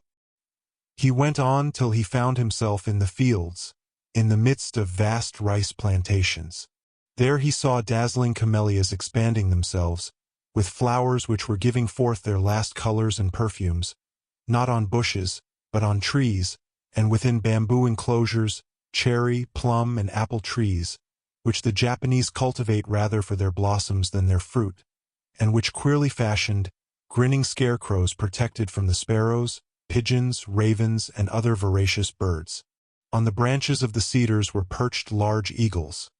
Amid the foliage of the weeping willows were herons, solemnly standing on one leg, and on every hand were crows, ducks, hawks, wild birds, and a multitude of cranes, which the Japanese consider sacred, and which to their minds symbolize long life and prosperity. As he was strolling along, Passepartout espied some violets among the shrubs. "Good," said he, "I'll have some supper."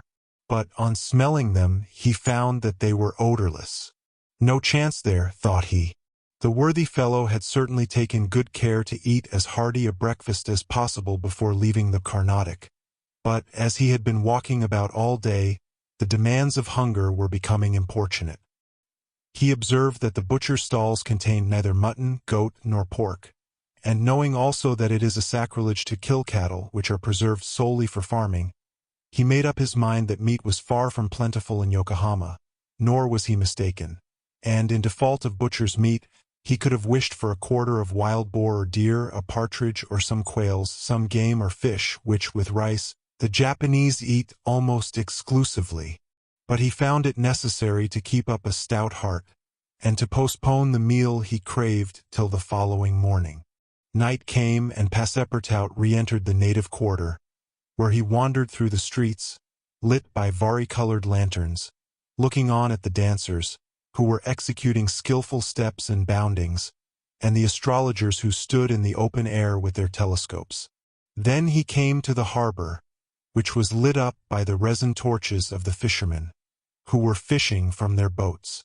The streets at last became quiet, and the patrol, the officers of which, in their splendid costumes, and surrounded by their suites, Passepartout thought seemed like ambassadors, succeeded the bustling crowd.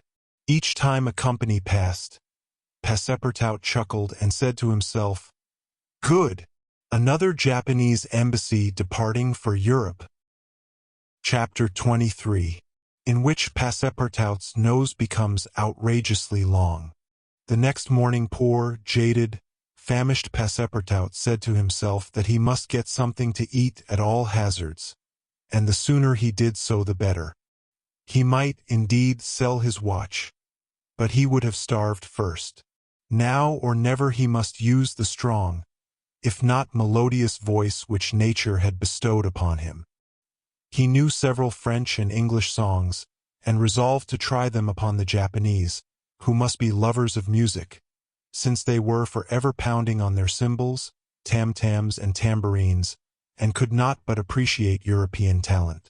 It was, perhaps, rather early in the morning to get up a concert, and the audience, prematurely aroused from their slumbers, might not possibly pay their entertainer with coin bearing the Mikado's features. Passepartout therefore decided to wait several hours, and, as he was sauntering along, it occurred to him that he would seem rather too well dressed for a wandering artist. The idea struck him to change his garments for clothes more in harmony with his project, by which he might also get a little money to satisfy the immediate cravings of hunger. The resolution taken, it remained to carry it out.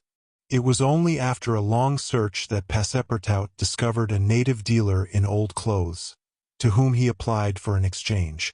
The man liked the European costume, and ere long Passepartout issued from his shop accoutred in an old Japanese coat, and a sort of one-sided turban, faded with long use.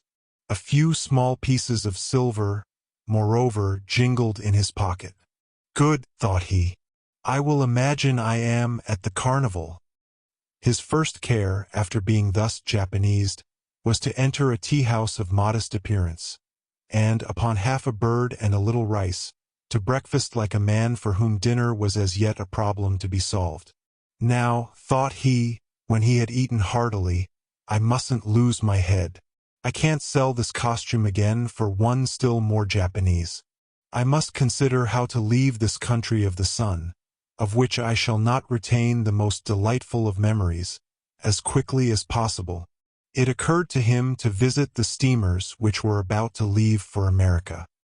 He would offer himself as a cook or servant, in payment of his passage and meals. Once at San Francisco, he would find some means of going on.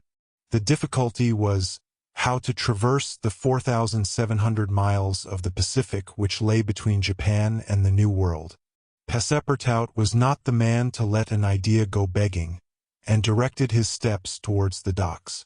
But, as he approached them, his project, which at first had seemed so simple, began to grow more and more formidable to his mind.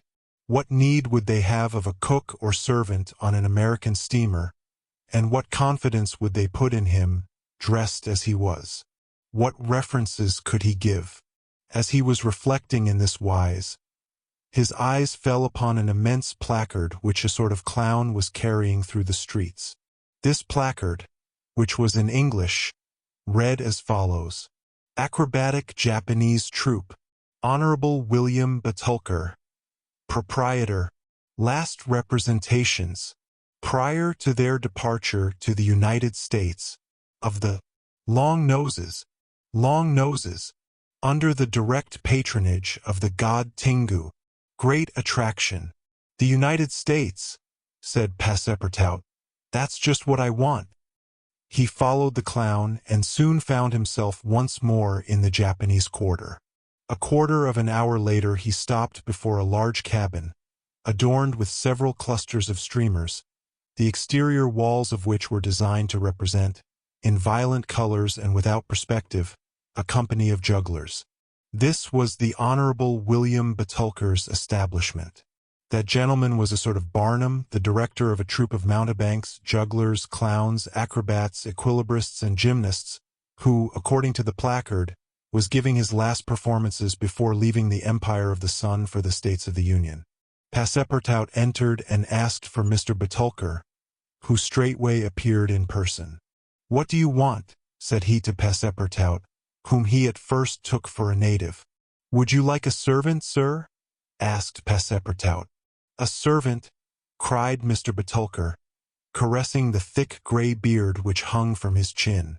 "I already have two who are obedient and faithful, have never left me, and serve me for their nourishment, and here they are," added he, holding out his two robust arms, furrowed with veins as large as the strings of a bass viol. "So I can be of no use to you?" "None. The devil! I should so like to cross the Pacific with you." "Ah," said the Honorable Mr. Betulker, "you are no more a Japanese than I am a monkey. Who are you dressed up in that way?" "A man dresses as he can." "That's true. You are a Frenchman, aren't you?" "Yes." "A Parisian of Paris. Then you ought to know how to make grimaces?" "Why," replied Passepartout, a little vexed that his nationality should cause this question, "we Frenchmen know how to make grimaces. It is true, but not any better than the Americans do." "True. Well, if I can't take you as a servant, I can as a clown. You see, my friend, in France they exhibit foreign clowns, and in foreign parts French clowns." "Ah, you are pretty strong, eh? Especially after a good meal. And you can sing?" "Yes," returned Passepartout, who had formerly been wont to sing in the streets. "But can you sing standing on your head, with a top spinning on your left foot, and a saber balanced on your right?" "Humph! I think so," replied Passepartout, recalling the exercises of his younger days. "Well, that's enough," said the Honorable William Betulker. The engagement was concluded there and then. Passepartout had at last found something to do. He was engaged to act in the celebrated Japanese troupe. It was not a very dignified position, but within a week he would be on his way to San Francisco. The performance, so noisily announced by the Honorable Mr. Betulker, was to commence at 3 o'clock, and soon the deafening instruments of a Japanese orchestra resounded at the door. Passepartout, though he had not been able to study or rehearse a part, was designated to lend the aid of his sturdy shoulders in the great exhibition of the human pyramid, executed by the long noses of the god Tingu. This great attraction was to close the performance. Before 3 o'clock the large shed was invaded by the spectators, comprising Europeans and natives, Chinese and Japanese, men, women, and children, who precipitated themselves upon the narrow benches and into the boxes opposite the stage. The musicians took up a position inside, and were vigorously performing on their gongs, tam-tams, flutes, bones, tambourines, and immense drums.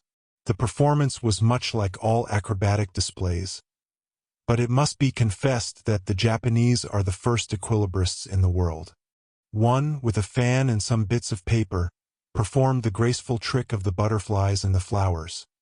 Another traced in the air, with the odorous smoke of his pipe, a series of blue words, which composed a compliment to the audience, while a third juggled with some lighted candles, which he extinguished successively as they passed his lips, and relit again without interrupting for an instant his juggling. Another reproduced the most singular combinations with a spinning top. In his hands the revolving tops seemed to be animated with a life of their own in their interminable whirling. They ran over pipe stems, the edges of sabers, wires, and even hairs stretched across the stage. They turned around on the edges of large glasses, crossed bamboo ladders, dispersed into all the corners, and produced strange musical effects by the combination of their various pitches of tone. The jugglers tossed them in the air, threw them like shuttlecocks with wooden battledores, and yet they kept on spinning. They put them into their pockets, and took them out still whirling as before. It is useless to describe the astonishing performances of the acrobats and gymnasts. The turning on ladders, poles, balls, barrels, and was executed with wonderful precision. But the principal attraction was the exhibition of the long noses, a show to which Europe is as yet a stranger. The long noses form a peculiar company, under the direct patronage of the god Tengu. Attired after the fashion of the Middle Ages, they bore upon their shoulders a splendid pair of wings. But what especially distinguished them was the long noses which were fastened to their faces, and the uses which they made of them. These noses were made of bamboo, and were 5, 6, and even 10 feet long, some straight, others curved, some ribboned, and some having imitation warts upon them. It was upon these appendages, fixed tightly on their real noses, that they performed their gymnastic exercises. A dozen of these sectaries of Tengu lay flat upon their backs, while others, dressed to represent lightning rods, came and frolicked on their noses, jumping from one to another, and performing the most skillful leapings and somersaults. As a last scene, a human pyramid had been announced, in which 50 long noses were to represent the car of Juggernaut. But, instead of forming a pyramid by mounting each other's shoulders, the artists were to group themselves on top of the noses. It happened that the performer who had hitherto formed the base of the car had quitted the troupe, and as, to fill this part, only strength and adroitness were necessary, Passepartout had been chosen to take his place. The poor fellow really felt sad when, melancholy reminiscence of his youth, he donned his costume, adorned with vari-colored wings, and fastened to his natural feature a false nose 6 feet long. But he cheered up when he thought that this nose was winning him something to eat. He went upon the stage, and took his place beside the rest who were to compose the base of the car of Juggernaut. They all stretched themselves on the floor, their noses pointing to the ceiling. A second group of artists disposed themselves on these long appendages, then a third above these, then a fourth, until a human monument reaching to the very cornices of the theater soon arose on top of the noses. This elicited loud applause, in the midst of which the orchestra was just striking up a deafening air. When the pyramid tottered, the balance was lost. One of the lower noses vanished from the pyramid, and the human monument was shattered like a castle built of cards. It was Passepartout's fault. Abandoning his position, clearing the footlights without the aid of his wings, and, clambering up to the right-hand gallery, he fell at the feet of one of the spectators, crying, "Ah, my master! My master! You here? Myself? Very well. Then let us go to the steamer, young man." Mr. Fogg, Aouda, and Passepartout passed through the lobby of the theater to the outside, where they encountered the Honorable Mr. Batulcar, furious with rage. He demanded damages for the breakage of the pyramid, and Phileas Fogg appeased him by giving him a handful of banknotes. At 6:30, the very hour of departure, Mr. Fogg and Aouda, followed by Passepartout, who in his hurry had retained his wings, and nose 6 feet long, stepped upon the American steamer. Chapter 24, during which Mr. Fogg and party crossed the Pacific Ocean. What happened when the pilot boat came in sight of Shanghai will be easily guessed. The signals made by the Tankadere had been seen by the captain of the Yokohama steamer, who, espying the flag at half-mast, had directed his course towards the little craft.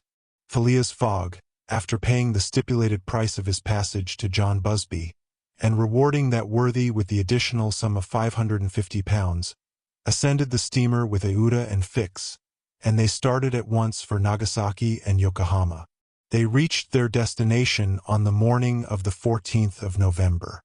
Phileas Fogg lost no time in going on board the Carnatic, where he learned, to Aouda's great delight, and perhaps to his own, though he betrayed no emotion, that Passepartout, a Frenchman, had really arrived on her the day before. The San Francisco steamer was announced to leave that very evening, and it became necessary to find Passepartout, if possible, without delay.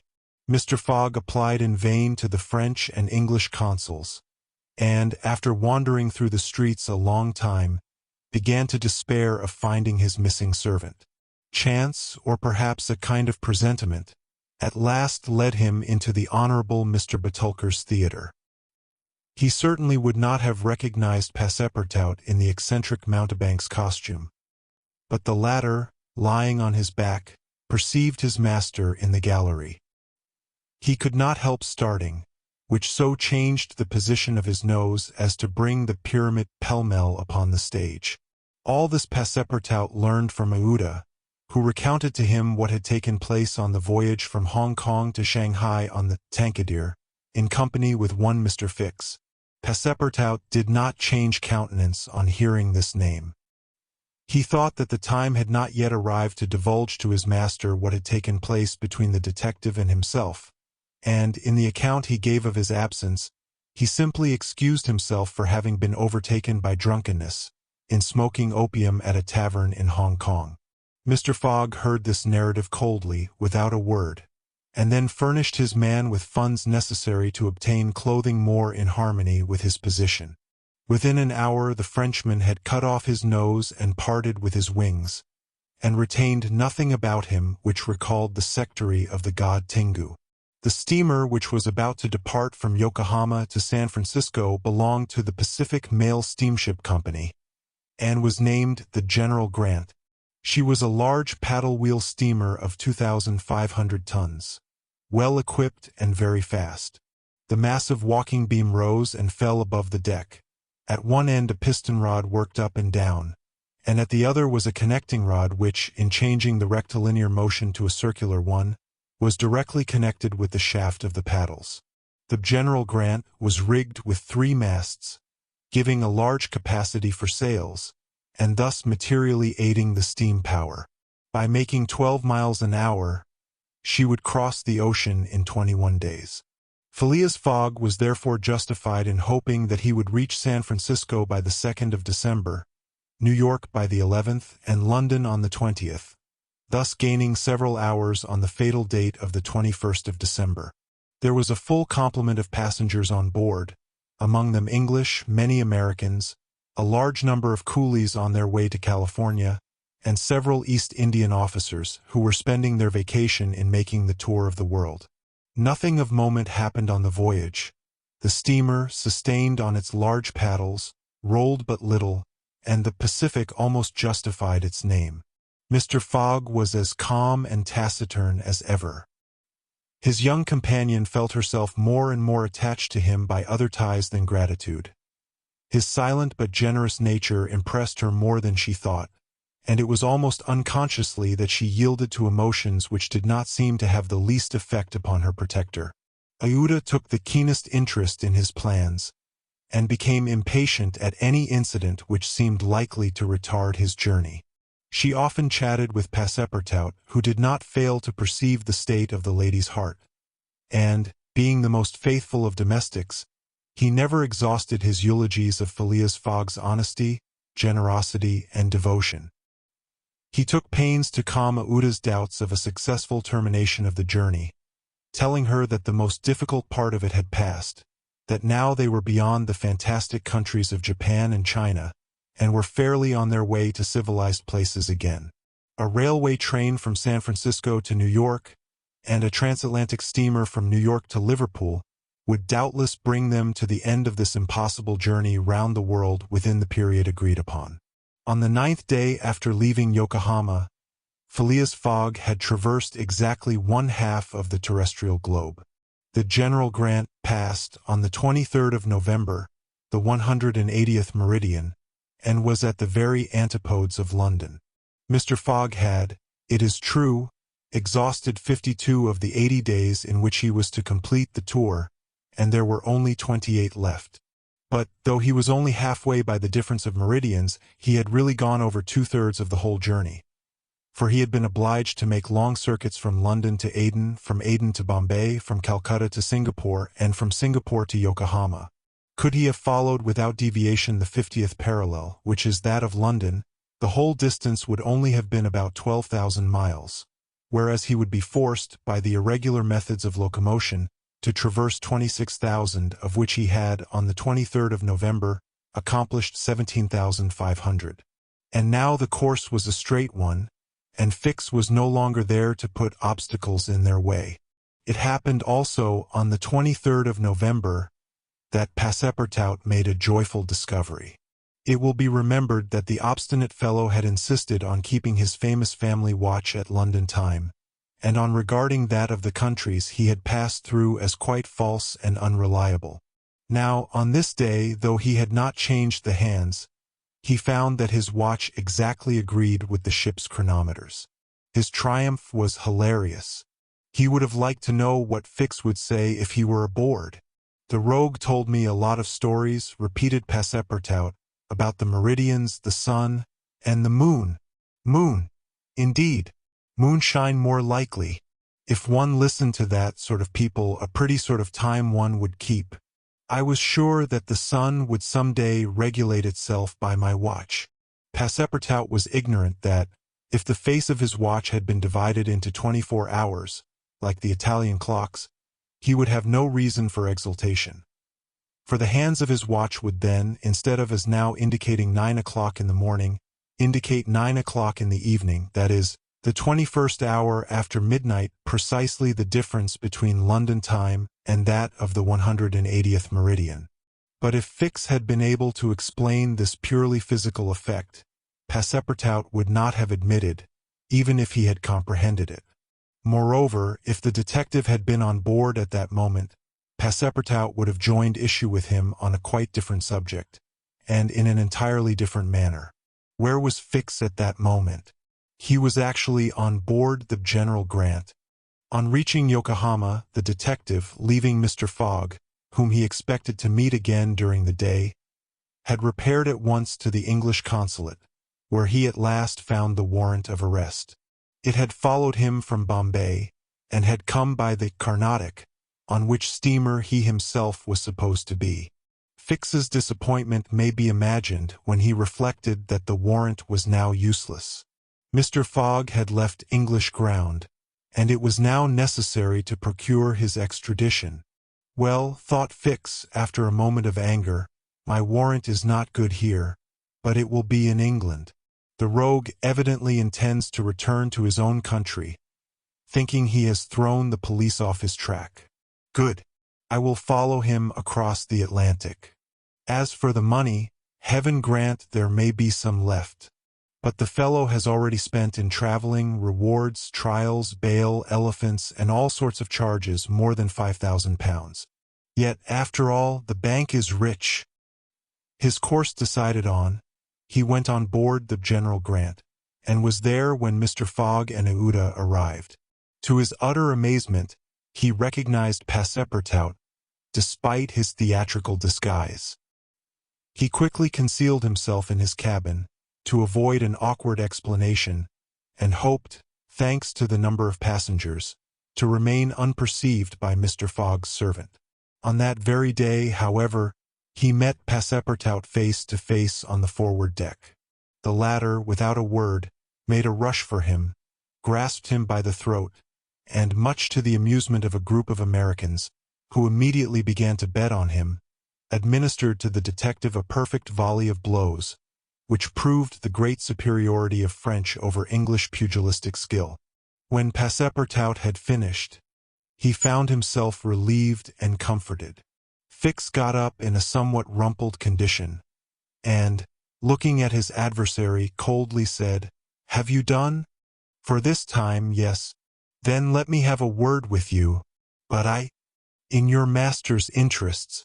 Passepartout seemed to be vanquished by Fix's coolness, for he quietly followed him, and they sat down aside from the rest of the passengers.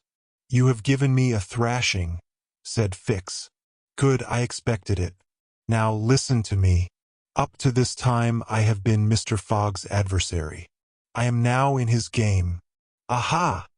Cried Passepartout. You are convinced he is an honest man? No, replied Fix coldly. I think him a rascal. Sage, don't budge, and let me speak. As long as Mr. Fogg was on English ground, it was for my interest to detain him there until my warrant of arrest arrived. I did everything I could to keep him back. I sent the Bombay priests after him, I got you intoxicated at Hong Kong, I separated you from him, and I made him miss the Yokohama steamer. Passepartout listened with closed fists. Now, resumed Fix, Mr. Fogg seems to be going back to England. Well, I will follow him there. But hereafter I will do as much to keep obstacles out of his way as I have done up to this time to put them in his path. I've changed my game, you see, and simply because it was for my interest to change it. Your interest is the same as mine. For it is only in England that you will ascertain whether you are in the service of a criminal or an honest man.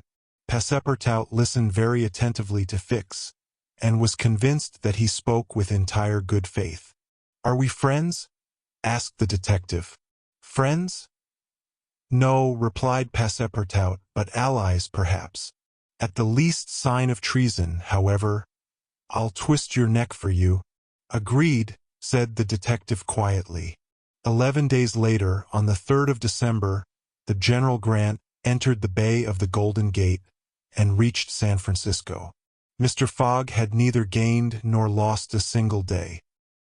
Chapter 25, in which a slight glimpse is had of San Francisco.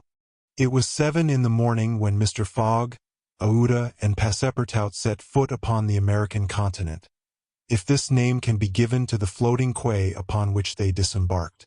These quays, rising and falling with the tide, thus facilitate the loading and unloading of vessels. Alongside them were clippers of all sizes, steamers of all nationalities, and the steamboats, with several decks rising one above the other, which ply on the Sacramento and its tributaries. There were also heaped up the products of a commerce which extends to Mexico, Chile, Peru, Brazil, Europe, Asia, and all the Pacific Islands. Passepartout, in his joy on reaching at last the American continent, thought he would manifest it by executing a perilous vault in fine style. But, tumbling upon some worm-eaten planks, he fell through them. Put out of countenance by the manner in which he thus set foot upon the New World, he uttered a loud cry, which so frightened the innumerable cormorants and pelicans that are always perched upon these movable quays, that they flew noisily away. Mr. Fogg, on reaching shore, proceeded to find out at what hour the first train left for New York, and learned that this was at 6 o'clock p.m. He had, therefore, an entire day to spend in the Californian capital. Taking a carriage at a charge of $3, he and Aouda entered it, while Passepartout mounted the box beside the driver, and they set out for the International Hotel. From his exalted position Passepartout observed with much curiosity the wide streets, the low, evenly ranged houses, the Anglo-Saxon Gothic churches, the great docks, the palatial wooden and brick warehouses, the numerous conveyances, omnibuses, horse cars, and upon the sidewalks, not only Americans and Europeans, but Chinese and Indians. Passepartout was surprised at all he saw. San Francisco was no longer the legendary city of 1849, a city of banditti, assassins, and incendiaries who had flocked hither in crowds in pursuit of plunder, a paradise of outlaws where they gambled with gold dust, a revolver in one hand and a bowie knife in the other. It was now a great commercial emporium. The lofty tower of its city hall overlooked the whole panorama of the streets and avenues, which cut each other at right angles, and in the midst of which appeared pleasant, verdant squares, while beyond appeared the Chinese Quarter, seemingly imported from the Celestial Empire in a toy box. Sombreros and red shirts and plumed Indians were rarely to be seen, but there were silk hats and black coats everywhere worn by a multitude of nervously active, gentlemanly-looking men. Some of the streets, especially Montgomery Street, which is to San Francisco what Regent Street is to London, the Boulevard d'Italiens to Paris, and Broadway to New York, were lined with splendid and spacious stores which exposed in their windows the products of the entire world. When Passepartout reached the International Hotel, it did not seem to him as if he had left England at all. The ground floor of the hotel was occupied by a large bar, a sort of restaurant freely open to all passers-by, who might partake of dried beef, oyster soup, biscuits, and cheese without taking out their purses. Payment was made only for the ale, porter, or sherry which was drunk. This seemed very American to Passepartout. The hotel refreshment rooms were comfortable, and Mr. Fogg and Aouda, installing themselves at a table, were abundantly served on diminutive plates by Negroes of darkest hue. After breakfast, Mr. Fogg, accompanied by Aouda, started for the English consulate to have his passport visaed. As he was going out, he met Passepartout, who asked him if it would not be well, before taking the train, to purchase some dozens of Enfield rifles and Colt's revolvers. He had been listening to stories of attacks upon the trains by the Sioux and Pawnees. Mr. Fogg thought it a useless precaution, but told him to do as he thought best, and went on to the consulate. He had not proceeded 200 steps, however, when, by the greatest chance in the world, he met Fix. The detective seemed wholly taken by surprise. What? Had Mr. Fogg and himself crossed the Pacific together, and not met on the steamer? At least Fix felt honored to behold once more the gentleman to whom he owed so much, and, as his business recalled him to Europe, he should be delighted to continue the journey in such pleasant company. Mr. Fogg replied that the honor would be his, and the detective, who was determined not to lose sight of him, begged permission to accompany them in their walk about San Francisco, a request which Mr. Fogg readily granted. They soon found themselves in Montgomery Street, where a great crowd was collected. The sidewalks, street, horse-car rails, the shop doors, the windows of the houses, and even the roofs were full of people. Men were going about carrying large posters, and flags and streamers were floating in the wind, while loud cries were heard on every hand. "Hurrah for Cammerfield!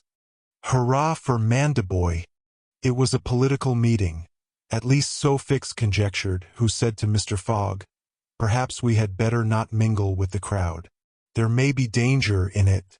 "Yes," returned Mr. Fogg, "and blows, even if they are political, are still blows." Fix smiled at this remark, and, in order to be able to see without being jostled about, the party took up a position on the top of a flight of steps situated at the upper end of Montgomery Street. Opposite them, on the other side of the street, between a coal wharf and a petroleum warehouse, a large platform had been erected in the open air, towards which the current of the crowd seemed to be directed. For what purpose was this meeting? What was the occasion of this excited assemblage? Phileas Fogg could not imagine. Was it to nominate some high official, a governor or member of Congress? It was not improbable, so agitated was the multitude before them. Just at this moment there was an unusual stir in the human mass. All the hands were raised in the air. Some, tightly closed, seemed to disappear suddenly in the midst of the cries, an energetic way, no doubt, of casting a vote. The crowd swayed back, the banners and flags wavered, disappeared an instant, then reappeared in tatters. The undulations of the human surge reached the steps, while all the heads floundered on the surface like a sea agitated by a squall. Many of the black hats disappeared, and the greater part of the crowd seemed to have diminished in height. "It is evidently a meeting," said Fix, "and its object must be an exciting one. I should not wonder if it were about the Alabama, despite the fact that that question is settled." "Perhaps," replied Mr. Fogg, simply. "At least, there are two champions in presence of each other, the Honorable Mr. Cammerfield and the Honorable Mr. Mandaboy." Aouda, leaning upon Mr. Fogg's arm, observed the tumultuous scene with surprise, while Fix asked a man near him what the cause of it all was. Before the man could reply, a fresh agitation arose. Hurrahs and excited shouts were heard. The staffs of the banners began to be used as offensive weapons, and fists flew about in every direction. Thumps were exchanged from the tops of the carriages and omnibuses which had been blocked up in the crowd. Boots and shoes went whirling through the air, and Mr. Fogg thought he even heard the crack of revolvers mingling in the din. The rout approached the stairway and flowed over the lower step. One of the parties had evidently been repulsed, but the mere lookers-on could not tell whether Mandiboy or Cammerfield had gained the upper hand. "It would be prudent for us to retire," said Fix, who was anxious that Mr. Fogg should not receive any injury, at least until they got back to London. "If there is any question about England in all this, and we were recognized, I fear it would go hard with us." "An English subject," began Mr. Fogg. He did not finish his sentence, for a terrific hubbub now arose on the terrace behind the flight of steps where they stood, and there were frantic shouts of "Hurrah for Mandiboy! Hip! Hip! Hurrah!" It was a band of voters coming to the rescue of their allies and taking the Cammerfield forces in flank. Mr. Fogg, Aouda, and Fix found themselves between two fires. It was too late to escape. The torrent of men, armed with loaded canes and sticks, was irresistible. Phileas Fogg and Fix were roughly hustled in their attempts to protect their fair companion. The former, as cool as ever, tried to defend himself with the weapons which nature has placed at the end of every Englishman's arm, but in vain. A big brawny fellow with a red beard, flushed face, and broad shoulders, who seemed to be the chief of the band, raised his clenched fist to strike Mr. Fogg, whom he would have given a crushing blow, had not Fix rushed in and received it in his stead. An enormous bruise immediately made its appearance under the detective's silk hat, which was completely smashed in. "Yankee!" exclaimed Mr. Fogg, darting a contemptuous look at the ruffian. "Englishman," returned the other. "We will meet again." "When you please. What is your name?" "Phileas Fogg." "And yours?" "Colonel Stamp Proctor." The human tide now swept by, after overturning Fix, who speedily got upon his feet again, though with tattered clothes. Happily, he was not seriously hurt. His traveling overcoat was divided into two unequal parts, and his trousers resembled those of certain Indians, which fit less compactly than they are easy to put on. Aouda had escaped unharmed, and Fix alone bore marks of the fray in his black and blue bruise. "Thanks," said Mr. Fogg to the detective, as soon as they were out of the crowd. "No thanks are necessary," replied Fix, "but let us go." "Where?" "To a tailor's." Such a visit was, indeed, opportune. The clothing of both Mr. Fogg and Fix was in rags, as if they had themselves been actively engaged in the contest between Cammerfield and Mandiboy. An hour after, they were once more suitably attired, and with Aouda returned to the International Hotel. Passepartout was waiting for his master, armed with half a dozen six-barreled revolvers. When he perceived Fix, he knit his brows, but Aouda having, in a few words, told him of their adventure, his countenance resumed its placid expression. Fix evidently was no longer an enemy, but an ally. He was faithfully keeping his word. Dinner over, the coach which was to convey the passengers and their luggage to the station drew up to the door. As he was getting in, Mr. Fogg said to Fix, "You have not seen this Colonel Proctor again?" "No. I will come back to America to find him," said Phileas Fogg calmly. "It would not be right for an Englishman to permit himself to be treated in that way, without retaliating." The detective smiled, but did not reply. It was clear that Mr. Fogg was one of those Englishmen who, while they do not tolerate dueling at home, fight abroad when their honor is attacked. At 6:15 the travelers reached the station, and found the train ready to depart. As he was about to enter it, Mr. Fogg called a porter and said to him, "My friend, was there not some trouble today in San Francisco?" "It was a political meeting, sir," replied the porter. "But I thought there was a great deal of disturbance in the streets." "It was only a meeting assembled for an election." "The election of a general-in-chief, no doubt?" asked Mr. Fogg. "No, sir. Of a justice of the peace." Phileas Fogg got into the train, which started off at full speed. Chapter 26, in which Phileas Fogg and party travel by the Pacific Railroad. From ocean to ocean, so say the Americans. And these 4 words compose the general designation of the Great Trunk Line, which crosses the entire width of the United States. The Pacific Railroad is, however, really divided into 2 distinct lines: the Central Pacific between San Francisco and Ogden, and the Union Pacific between Ogden and Omaha. 5 main lines connect Omaha with New York. New York and San Francisco are thus united by an uninterrupted metal ribbon, which measures no less than 3,786 miles. Between Omaha and the Pacific, the railway crosses a territory which is still infested by Indians and wild beasts, and a large tract which the Mormons, after they were driven from Illinois in 1845, began to colonize. The journey from New York to San Francisco consumed, formerly under the most favorable conditions, at least 6 months. It is now accomplished in 7 days. It was in 1862 that, in spite of the Southern members of Congress, who wished a more southerly route, it was decided to lay the road between the 41st and 42nd parallels. President Lincoln himself fixed the end of the line at Omaha in Nebraska. The work was at once commenced, and pursued with true American energy, nor did the rapidity with which it went on injuriously affect its good execution. The road grew on the prairies 1.5 miles a day.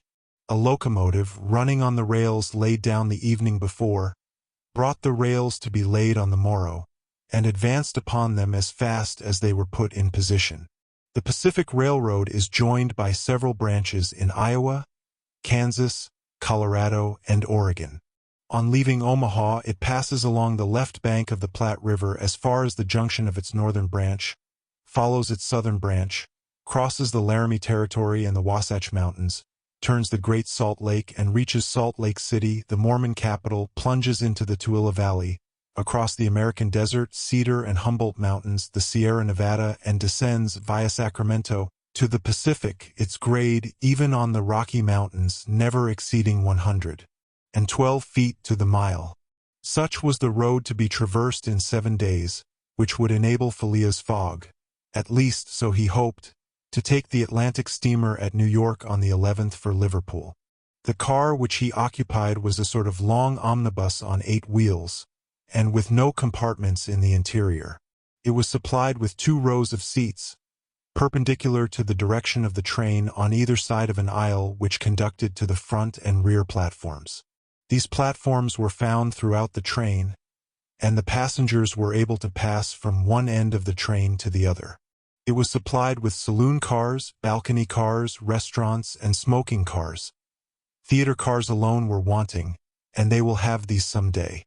Book and news dealers, sellers of edibles, drinkables, and cigars, who seemed to have plenty of customers, were continually circulating in the aisles. The train left Oakland Station at 6 o'clock. It was already night, cold and cheerless, the heavens being overcast with clouds which seemed to threaten snow. The train did not proceed rapidly. Counting the stoppages, it did not run more than 20 miles an hour, which was a sufficient speed, however, to enable it to reach Omaha within its designated time. There was but little conversation in the car, and soon many of the passengers were overcome with sleep. Passepartout found himself beside the detective, but he did not talk to him. After recent events, their relations with each other had grown somewhat cold. There could no longer be mutual sympathy or intimacy between them. Fix's manner had not changed, but Passepartout was very reserved, and ready to strangle his former friend on the slightest provocation. Snow began to fall an hour after they started, a fine snow, however, which happily could not obstruct the train. Nothing could be seen from the windows but a vast, white sheet, against which the smoke of the locomotive had a grayish aspect.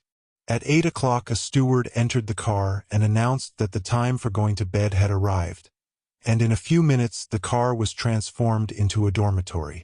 The backs of the seats were thrown back, bedsteads carefully packed were rolled out by an ingenious system, berths were suddenly improvised, and each traveler had soon at his disposition a comfortable bed, protected from curious eyes by thick curtains.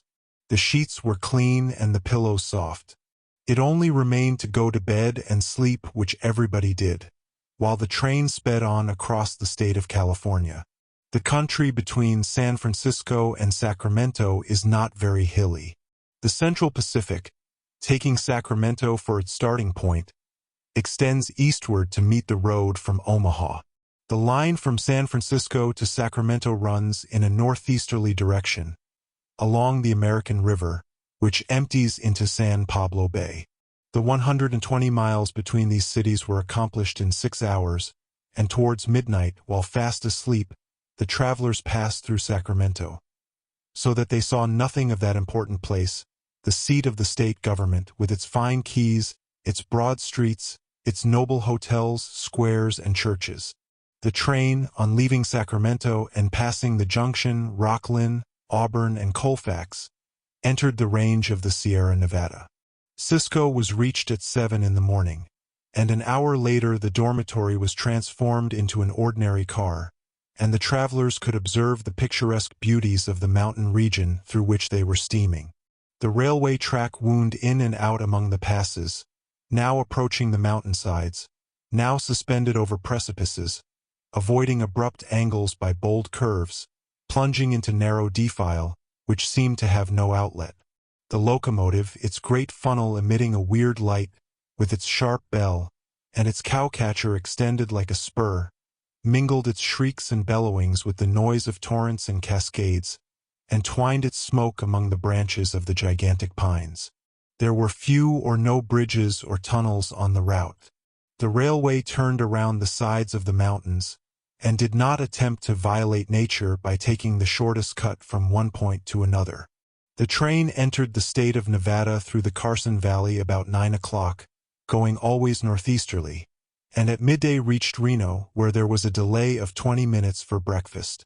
From this point the road, running along Humboldt River, passed northward for several miles by its banks. Then it turned eastward and kept by the river until it reached the Humboldt Range, nearly at the extreme eastern limit of Nevada. Having breakfasted, Mr. Fogg and his companions resumed their places in the car, and observed the varied landscape which unfolded itself as they passed along the vast prairies, the mountains lining the horizon, and the creeks with their frothy, foaming streams. Sometimes a great herd of buffaloes, massing together in the distance, seemed like a movable dam. These innumerable multitudes of ruminating beasts often form an insurmountable obstacle to the passage of the trains. Thousands of them have been seen passing over the track for hours together, in compact ranks. The locomotive is then forced to stop and wait till the road is once more clear. This happened, indeed, to the train in which Mr. Fogg was traveling. About 12 o'clock a troop of 10 or 12,000 head of buffalo encumbered the track. The locomotive, slackening its speed, tried to clear the way with its cowcatcher, but the mass of animals was too great. The buffaloes marched along with a tranquil gait, uttering now and then deafening bellowings. There was no use of interrupting them, for, having taken a particular direction, nothing can moderate and change their course. It is a torrent of living flesh which no dam could contain. The travelers gazed on this curious spectacle from the platforms. But Phileas Fogg, who had the most reason of all to be in a hurry, remained in his seat, and waited philosophically until it should please the buffaloes to get out of the way.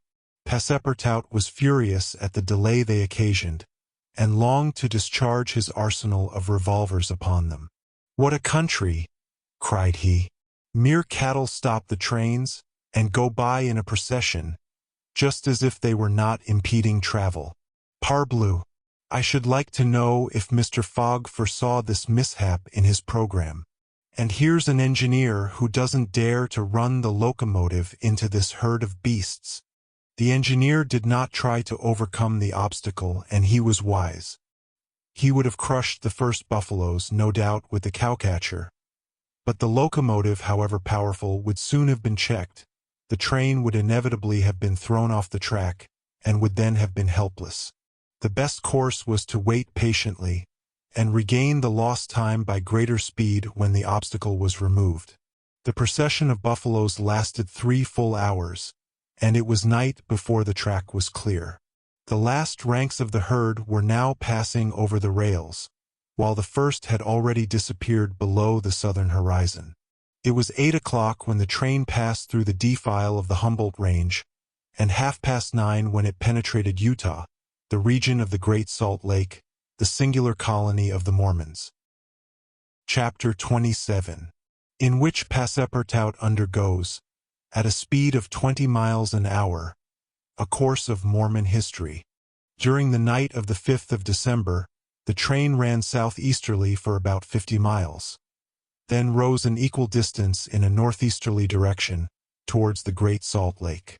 Passepartout, about 9 o'clock, went out upon the platform to take the air. The weather was cold, the heavens gray, but it was not snowing. The sun's disk, enlarged by the mist, seemed an enormous ring of gold, and Passepartout was amusing himself by calculating its value in pounds sterling, when he was diverted from this interesting study by a strange-looking personage who made his appearance on the platform. This personage, who had taken the train at Elko, was tall and dark, with black mustache, black stockings, a black silk hat, a black waistcoat, black trousers, a white cravat, and dogskin gloves. He might have been taken for a clergyman. He went from one end of the train to the other, and affixed to the door of each car a notice written in manuscript. Passepartout approached and read one of these notices, which stated that Elder William Hitch, Mormon missionary, taking advantage of his presence on train number 48, would deliver a lecture on Mormonism in car number 117 from 11 to 12 o'clock, and that he invited all who were desirous of being instructed concerning the mysteries of the religion of the Latter-day Saints to attend. "I'll go," said Passepartout to himself. He knew nothing of Mormonism except the custom of polygamy, which is its foundation. The news quickly spread through the train, which contained about 100 passengers, 30 of whom, at most, attracted by the notice, ensconced themselves in car number 117. Passepartout took one of the front seats. Neither Mr. Fogg nor Fix cared to attend. At the appointed hour, Elder William Hitch rose, and, in an irritated voice, as if he had already been contradicted, said, "I tell you that Joe Smith is a martyr, that his brother Hiram is a martyr, and that the persecutions of the United States government against the prophets will also make a martyr of Brigham Young. Who dares to say the contrary?" No one ventured to gainsay the missionary, whose excited tone contrasted curiously with his naturally calm visage. No doubt his anger arose from the hardships to which the Mormons were actually subjected.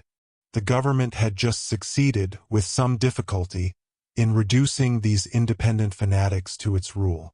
It had made itself master of Utah, and subjected that territory to the laws of the Union, after imprisoning Brigham Young on a charge of rebellion and polygamy.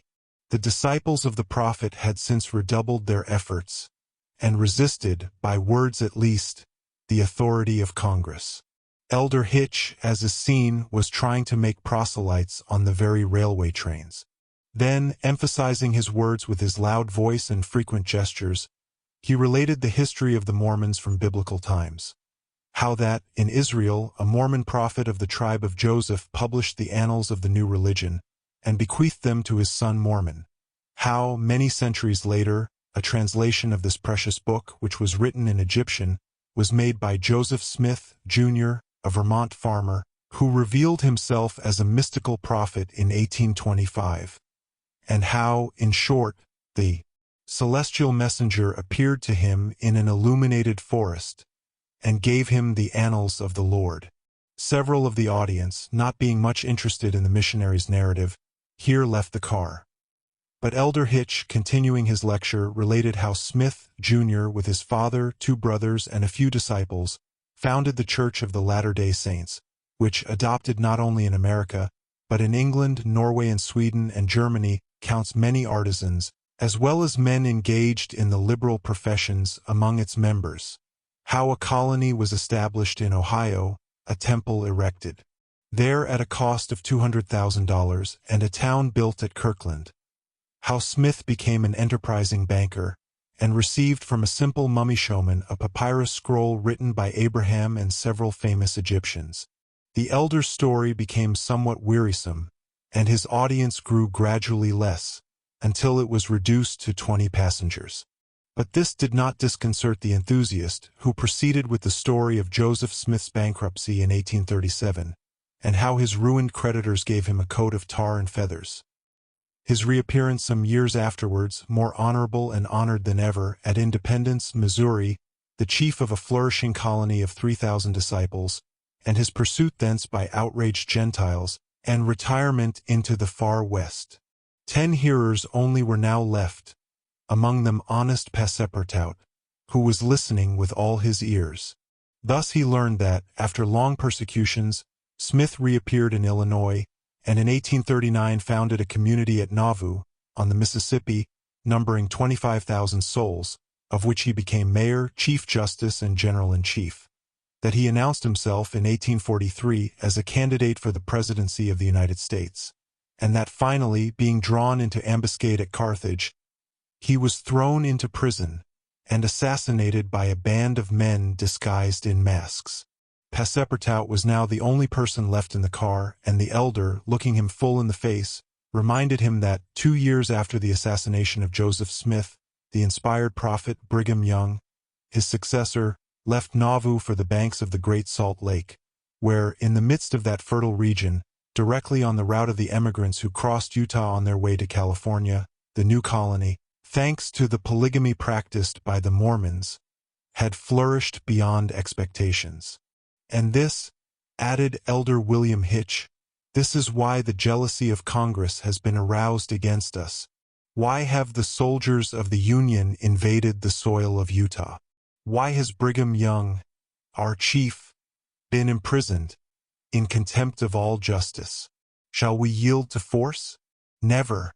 Driven from Vermont, driven from Illinois, driven from Ohio, driven from Missouri, driven from Utah, we shall yet find some independent territory on which to plant our tents.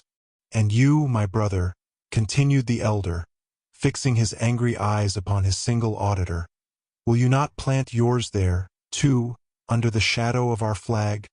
No, replied Passepartout courageously, in his turn retiring from the car, and leaving the elder to preach to vacancy. During the lecture the train had been making good progress, and towards 12:30 it reached the northwest border of the Great Salt Lake. Thence the passengers could observe the vast extent of this interior sea, which is also called the Dead Sea, and into which flows an American Jordan. It is a picturesque expanse, framed in lofty crags and large strata, encrusted with white salt. A superb sheet of water, which was formerly of larger extent than now, its shores having encroached with the lapse of time, and thus at once reduced its breadth and increased its depth. The Salt Lake, 70 miles long and 35 wide, is situated 3 miles 800 feet above the sea. Quite different from Lake Asphaltite, whose depression is 1,200 feet below the sea, it contains considerable salt, and 1/4 of the weight of its water is solid matter, its specific weight being 1,170, and, after being distilled, 1,000. Fishes are, of course, unable to live in it, and those which descend through the Jordan, the Weber, and other streams soon perish.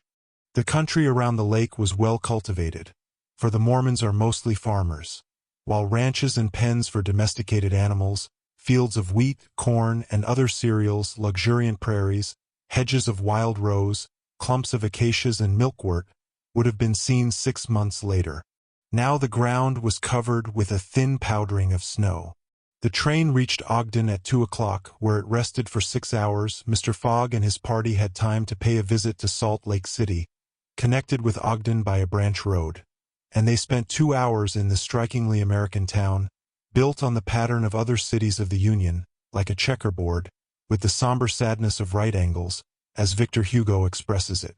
The founder of the City of the Saints could not escape from the taste for symmetry which distinguishes the Anglo-Saxons. In this strange country, where the people are certainly not up to the level of their institutions, everything is done squarely. Cities, houses, and follies. The travelers, then, were promenading at 3 o'clock about the streets of the town built between the banks of the Jordan and the spurs of the Wasatch Range. They saw few or no churches, but the prophet's mansion, the courthouse, and the arsenal, blue brick houses with verandas and porches, surrounded by gardens bordered with acacias, palms, and locusts. A clay and pebble wall, built in 1853, surrounded the town, and in the principal street were the market and several hotels adorned with pavilions. The place did not seem thickly populated. The streets were almost deserted, except in the vicinity of the temple, which they only reached after having traversed several quarters surrounded by palisades. There were many women, which was easily accounted for by the peculiar institution of the Mormons. But it must not be supposed that all the Mormons are polygamists. They are free to marry or not, as they please. But it is worth noting that it is mainly the female citizens of Utah who are anxious to marry, as, according to the Mormon religion, maiden ladies are not admitted to the possession of its highest joys. These poor creatures seem to be neither well off nor happy. Some, the more well-to-do, no doubt, wore short, open, black silk dresses under a hood or modest shawl. Others were habited in Indian fashion. Passepartout could not behold without a certain fright these women, charged, in groups, with conferring happiness on a single Mormon. His common sense pitted, above all, the husband. It seemed to him a terrible thing to have to guide so many wives at once across the vicissitudes of life, and to conduct them, as it were, in a body to the Mormon paradise with the prospect of seeing them in the company of the glorious Smith, who doubtless was the chief ornament of that delightful place, to all eternity. He felt decidedly repelled from such a vocation, and he imagined, perhaps he was mistaken, that the fair ones of Salt Lake City cast rather alarming glances on his person. Happily, his stay there was but brief. At 4 the party found themselves again at the station, took their places in the train, and the whistle sounded for starting. Just at the moment, however, that the locomotive wheels began to move, cries of "Stop! Stop!" were heard. Trains, like time and tide, stop for no one. The gentleman who uttered the cries was evidently a belated Mormon. He was breathless with running. Happily for him, the station had neither gates nor barriers. He rushed along the track, jumped on the rear platform of the train, and fell, exhausted, into one of the seats. Passepartout, who had been anxiously watching this amateur gymnast, approached him with lively interest, and learned that he had taken flight after an unpleasant domestic scene. When the Mormon had recovered his breath, Passepartout ventured to ask him politely how many wives he had, for, from the manner in which he had decamped, it might be thought that he had 20 at least. "One, sir," replied the Mormon, raising his arms heavenward. "One, and that was enough." Chapter 28, in which Passepartout does not succeed in making anybody listen to reason. The train, on leaving Great Salt Lake at Ogden, passed northward for an hour as far as Weber River, having completed nearly 900 miles from San Francisco. From this point it took an easterly direction towards the jagged Wasatch Mountains. It was in the section included between this range and the Rocky Mountains that the American engineers found the most formidable difficulties in laying the road, and that the government granted a subsidy of $48,000 per mile, instead of $16,000 allowed for the work done on the plains. But the engineers, instead of violating nature, avoided its difficulties by winding around instead of penetrating the rocks. One tunnel, only 14,000 feet in length, was pierced in order to arrive at the Great Basin. The track up to this time had reached its highest elevation at the Great Salt Lake. From this point it described a long curve, descending towards Bitter Creek Valley, to rise again to the dividing ridge of the waters between the Atlantic and the Pacific. There were many creeks in this mountainous region, and it was necessary to cross Muddy Creek, Green Creek, and others upon culverts. Passepartout grew more and more impatient as they went on, while Fix longed to get out of this difficult region, and was more anxious than Phileas Fogg himself to be beyond the danger of delays and accidents, and set foot on English soil. At 10 o'clock at night, the train stopped at Fort Bridger Station, and 20 minutes later entered Wyoming territory, following the valley of Bitter Creek throughout. The next day, December 7th, they stopped for a quarter of an hour at Green River Station. Snow had fallen abundantly during the night, but being mixed with rain, it had half melted and did not interrupt their progress. The bad weather, however, annoyed Passepartout, for the accumulation of snow by blocking the wheels of the cars would certainly have been fatal to Mr. Fogg's tour. "What an idea!" he said to himself. "Why did my master make this journey in winter? Couldn't he have waited for the good season to increase his chances?" While the worthy Frenchman was absorbed in the state of the sky and the depression of the temperature, Aouda was experiencing fears from a totally different cause. Several passengers had got off at Green River and were walking up and down the platforms, and among these Aouda recognized Colonel Stamp Proctor, the same who had so grossly insulted Phileas Fogg at the San Francisco meeting. Not wishing to be recognized, the young woman drew back from the window, feeling much alarm at her discovery. She was attached to the man who, however coldly, gave her daily evidences of the most absolute devotion. She did not comprehend, perhaps, the depth of the sentiment with which her protector inspired her, which she called gratitude, but which, though she was unconscious of it, was really more than that.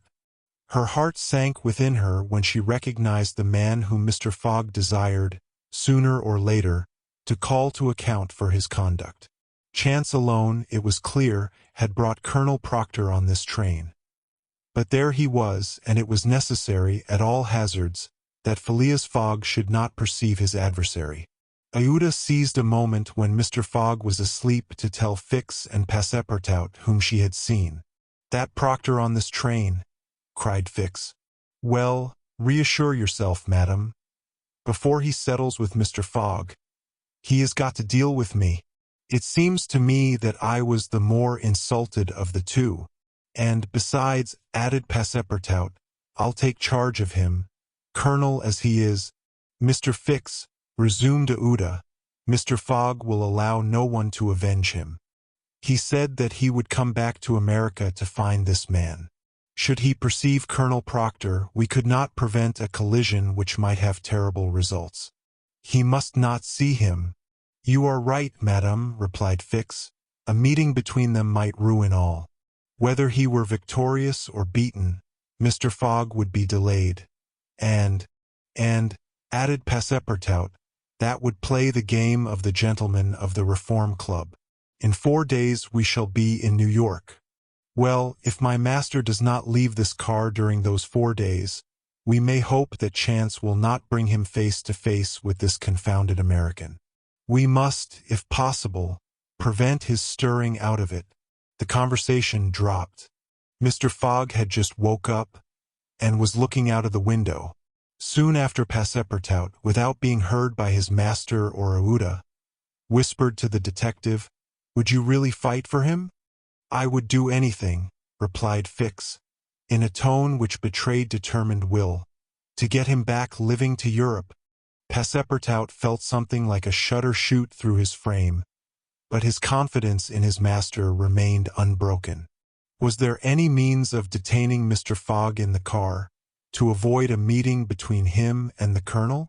It ought not to be a difficult task, since that gentleman was naturally sedentary and little curious. The detective, at least, seemed to have found a way. For, after a few moments, he said to Mr. Fogg, "These are long and slow hours, sir, that we are passing on the railway." "Yes," replied Mr. Fogg, "but they pass." "You were in the habit of playing whist," resumed Fix, "on the steamers." "Yes, but it would be difficult to do so here. I have neither cards nor partners." "Oh, but we can easily buy some cards, for they are sold on all the American trains. And as for partners, if Madame plays—" "Certainly, sir," Aouda quickly replied. "I understand whist. It is part of an English education. I myself have some pretensions to playing a good game. Well, here are 3 of us, and a dummy." "As you please, sir," replied Phileas Fogg, heartily glad to resume his favorite pastime even on the railway. Passepartout was dispatched in search of the steward, and soon returned with 2 packs of cards, some pins, counters, and a shelf covered with cloth. The game commenced.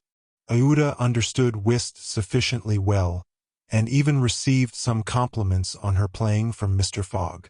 As for the detective, he was simply an adept, and worthy of being matched against his present opponent. "Now," thought Passepartout, "we've got him.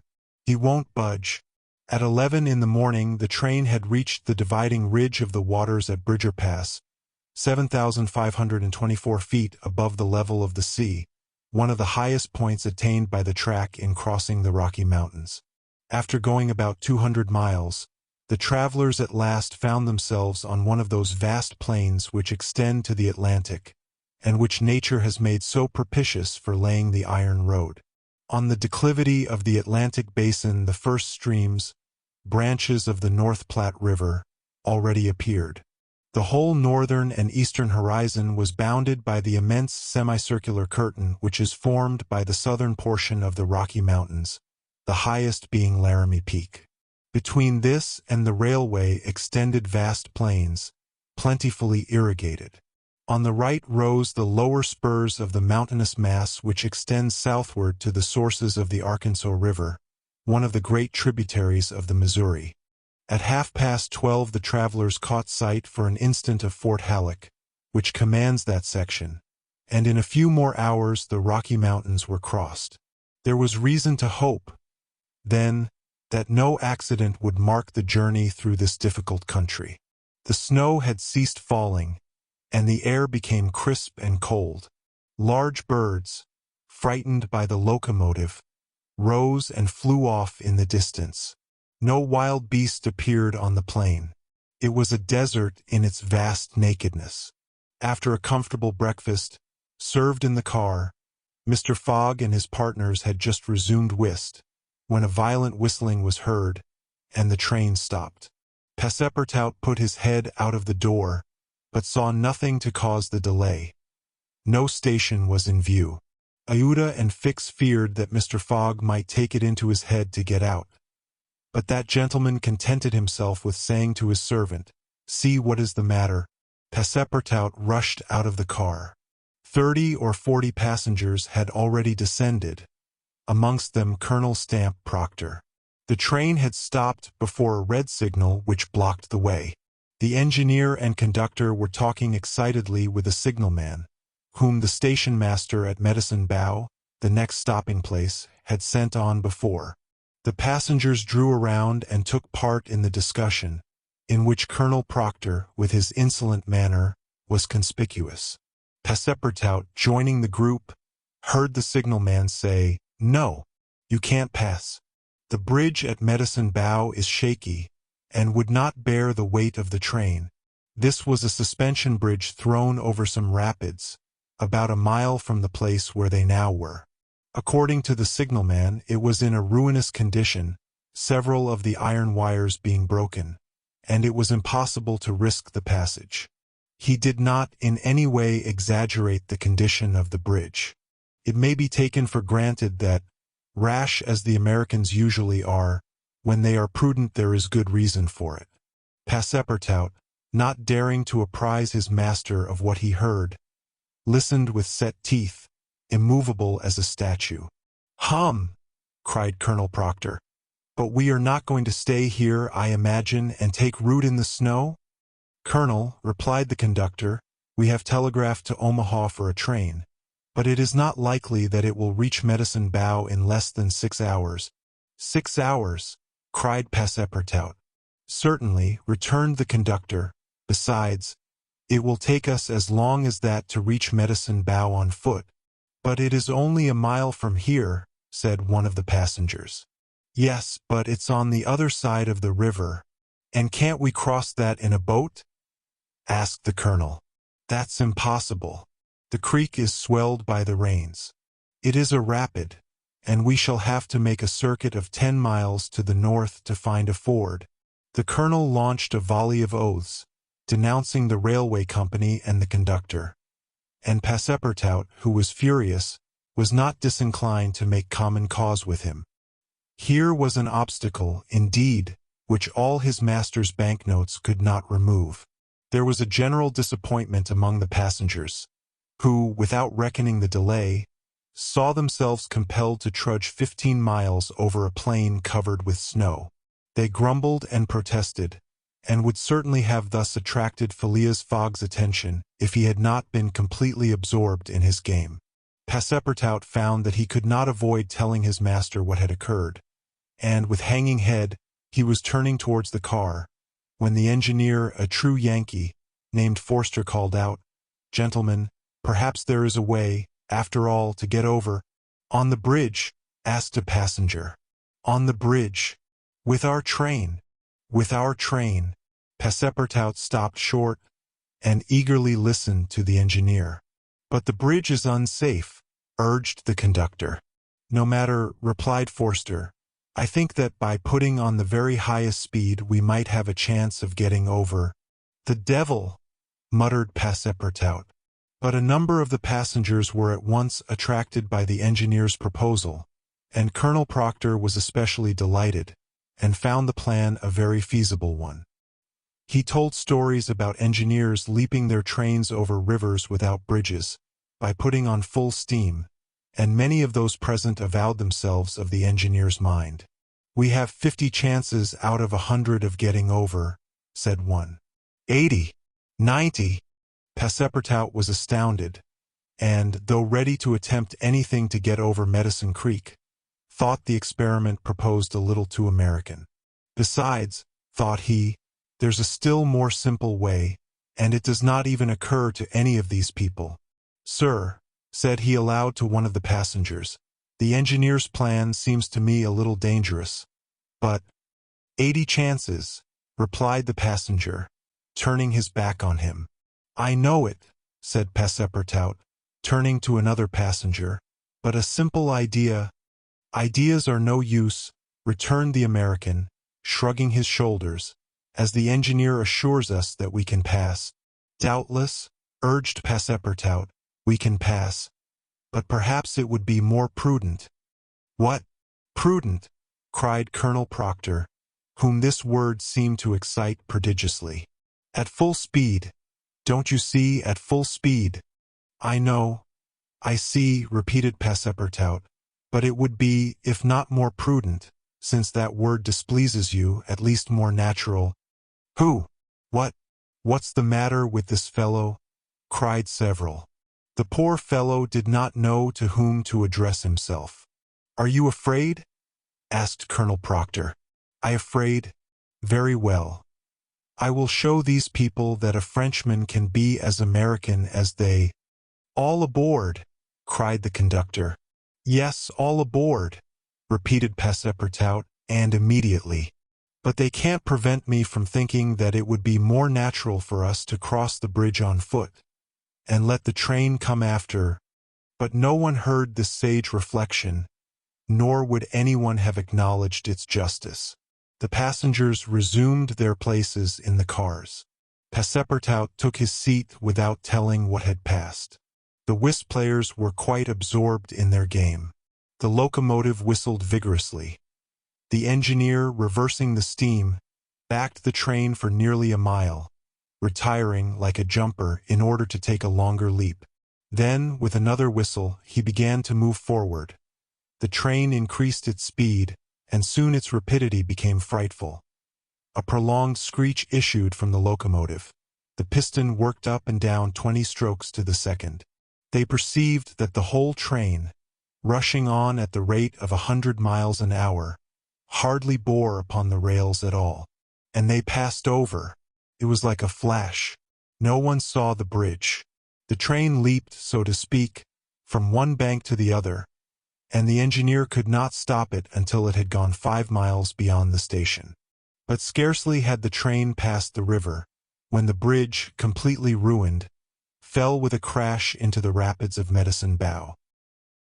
Chapter 29, in which certain incidents are narrated which are only to be met with on American railroads.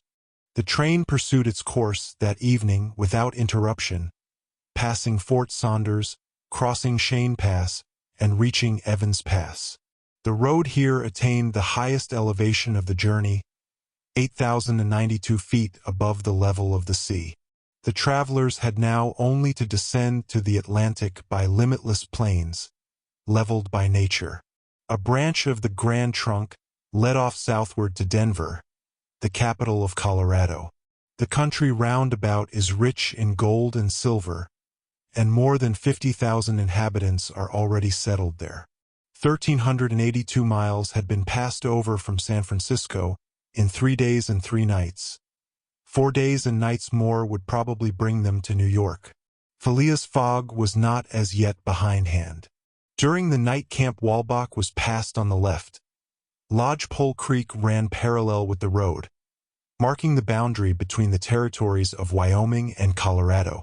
They entered Nebraska at 11, passed near Sedgwick, and touched at Julesburg, on the southern branch of the Platte River. It was here that the Union Pacific Railroad was inaugurated on the 23rd of October, 1867, by the chief engineer, General Dodge.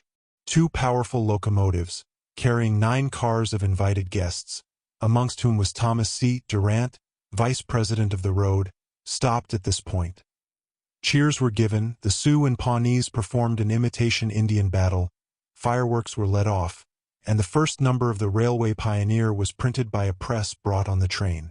Thus was celebrated the inauguration of this great railroad, a mighty instrument of progress and civilization, thrown across the desert, and destined to link together cities and towns which do not yet exist. The whistle of the locomotive, more powerful than Amphion's lyre, was about to bid them rise from American soil. Fort McPherson was left behind at 8 in the morning, and 357 miles had yet to be traversed before reaching Omaha. The road followed the capricious windings of the southern branch of the Platte River, on its left bank.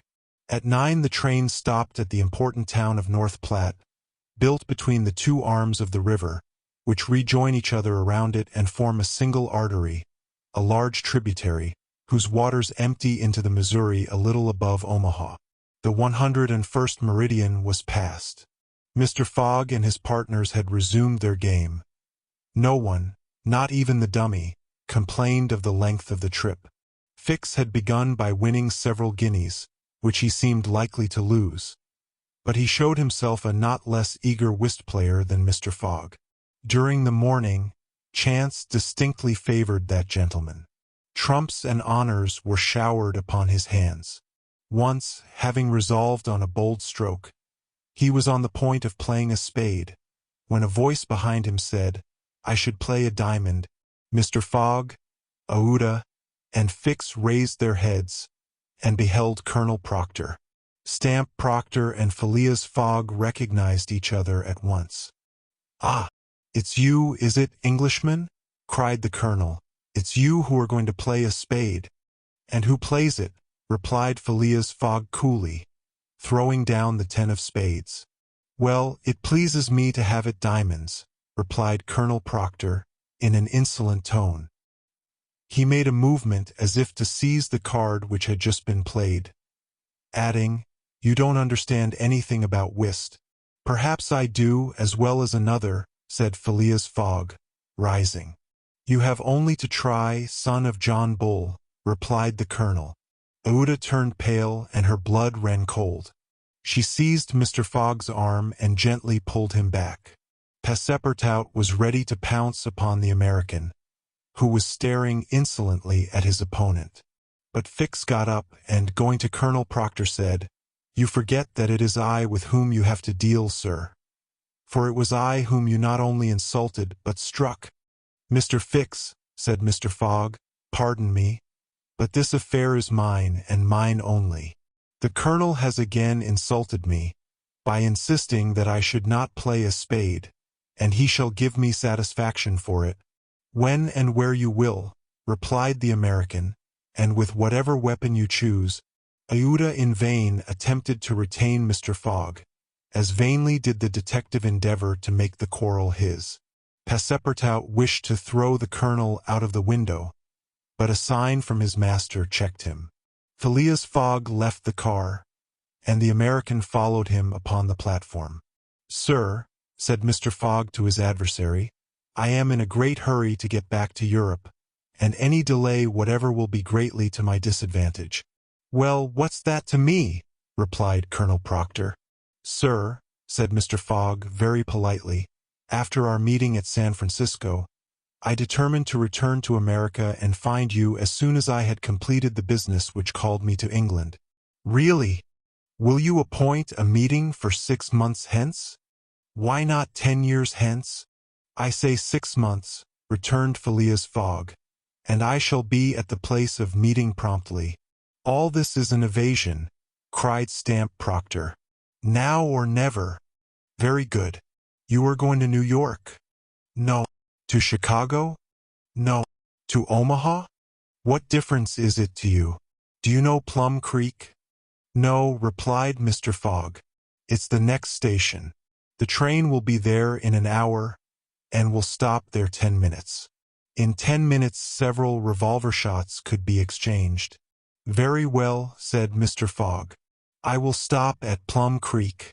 "And I guess you'll stay there too," added the American insolently. "Who knows?" replied Mr. Fogg, returning to the car as coolly as usual. He began to reassure Aouda, telling her that blusterers were never to be feared, and begged Fix to be his second at the approaching duel, a request which the detective could not refuse. Mr. Fogg resumed the interrupted game with perfect calmness. At 11 o'clock the locomotive's whistle announced that they were approaching Plum Creek Station. Mr. Fogg rose and, followed by Fix, went out upon the platform. Passepartout accompanied him, carrying a pair of revolvers. Aouda remained in the car, as pale as death.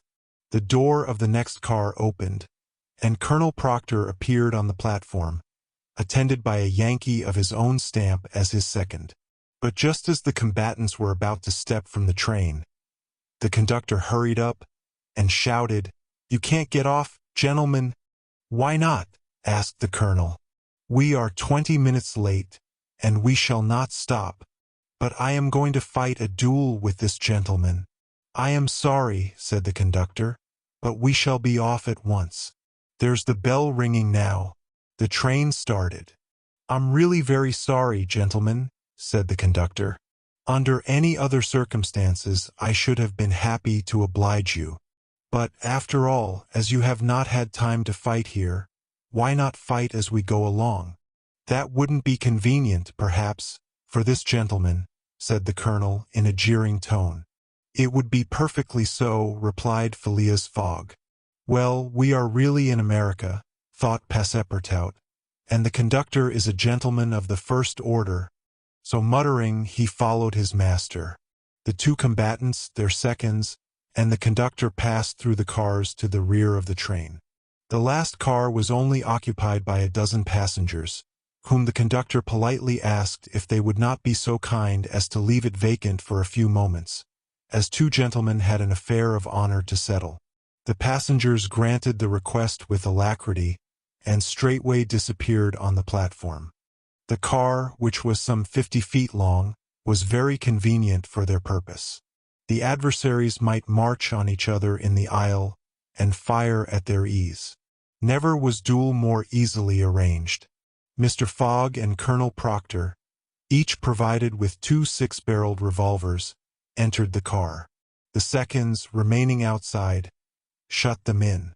They were to begin firing at the first whistle of the locomotive. After an interval of 2 minutes, what remained of the two gentlemen would be taken from the car. Nothing could be more simple. Indeed, it was all so simple that Fix and Passepartout felt their hearts beating as if they would crack.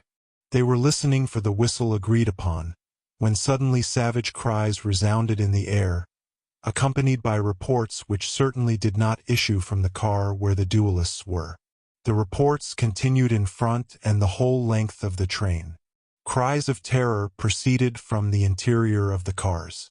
Colonel Proctor and Mr. Fogg, revolvers in hand, hastily quitted their prison and rushed forward where the noise was most clamorous.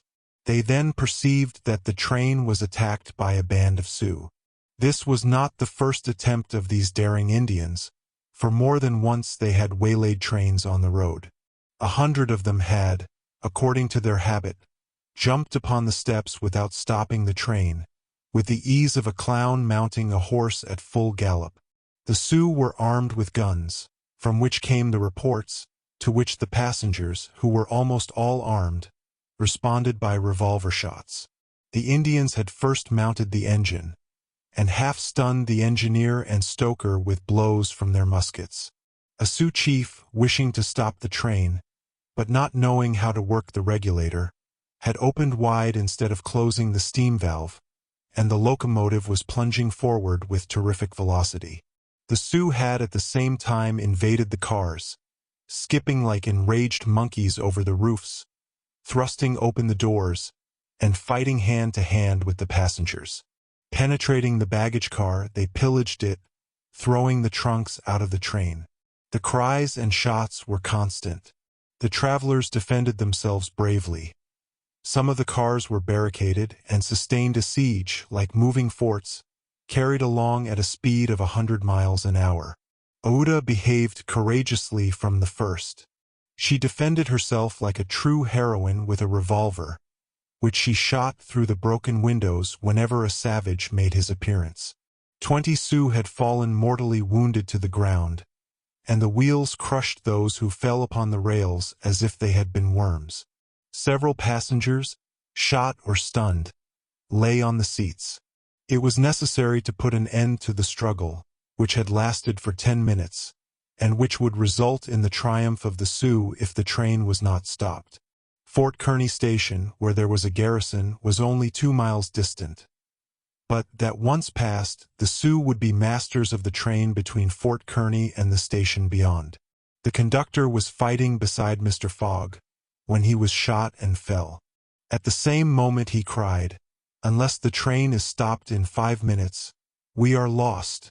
"It shall be stopped," said Phileas Fogg, preparing to rush from the car. "Stay, monsieur," cried Passepartout, "I will go." Mr. Fogg had not time to stop the brave fellow, who, opening a door unperceived by the Indians, succeeded in slipping under the car, and while the struggle continued and the balls whizzed across each other over his head, he made use of his old acrobatic experience, and with amazing agility worked his way under the cars, holding on to the chains, aiding himself by the brakes and edges of the sashes, creeping from one car to another with marvelous skill, and thus gaining the forward end of the train. There, suspended by one hand between the baggage car and the tender, with the other he loosened the safety chains. But, owing to the traction, he would never have succeeded in unscrewing the yoking bar, had not a violent concussion jolted this bar out. The train, now detached from the engine, remained a little behind, whilst the locomotive rushed forward with increased speed. Carried on by the force already acquired, the train still moved for several minutes. But the brakes were worked and at last they stopped, less than 100 feet from Kearny Station. The soldiers of the fort, attracted by the shots, hurried up. The Sioux had not expected them, and decamped in a body before the train entirely stopped. But when the passengers counted each other on the station platform, several were found missing. Among others the courageous Frenchman, whose devotion had just saved them. Chapter 30, in which Phileas Fogg simply does his duty. 3 passengers, including Passepartout, had disappeared. Had they been killed in the struggle? Were they taken prisoners by the Sioux? It was impossible to tell. There were many wounded, but none mortally. Colonel Proctor was one of the most seriously hurt. He had fought bravely, and a ball had entered his groin. He was carried into the station with the other wounded passengers, to receive such attention as could be of avail. Aouda was safe, and Phileas Fogg, who had been in the thickest of the fight, had not received a scratch. Fix was slightly wounded in the arm, but Passepartout was not to be found, and tears coursed down Aouda's cheeks. All the passengers had got out of the train, the wheels of which were stained with blood. From the tires and spokes hung ragged pieces of flesh. As far as the eye could reach on the white plain behind, red trails were visible. The last Sioux were disappearing in the south, along the banks of Republican River. Mr. Fogg, with folded arms, remained motionless. He had a serious decision to make. Aouda, standing near him, looked at him without speaking, and he understood her look. If his servant was a prisoner, ought he not to risk everything to rescue him from the Indians? "I will find him, living or dead," said he quietly to Aouda. "Ah, Mr. Fogg!" cried she, clasping his hands and covering them with tears. "Living," added Mr. Fogg, "if we do not lose a moment." Phileas Fogg, by this resolution, inevitably sacrificed himself. He pronounced his own doom. The delay of a single day would make him lose the steamer at New York, and his bet would be certainly lost. But as he thought, "It is my duty," he did not hesitate. The commanding officer of Fort Kearny was there. 100 of his soldiers had placed themselves in a position to defend the station, should the Sioux attack it. "Sir," said Mr. Fogg to the captain, "3 passengers have disappeared." "Dead?" asked the captain. "Dead or prisoners? That is the uncertainty which must be solved." "Do you propose to pursue the Sioux?" "That's a serious thing to do, sir," returned the captain. "These Indians may retreat beyond the Arkansas, and I cannot leave the fort unprotected." "The lives of 3 men are in question, sir," said Phileas Fogg. "Doubtless. But can I risk the lives of 50 men to save 3? "I don't know whether you can, sir. But you ought to do so." "Nobody here," returned the other, "has a right to teach me my duty." "Very well," said Mr. Fogg, coldly. "I will go alone." "You, sir!" cried Fix, coming up. "You go alone in pursuit of the Indians? Would you have me leave this poor fellow to perish, him to whom everyone present owes his life? I shall go." "No, sir, you shall not go alone," cried the captain, touched in spite of himself. "No, you are a brave man. 30 volunteers," he added, turning to the soldiers. The whole company started forward at once. The captain had only to pick his men. 30 were chosen, and an old sergeant placed at their head. "Thanks, Captain," said Mr. Fogg. "Will you let me go with you?" asked Fix. "Do as you please, sir. But if you wish to do me a favor, you will remain with Aouda. In case anything should happen to me." A sudden pallor overspread the detective's face. Separate himself from the man whom he had so persistently followed step by step. Leave him to wander about in this desert. Fix gazed attentively at Mr. Fogg, and, despite his suspicions and of the struggle which was going on within him, he lowered his eyes before that calm and frank look. "I will stay," said he. A few moments after, Mr. Fogg pressed the young woman's hand, and, having confided to her his precious carpet-bag, went off with the sergeant and his little squad. But, before going, he had said to the soldiers, "My friends, I will divide $5,000 among you, if we save the prisoners." It was then a little past noon. Aouda retired to a waiting room, and there she waited alone, thinking of the simple and noble generosity, the tranquil courage of Phileas Fogg. He had sacrificed his fortune, and was now risking his life, all without hesitation, from duty in silence. Fix did not have the same thoughts, and could scarcely conceal his agitation. He walked feverishly up and down the platform, but soon resumed his outward composure. He now saw the folly of which he had been guilty in letting Fogg go alone. What! This man, whom he had just followed around the world, was permitted now to separate himself from him.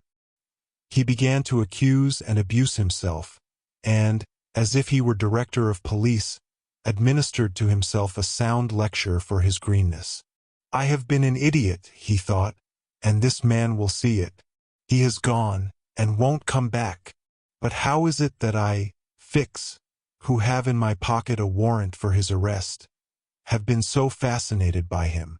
Decidedly, I am nothing but an ass."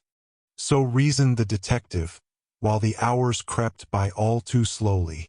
He did not know what to do.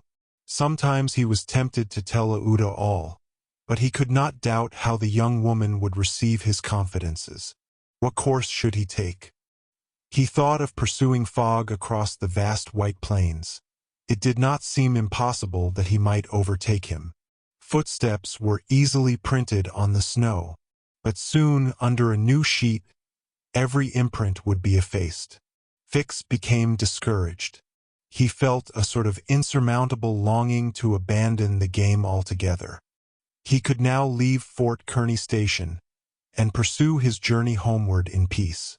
Towards 2 o'clock in the afternoon, while it was snowing hard, long whistles were heard approaching from the east. A great shadow, preceded by a wild light, slowly advanced, appearing still larger through the mist, which gave it a fantastic aspect. No train was expected from the east, neither had there been time for the succor asked for by telegraph to arrive. The train from Omaha to San Francisco was not due till the next day. The mystery was soon explained. The locomotive, which was slowly approaching with deafening whistles, was that which, having been detached from the train, had continued its route with such terrific rapidity, carrying off the unconscious engineer and stoker. It had run several miles when, the fire becoming low for want of fuel, the steam had slackened, and it had finally stopped an hour after, some 20 miles beyond Fort Kearny. Neither the engineer nor the stoker was dead, and, after remaining for some time in their swoon, had come to themselves. The train had then stopped. The engineer, when he found himself in the desert, and the locomotive without cars, understood what had happened. He could not imagine how the locomotive had become separated from the train, but he did not doubt that the train left behind was in distress. He did not hesitate what to do. It would be prudent to continue on to Omaha, for it would be dangerous to return to the train, which the Indians might still be engaged in pillaging. Nevertheless, he began to rebuild the fire in the furnace. The pressure again mounted, and the locomotive returned, running backwards to Fort Kearny. This it was which was whistling in the mist. The travelers were glad to see the locomotive resume its place at the head of the train. They could now continue the journey so terribly interrupted. Aouda, on seeing the locomotive come up, hurried out of the station and asked the conductor, "Are you going to start?" "At once, madam. But the prisoners, our unfortunate fellow travelers." "I cannot interrupt the trip," replied the conductor. "We are already 3 hours behind time. And when will another train pass here from San Francisco?" "Tomorrow evening, madam, tomorrow evening. But then it will be too late. We must wait." "It is impossible," responded the conductor. "If you wish to go, please get in." "I will not go," said Aouda. Fix had heard this conversation. A little while before, when there was no prospect of proceeding on the journey, he had made up his mind to leave Fort Kearny, but now that the train was there, ready to start, and he had only to take his seat in the car, an irresistible influence held him back. The station platform burned his feet, and he could not stir. The conflict in his mind again began. Anger and failure stifled him. He wished to struggle on to the end. Meanwhile, the passengers and some of the wounded, among them Colonel Proctor, whose injuries were serious, had taken their places in the train. The buzzing of the overheated boiler was heard, and the steam was escaping from the valves. The engineer whistled, the train started, and soon disappeared, mingling its white smoke with the eddies of the densely falling snow. The detective had remained behind. Several hours passed. The weather was dismal and it was very cold. Fix sat motionless on a bench in the station. He might have been thought asleep. Aouda, despite the storm, kept coming out of the waiting room, going to the end of the platform, and peering through the tempest of snow, as if to pierce the mist which narrowed the horizon around her, and to hear, if possible, some welcome sound. She heard and saw nothing. Then she would return, chilled through, to issue out again after the lapse of a few moments, but always in vain. Evening came and the little band had not returned. Where could they be? Had they found the Indians and were they having a conflict with them, or were they still wandering amid the mist? The commander of the fort was anxious, though he tried to conceal his apprehensions. As night approached, the snow fell less plentifully, but it became intensely cold. Absolute silence rested on the plains. Neither flight of bird nor passing of beast troubled the perfect calm. Throughout the night Aouda, full of sad forebodings, her heart stifled with anguish, wandered about on the verge of the plains. Her imagination carried her far off and showed her innumerable dangers. What she suffered through the long hours it would be impossible to describe. Fix remained stationary in the same place, but did not sleep. Once a man approached and spoke to him, and the detective merely replied by shaking his head. Thus the night passed. At dawn, the half-extinguished disk of the sun rose above a misty horizon, but it was now possible to recognize objects 2 miles off. Phileas Fogg and the squad had gone southward. In the south all was still vacancy. It was then 7 o'clock. The captain, who was really alarmed, did not know what course to take. Should he send another detachment to the rescue of the first? Should he sacrifice more men, with so few chances of saving those already sacrificed? His hesitation did not last long, however. Calling one of his lieutenants, he was on the point of ordering a reconnaissance, when gunshots were heard. Was it a signal? The soldiers rushed out of the fort, and half a mile off they perceived a little band returning in good order. Mr. Fogg was marching at their head, and just behind him were Passepartout and the other 2 travelers, rescued from the Sioux. They had met and fought the Indians 10 miles south of Fort Kearny. Shortly before the detachment arrived, Passepartout and his companions had begun to struggle with their captors, 3 of whom the Frenchman had felled with his fists, when his master and the soldiers hastened up to their relief. All were welcomed with joyful cries. Phileas Fogg distributed the reward he had promised to the soldiers, while Passepartout, not without reason, muttered to himself, "It must certainly be confessed that I cost my master dear." Fix, without saying a word, looked at Mr. Fogg, and it would have been difficult to analyze the thoughts which struggled within him. As for Aouda, she took her protector's hand and pressed it in her own, too much moved to speak. Meanwhile, Passepartout was looking about for the train. He thought he should find it there, ready to start for Omaha, and he hoped that the time lost might be regained. "The train! The train!" cried he. "Gone," replied Fix. "And when does the next train pass here?" said Phileas Fogg. "Not till this evening." "Ah!" returned the impassible gentleman quietly.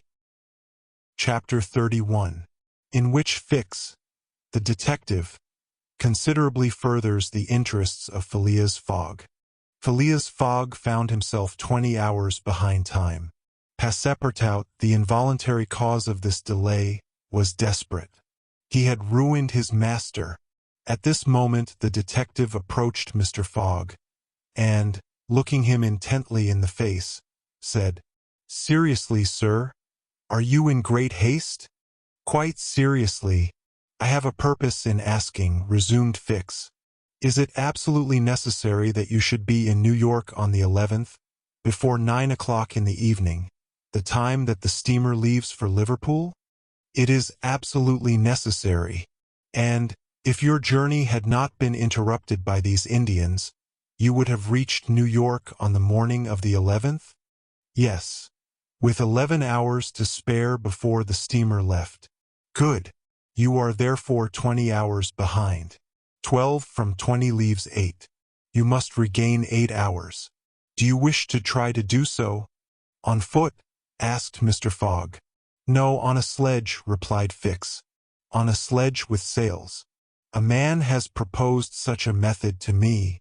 It was the man who had spoken to Fix during the night, and whose offer he had refused.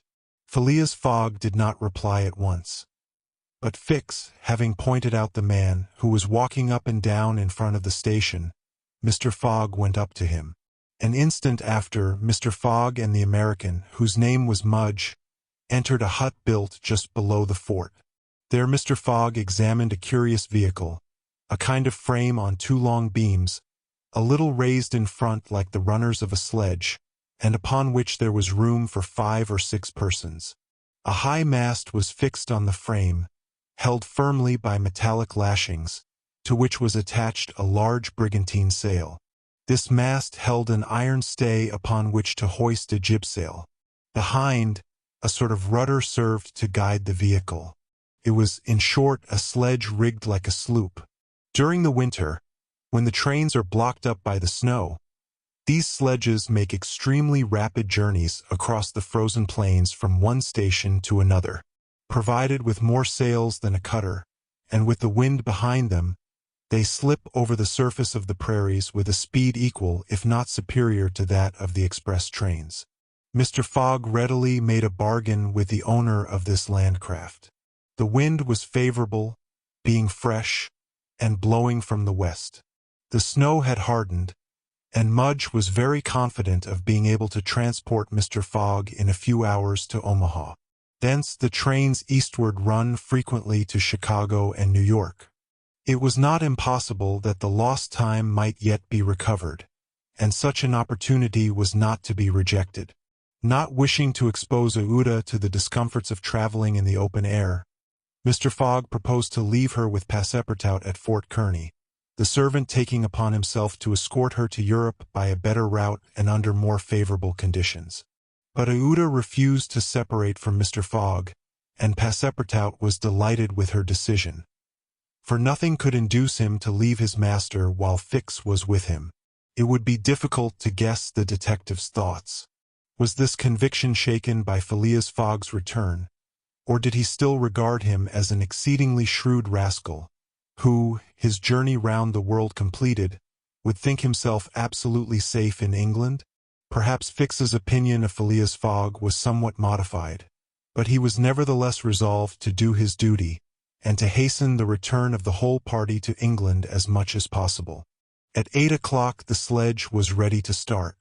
The passengers took their places on it, and wrapped themselves up closely in their traveling cloaks. The 2 great sails were hoisted, and under the pressure of the wind the sledge slid over the hardened snow with a velocity of 40 miles an hour. The distance between Fort Kearny and Omaha, as the birds fly, is at most 200 miles. If the wind held good, the distance might be traversed in 5 hours. If no accident happened, the sledge might reach Omaha by 1 o'clock. What a journey! The travelers, huddled close together, could not speak for the cold, intensified by the rapidity at which they were going. The sledge sped on as lightly as a boat over the waves. When the breeze came skimming the earth, the sledge seemed to be lifted off the ground by its sails. Mudge, who was at the rudder, kept in a straight line, and by a turn of his hand checked the lurches which the vehicle had a tendency to make. All the sails were up, and the jib was so arranged as not to screen the brigantine. A topmast was hoisted, and another jib, held out to the wind, added its force to the other sails. Although the speed could not be exactly estimated, the sledge could not be going at less than 40 miles an hour. "If nothing breaks," said Mudge, "we shall get there." Mr. Fogg had made it for Mudge's interest to reach Omaha within the time agreed on, by the offer of a handsome reward. The prairie, across which the sledge was moving in a straight line, was as flat as a sea. It seemed like a vast frozen lake. The railroad which ran through this section ascended from the southwest to the northwest by Great Island, Columbus, an important Nebraska town, Schuyler, and Fremont, to Omaha. It followed throughout the right bank of the Platte River. The sledge, shortening this route, took a chord of the arc described by the railway. Mudge was not afraid of being stopped by the Platte River, because it was frozen. The road, then, was quite clear of obstacles, and Phileas Fogg had but two things to fear: an accident to the sledge and a change or calm in the wind. But the breeze, far from lessening its force, blew as if to bend the mast, which, however, the metallic lashings held firmly. These lashings, like the chords of a stringed instrument, resounded as if vibrated by a violin bow. The sledge slid along in the midst of a plaintively intense melody. "Those chords give the fifth and the octave," said Mr. Fogg. These were the only words he uttered during the journey. Aouda, cozily packed in furs and cloaks, was sheltered as much as possible from the attacks of the freezing wind. As for Passepartout, his face was as red as the sun's disk when it sets in the mist, and he laboriously inhaled the biting air. With his natural buoyancy of spirits, he began to hope again. They would reach New York on the evening, if not on the morning of the 11th, and there were still some chances that it would be before the steamer sailed for Liverpool. Passepartout even felt a strong desire to grasp his ally, Fix, by the hand. He remembered that it was the detective who procured the sledge, the only means of reaching Omaha in time. But, checked by some presentiment, he kept his usual reserve. One thing, however, Passepartout would never forget, and that was the sacrifice which Mr. Fogg had made, without hesitation, to rescue him from the Sioux. Mr. Fogg had risked his fortune and his life. No, his servant would never forget that. While each of the party was absorbed in reflections so different, the sledge flew past over the vast carpet of snow. The creeks it passed over were not perceived. Fields and streams disappeared under the uniform whiteness. The plain was absolutely deserted. Between the Union Pacific Road and the branch which unites Kearney with St. Joseph, it formed a great uninhabited island. Neither village, station, nor fort appeared. From time to time they sped by some phantom-like tree, whose white skeleton twisted and rattled in the wind. Sometimes flocks of wild birds rose, or bands of gaunt, famished, ferocious prairie wolves ran howling after the sledge. Passepartout, revolver in hand, held himself ready to fire on those which came too near. Had an accident then happened to the sledge, the travelers, attacked by these beasts, would have been in the most terrible danger. But it held on its even course, soon gained on the wolves, and ere long left the howling band at a safe distance behind. About noon Mudge perceived by certain landmarks that he was crossing the Platte River. He said nothing, but he felt certain that he was now within 20 miles of Omaha. In less than an hour he left the rudder and furled his sails, whilst the sledge, carried forward by the great impetus the wind had given it, went on half a mile further with its sails unspread. It stopped at last, and Mudge, pointing to a mass of roofs white with snow, said, "We have got there, arrived." Arrived at the station which is in daily communication by numerous trains with the Atlantic seaboard. Passepartout and Fix jumped off, stretched their stiffened limbs, and aided Mr. Fogg and the young woman to descend from the sledge. Phileas Fogg generously rewarded Mudge, whose hand Passepartout warmly grasped, and the party directed their steps to the Omaha railway station. The Pacific Railroad proper finds its terminus at this important Nebraska town. Omaha is connected with Chicago by the Chicago and Rock Island Railroad, which runs directly east and passes 50 stations. A train was ready to start when Mr. Fogg and his party reached the station, and they only had time to get into the cars. They had seen nothing of Omaha, but Passepartout confessed to himself that this was not to be regretted, as they were not traveling to see the sights. The train passed rapidly across the state of Iowa, by Council Bluffs, Des Moines, and Iowa City. During the night, it crossed the Mississippi at Davenport, and by Rock Island entered Illinois.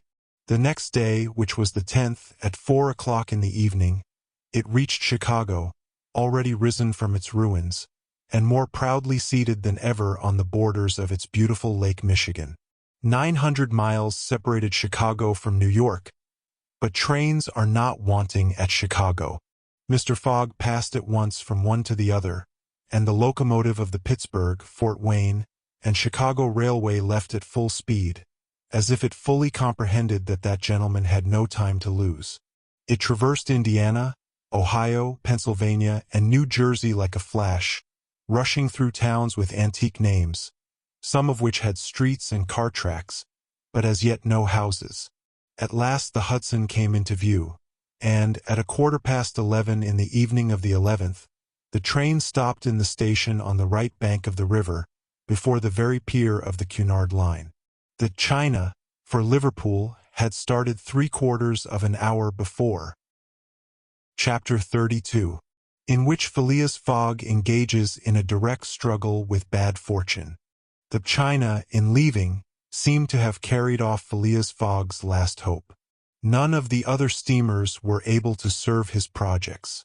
The Parier of the French Transatlantic Company, whose admirable steamers are equal to any in speed and comfort, did not leave until the 14th. The Hamburg boats did not go directly to Liverpool or London, but to Havre, and the additional trip from Havre to Southampton would render Phileas Fogg's last efforts of no avail. The Inman steamer did not depart till the next day, and could not cross the Atlantic in time to save the wager. Mr. Fogg learned all this in consulting his Bradshaw, which gave him the daily movements of the transatlantic steamers. Passepartout was crushed.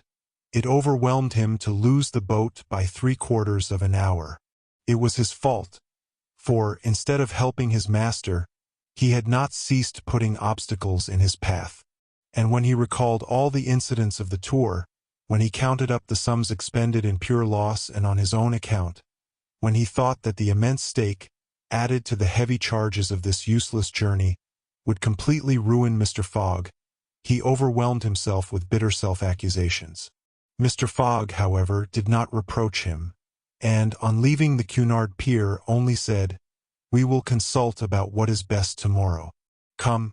The party crossed the Hudson in the Jersey City ferryboat, and drove in a carriage to the St. Nicholas Hotel on Broadway. Rooms were engaged, and the night passed, briefly to Phileas Fogg, who slept profoundly, but very long to Ouida and the others, whose agitation did not permit them to rest. The next day was the 12th of December. From 7 in the morning of the 12th to 9:15 in the evening of the 21st, there were 9 days, 13 hours, and 45 minutes. If Phileas Fogg had left in the China, one of the fastest steamers on the Atlantic, he would have reached Liverpool and then London within the period agreed upon. Mr. Fogg left the hotel alone, after giving Passepartout instructions to await his return, and inform Ouida to be ready at an instant's notice. He proceeded to the banks of the Hudson, and looked about among the vessels moored or anchored in the river, for any that were about to depart. Several had departure signals, and were preparing to put to sea at morning tide. For in this immense and admirable port there is not one day in 100 that vessels do not set out for every quarter of the globe. But they were mostly sailing vessels, of which, of course, Phileas Fogg could make no use. He seemed about to give up all hope, when he espied, anchored at the battery, a cable's length off at most, a trading vessel with a screw well-shaped, whose funnel, puffing a cloud of smoke, indicated that she was getting ready for departure. Phileas Fogg hailed a boat, got into it, and soon found himself on board the Henrietta, iron-hulled, wood-built above. He ascended to the deck, and asked for the captain, who forthwith presented himself. He was a man of 50, a sort of sea-wolf with big eyes, a complexion of oxidized copper, red hair and thick neck, and a growling voice. "The captain?" asked Mr. Fogg. "I am the captain. I am Phileas Fogg, of London, and I am Andrew Speedy, of Cardiff. You are going to put to sea? In an hour. You are bound for Bordeaux. And your cargo? No freight. Going in ballast. Have you any passengers? No passengers. Never have passengers. Too much in the way. Is your vessel a swift one? Between 11 and 12 knots. The Henrietta, well known. Will you carry me and 3 other persons to Liverpool? To Liverpool? Why not to China? I said Liverpool. No, no, no. I am setting out for Bordeaux, and shall go to Bordeaux. Money is no object? None. The captain spoke in a tone which did not admit of a reply. But the owners of the Henrietta, resumed Phileas Fogg. The owners are myself, replied the captain. The vessel belongs to me. I will freight it for you. No. I will buy it of you. No. Phileas Fogg did not betray the least disappointment. But the situation was a grave one. It was not at New York as at Hong Kong, nor with the captain of the Henrietta as with the captain of the Tankadere. Up to this time money had smoothed away every obstacle. Now money failed. Still, some means must be found to cross the Atlantic on a boat, unless by balloon, which would have been venturesome, besides not being capable of being put in practice. It seemed that Phileas Fogg had an idea, for he said to the captain, "Well, will you carry me to Bordeaux?" "No, not if you paid me $200. I offer you 2,000. A piece? A piece. And there are 4 of you?" 4. Captain Speedy began to scratch his head. There were $8,000 to gain without changing his route, for which it was well worth conquering the repugnance he had for all kinds of passengers. Besides, passengers at $2,000 are no longer passengers, but valuable merchandise. "I start at 9 o'clock, said Captain Speedy simply. "Are you and your party ready?" "We will be on board at 9 o'clock, replied, no less simply, Mr. Fogg. It was 8:30. To disembark from the Henrietta, jump into a hack, hurry to the St. Nicholas, and return with Aouda, Passepartout, and even the inseparable Fix was the work of a brief time, and was performed by Mr. Fogg with the coolness which never abandoned him. They were on board when the Henrietta made ready to weigh anchor. When Passepartout heard what this last voyage was going to cost, he uttered a prolonged "oh," which extended throughout his vocal gamut. As for Fix, he said to himself that the Bank of England would certainly not come out of this affair well indemnified. When they reached England, even if Mr. Fogg did not throw some handfuls of bank bills into the sea, more than £7,000 would have been spent. Chapter 33, in which Phileas Fogg shows himself equal to the occasion. An hour after, the Henrietta passed the lighthouse which marks the entrance of the Hudson, turned the point of Sandy Hook, and put to sea. During the day she skirted Long Island, passed Fire Island, and directed her course rapidly eastward. At noon the next day, a man mounted the bridge to ascertain the vessel's position. It might be thought that this was Captain Speedy. Not the least in the world. It was Phileas Fogg, Esquire.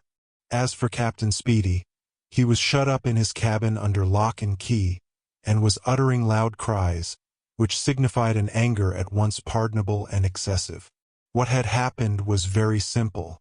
Phileas Fogg wished to go to Liverpool, but the captain would not carry him there. Then Phileas Fogg had taken passage for Bordeaux, and, during the 30 hours he had been on board, had so shrewdly managed with his banknotes that the sailors and stokers, who were only an occasional crew, and were not on the best terms with the captain, went over to him in a body. This was why Phileas Fogg was in command instead of Captain Speedy, why the captain was a prisoner in his cabin, and why, in short, the Henrietta was directing her course towards Liverpool. It was very clear, to see Mr. Fogg manage the craft, that he had been a sailor. How the adventure ended will be seen anon. Aouda was anxious, though she said nothing. As for Passepartout, He thought Mr. Fogg's maneuver simply glorious. The captain had said between 11 and 12 knots, and the Henrietta confirmed his prediction. If then, for there were ifs still, the sea did not become too boisterous, if the wind did not veer round to the east, if no accident happened to the boat or its machinery, the Henrietta might cross the 3,000 miles from New York to Liverpool in the 9 days, between the 12th and the 21st of December.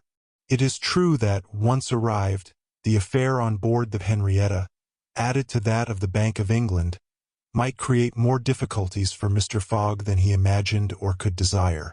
During the first days they went along smoothly enough. The sea was not very unpropitious. The wind seemed stationary in the northeast. The sails were hoisted, and the Henrietta plowed across the waves like a real transatlantic steamer. Passepartout was delighted. His master's last exploit, the consequences of which he ignored, enchanted him. Never had the crew seen so jolly and dexterous a fellow. He formed warm friendships with the sailors, and amazed them with his acrobatic feats. He thought they managed the vessel like gentlemen, and that the stokers fired up like heroes. His loquacious good humor infected everyone. He had forgotten the past, its vexations and delays. He only thought of the end, so nearly accomplished, and sometimes he boiled over with impatience, as if heated by the furnaces of the Henrietta. Often, also, the worthy fellow revolved around Fix, looking at him with a keen, distrustful eye. But he did not speak to him, for their old intimacy no longer existed. Fix, it must be confessed, understood nothing of what was going on. The conquest of the Henrietta, the bribery of the crew, Fogg managing the boat like a skilled seaman, amazed and confused him.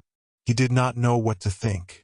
For, after all, a man who began by stealing £55,000 might end by stealing a vessel, and Fix was not unnaturally inclined to conclude that the Henrietta under Fogg's command was not going to Liverpool at all, but to some part of the world where the robber, turned into a pirate, would quietly put himself in safety. The conjecture was at least a plausible one, and the detective began to seriously regret that he had embarked on the affair. As for Captain Speedy, he continued to howl and growl in his cabin, and Passepartout, whose duty it was to carry him his meals, courageous as he was, took the greatest precautions. Mr. Fogg did not seem even to know that there was a captain on board. On the 13th they passed the edge of the banks of Newfoundland, a dangerous locality. During the winter, especially, there are frequent fogs and heavy gales of wind.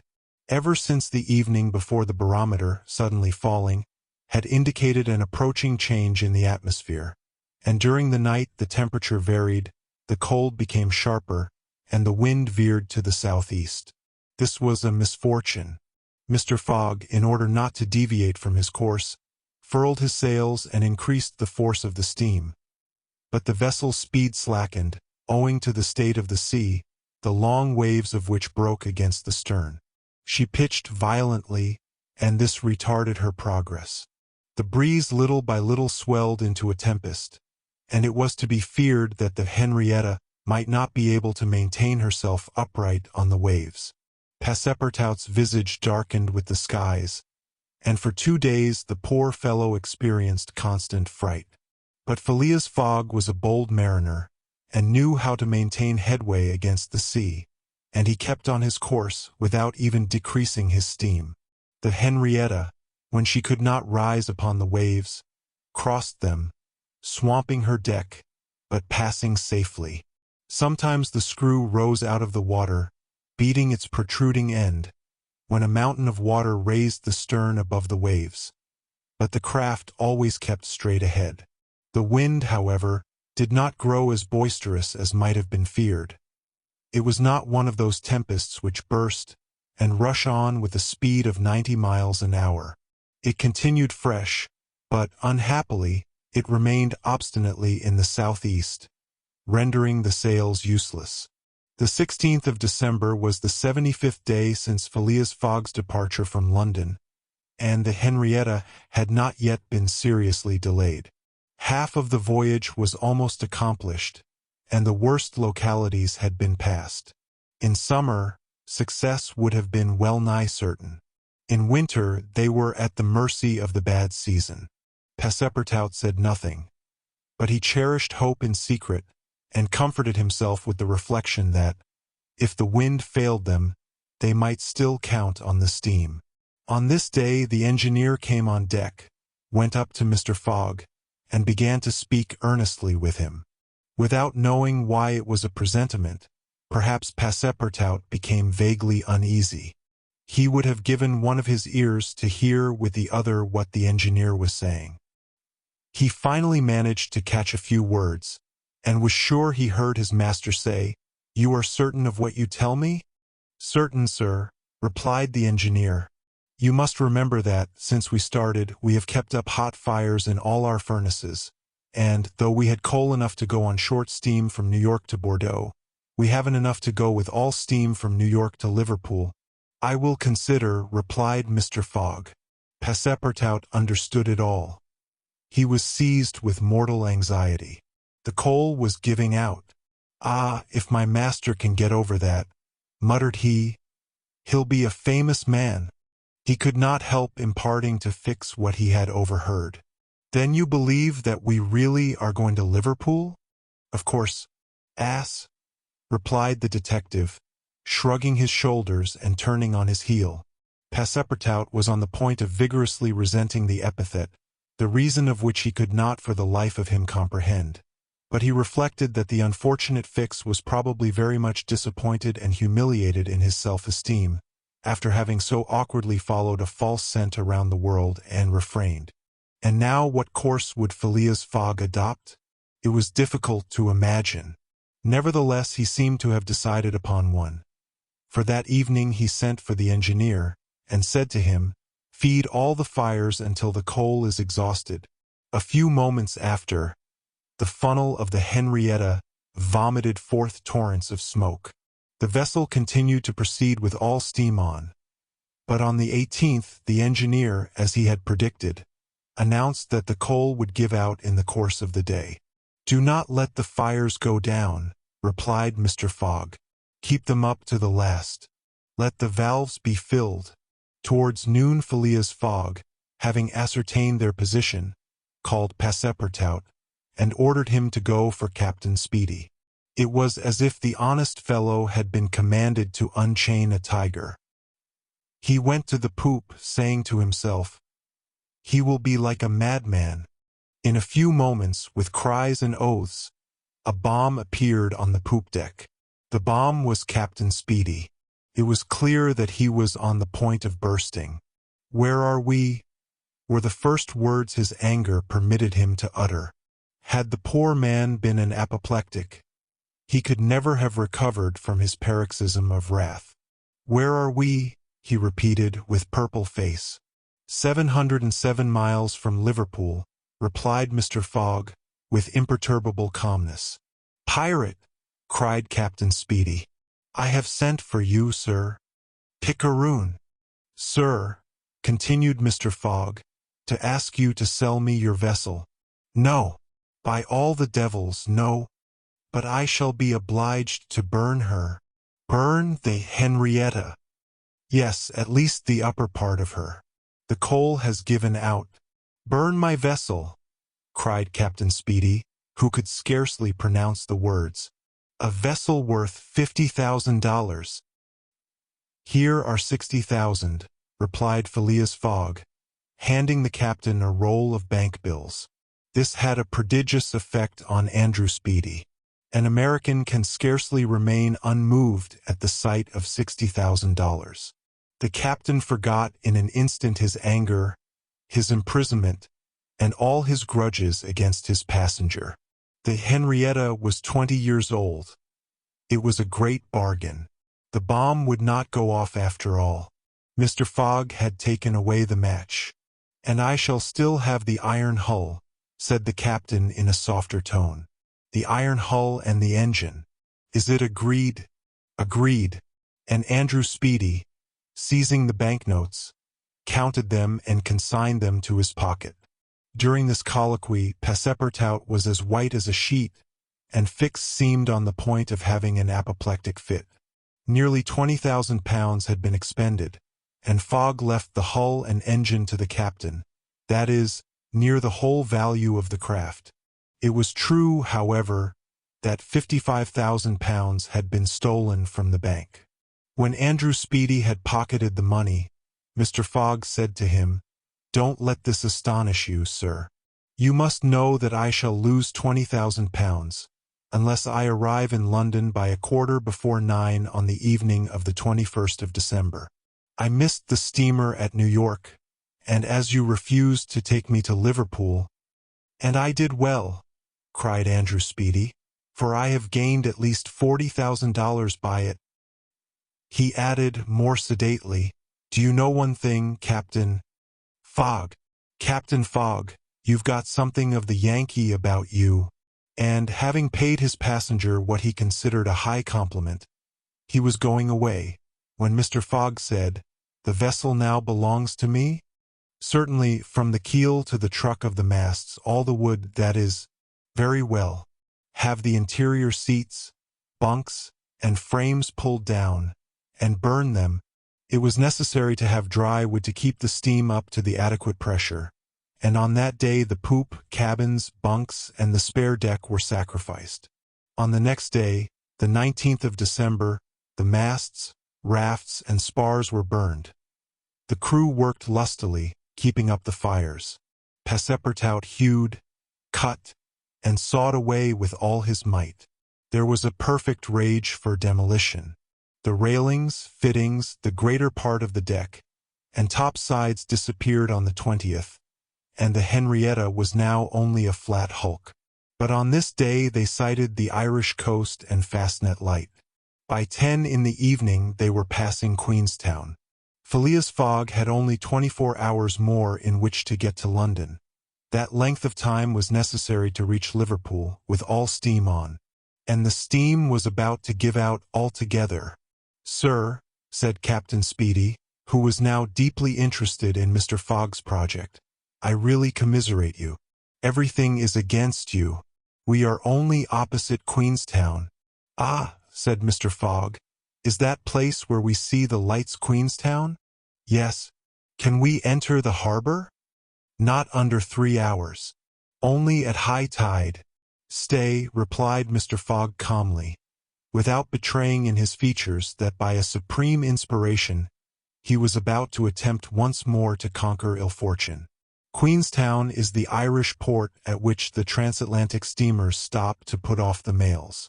These mails are carried to Dublin by express trains always held in readiness to start. From Dublin they are sent on to Liverpool by the most rapid boats, and thus gain 12 hours on the Atlantic steamers." Phileas Fogg counted on gaining 12 hours in the same way. Instead of arriving at Liverpool the next evening by the Henrietta, he would be there by noon, and would therefore have time to reach London before 9:15 in the evening. The Henrietta entered Queenstown Harbor at 1 o'clock in the morning, it then being high tide, and Phileas Fogg, after being grasped heartily by the hand by Captain Speedy, left that gentleman on the levelled hulk of his craft, which was still worth half what he had sold it for. The party went on shore at once. Fix was greatly tempted to arrest Mr. Fogg on the spot, but he did not. Why? What struggle was going on within him? Had he changed his mind about his man? Did he understand that he had made a grave mistake? He did not, however, abandon Mr. Fogg. They all got upon the train, which was just ready to start at 1:30. At dawn of day they were in Dublin, and they lost no time in embarking on a steamer which, disdaining to rise upon the waves, invariably cut through them. Phileas Fogg at last disembarked on the Liverpool quay at 20 minutes before 12, December 21st. He was only 6 hours distant from London. But at this moment Fix came up, put his hand upon Mr. Fogg's shoulder, and, showing his warrant, said, "You are really Phileas Fogg?" "I am. I arrest you in the Queen's name." Chapter 34, in which Phileas Fogg at last reaches London. Phileas Fogg was in prison. He had been shut up in the custom house, and he was to be transferred to London the next day. Passepartout, when he saw his master arrested, would have fallen upon Fix had he not been held back by some policemen. Aouda was thunderstruck at the suddenness of an event which she could not understand. Passepartout explained to her how it was that the honest and courageous Fogg was arrested as a robber. The young woman's heart revolted against so heinous a charge, and when she saw that she could attempt to do nothing to save her protector, she wept bitterly. As for Fix, he had arrested Mr. Fogg because it was his duty, whether Mr. Fogg were guilty or not. The thought then struck Passepartout that he was the cause of this new misfortune. Had he not concealed Fix's errand from his master? When Fix revealed his true character and purpose, why had he not told Mr. Fogg? If the latter had been warned, he would no doubt have given Fix proof of his innocence and satisfied him of his mistake. At least, Fix would not have continued his journey at the expense and on the heels of his master, only to arrest him the moment he set foot on English soil. Passepartout wept till he was blind and felt like blowing his brains out. Aouda and he had remained, despite the cold, under the portico of the custom house. Neither wished to leave the place. Both were anxious to see Mr. Fogg again. That gentleman was really ruined, and that at the moment when he was about to attain his end. This arrest was fatal. Having arrived at Liverpool at 20 minutes before 12 on the 21st of December, he had till 9:15 that evening to reach the Reform Club, that is, 9 hours and a quarter. The journey from Liverpool to London was 6 hours. If anyone, at this moment, had entered the custom house, he would have found Mr. Fogg seated, motionless, calm, and without apparent anger, upon a wooden bench. He was not, it is true, resigned, but this last blow failed to force him into an outward betrayal of any emotion. Was he being devoured by one of those secret rages, all the more terrible because contained, and which only burst forth, with an irresistible force, at the last moment? No one could tell. There he sat, calmly waiting. For what? Did he still cherish hope? Did he still believe, now that the door of this prison was closed upon him, that he would succeed? However that may have been, Mr. Fogg carefully put his watch upon the table, and observed its advancing hands. Not a word escaped his lips, but his look was singularly set and stern. The situation, in any event, was a terrible one, and might be thus stated. If Phileas Fogg was honest, he was ruined. If he was a knave, he was caught. Did escape occur to him? Did he examine to see if there were any practicable outlet from his prison? Did he think of escaping from it? Possibly. For once he walked slowly around the room. But the door was locked, and the window heavily barred with iron rods. He sat down again, and drew his journal from his pocket. On the line where these words were written, December 21st, Saturday, Liverpool, he added, 80th day, 11:40 a.m., and waited. The custom house clock struck 1. Mr. Fogg observed that his watch was 2 hours too fast. 2 hours. Admitting that he was at this moment taking an express train, he could reach London and the Reform Club by 9:15 p.m. His forehead slightly wrinkled. At 33 minutes past 2, he heard a singular noise outside, then a hasty opening of doors. Passepartout's voice was audible, and immediately after that of Fix. Phileas Fogg's eyes brightened for an instant. The door swung open, and he saw Passepartout, Aouda, and Fix, who hurried towards him. Fix was out of breath, and his hair was in disorder. He could not speak. "Sir," he stammered, "sir. Forgive me. Most unfortunate resemblance. Robber arrested 3 days ago. You are free." Phileas Fogg was free. He walked to the detective, looked him steadily in the face, and with the only rapid motion he had ever made in his life, or which he ever would make, drew back his arms, and with the precision of a machine knocked Fix down. "Well hit!" cried Passepartout, "parbleu! That's what you might call a good application of English fists." Fix, who found himself on the floor, did not utter a word. He had only received his deserts. Mr. Fogg, Aouda, and Passepartout left the custom-house without delay, got into a cab, and in a few moments descended at the station. Phileas Fogg asked if there was an express train about to leave for London. It was 40 minutes past 2. The express train had left 35 minutes before. Phileas Fogg then ordered a special train. There were several rapid locomotives on hand, but the railway arrangements did not permit the special train to leave until 3 o'clock. At that hour Phileas Fogg, having stimulated the engineer by the offer of a generous reward, at last set out towards London with Aouda and his faithful servant. It was necessary to make the journey in 5 hours and a half, and this would have been easy on a clear road throughout.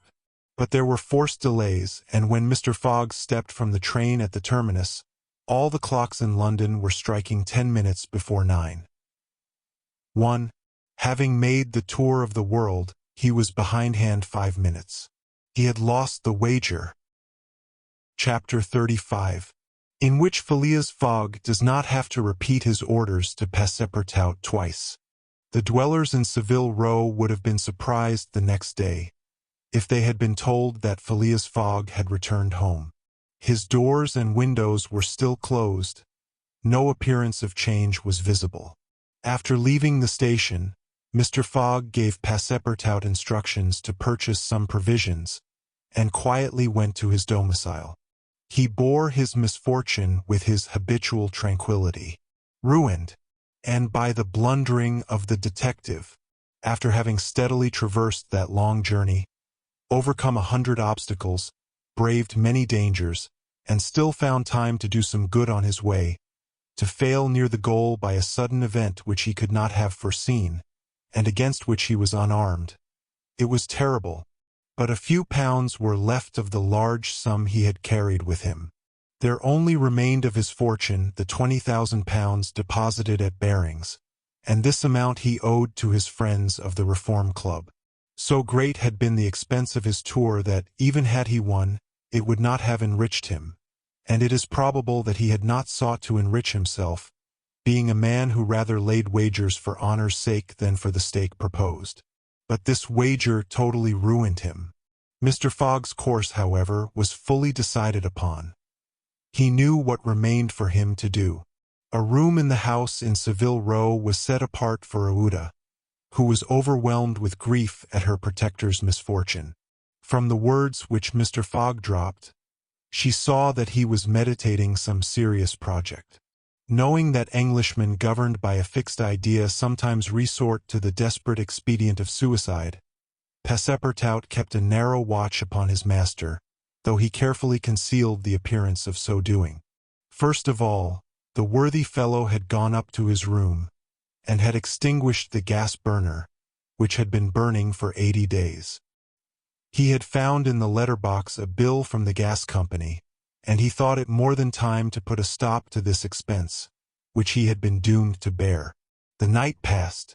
Mr. Fogg went to bed. But did he sleep? Aouda did not once close her eyes. Passepartout watched all night, like a faithful dog, at his master's door. Mr. Fogg called him in the morning, and told him to get Aouda's breakfast, and a cup of tea and a chop for himself. He desired Aouda to excuse him from breakfast and dinner, as his time would be absorbed all day in putting his affairs to rights.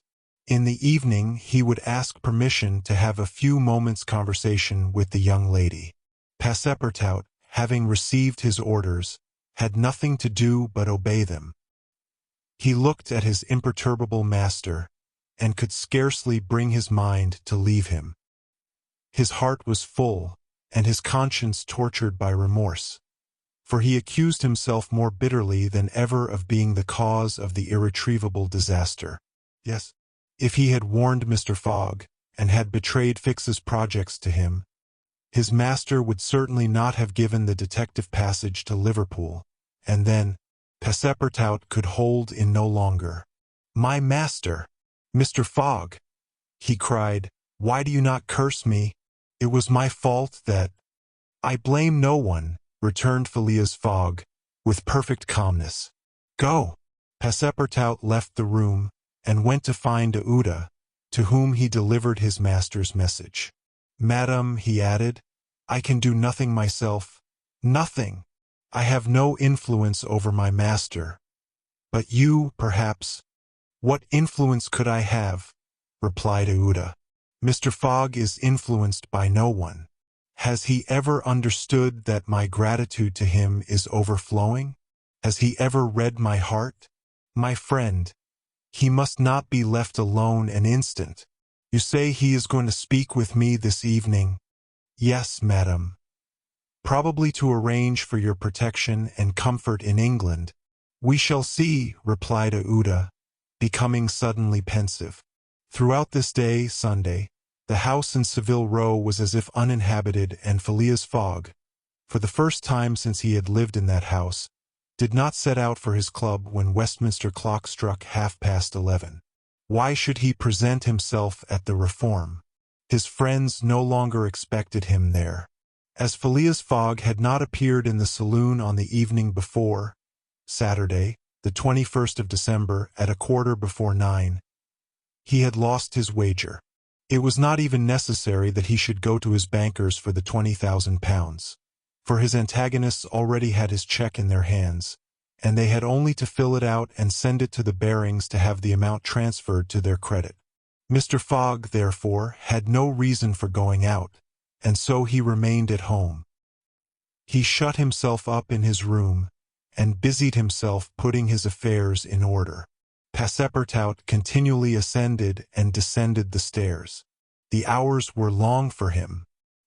He listened at his master's door, and looked through the keyhole, as if he had a perfect right so to do, and as if he feared that something terrible might happen at any moment. Sometimes he thought of Fix, but no longer in anger. Fix, like all the world, had been mistaken in Phileas Fogg, and had only done his duty in tracking and arresting him, while he, Passepartout. This thought haunted him, and he never ceased cursing his miserable folly. Finding himself too wretched to remain alone, he knocked at Aouda's door, went into her room, seated himself, without speaking, in a corner, and looked ruefully at the young woman. Aouda was still pensive. About 7:30 in the evening Mr. Fogg sent to know if Aouda would receive him, and in a few moments he found himself alone with her. Phileas Fogg took a chair, and sat down near the fireplace, opposite Aouda. No emotion was visible on his face. Fogg returned was exactly the Fogg who had gone away. There was the same calm, the same impassibility. He sat several minutes without speaking. Then, bending his eyes on Aouda, "Madame," said he, "will you pardon me for bringing you to England?" "Aye, Mr. Fogg," replied Aouda, checking the pulsations of her heart. "Please let me finish," returned Mr. Fogg.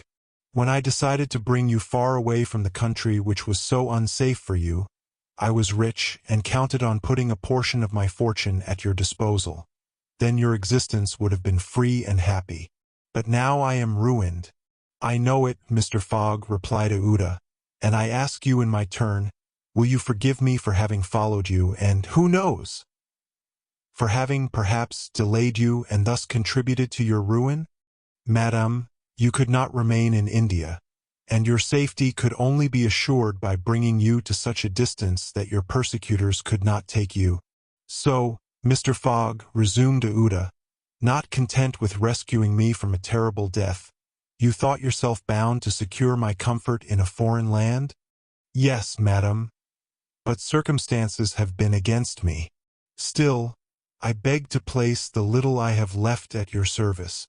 But what will become of you, Mr. Fogg?" "As for me, madam," replied the gentleman coldly, "I have need of nothing.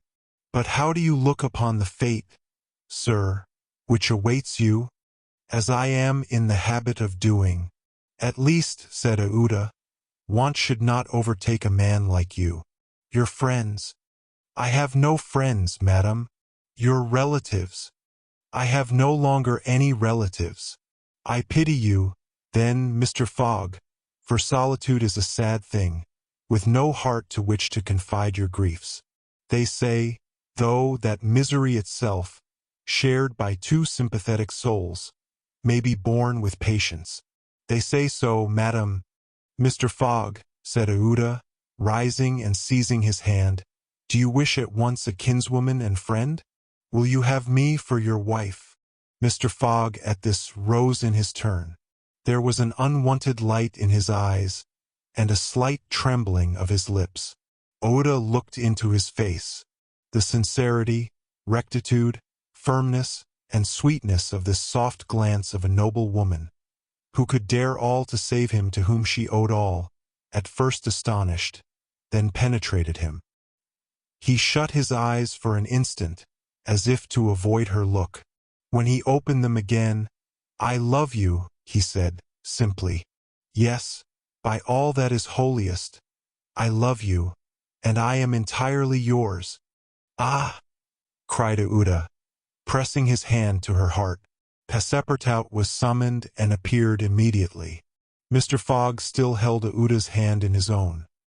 Passepartout understood, and his big, round face became as radiant as the tropical sun at its zenith.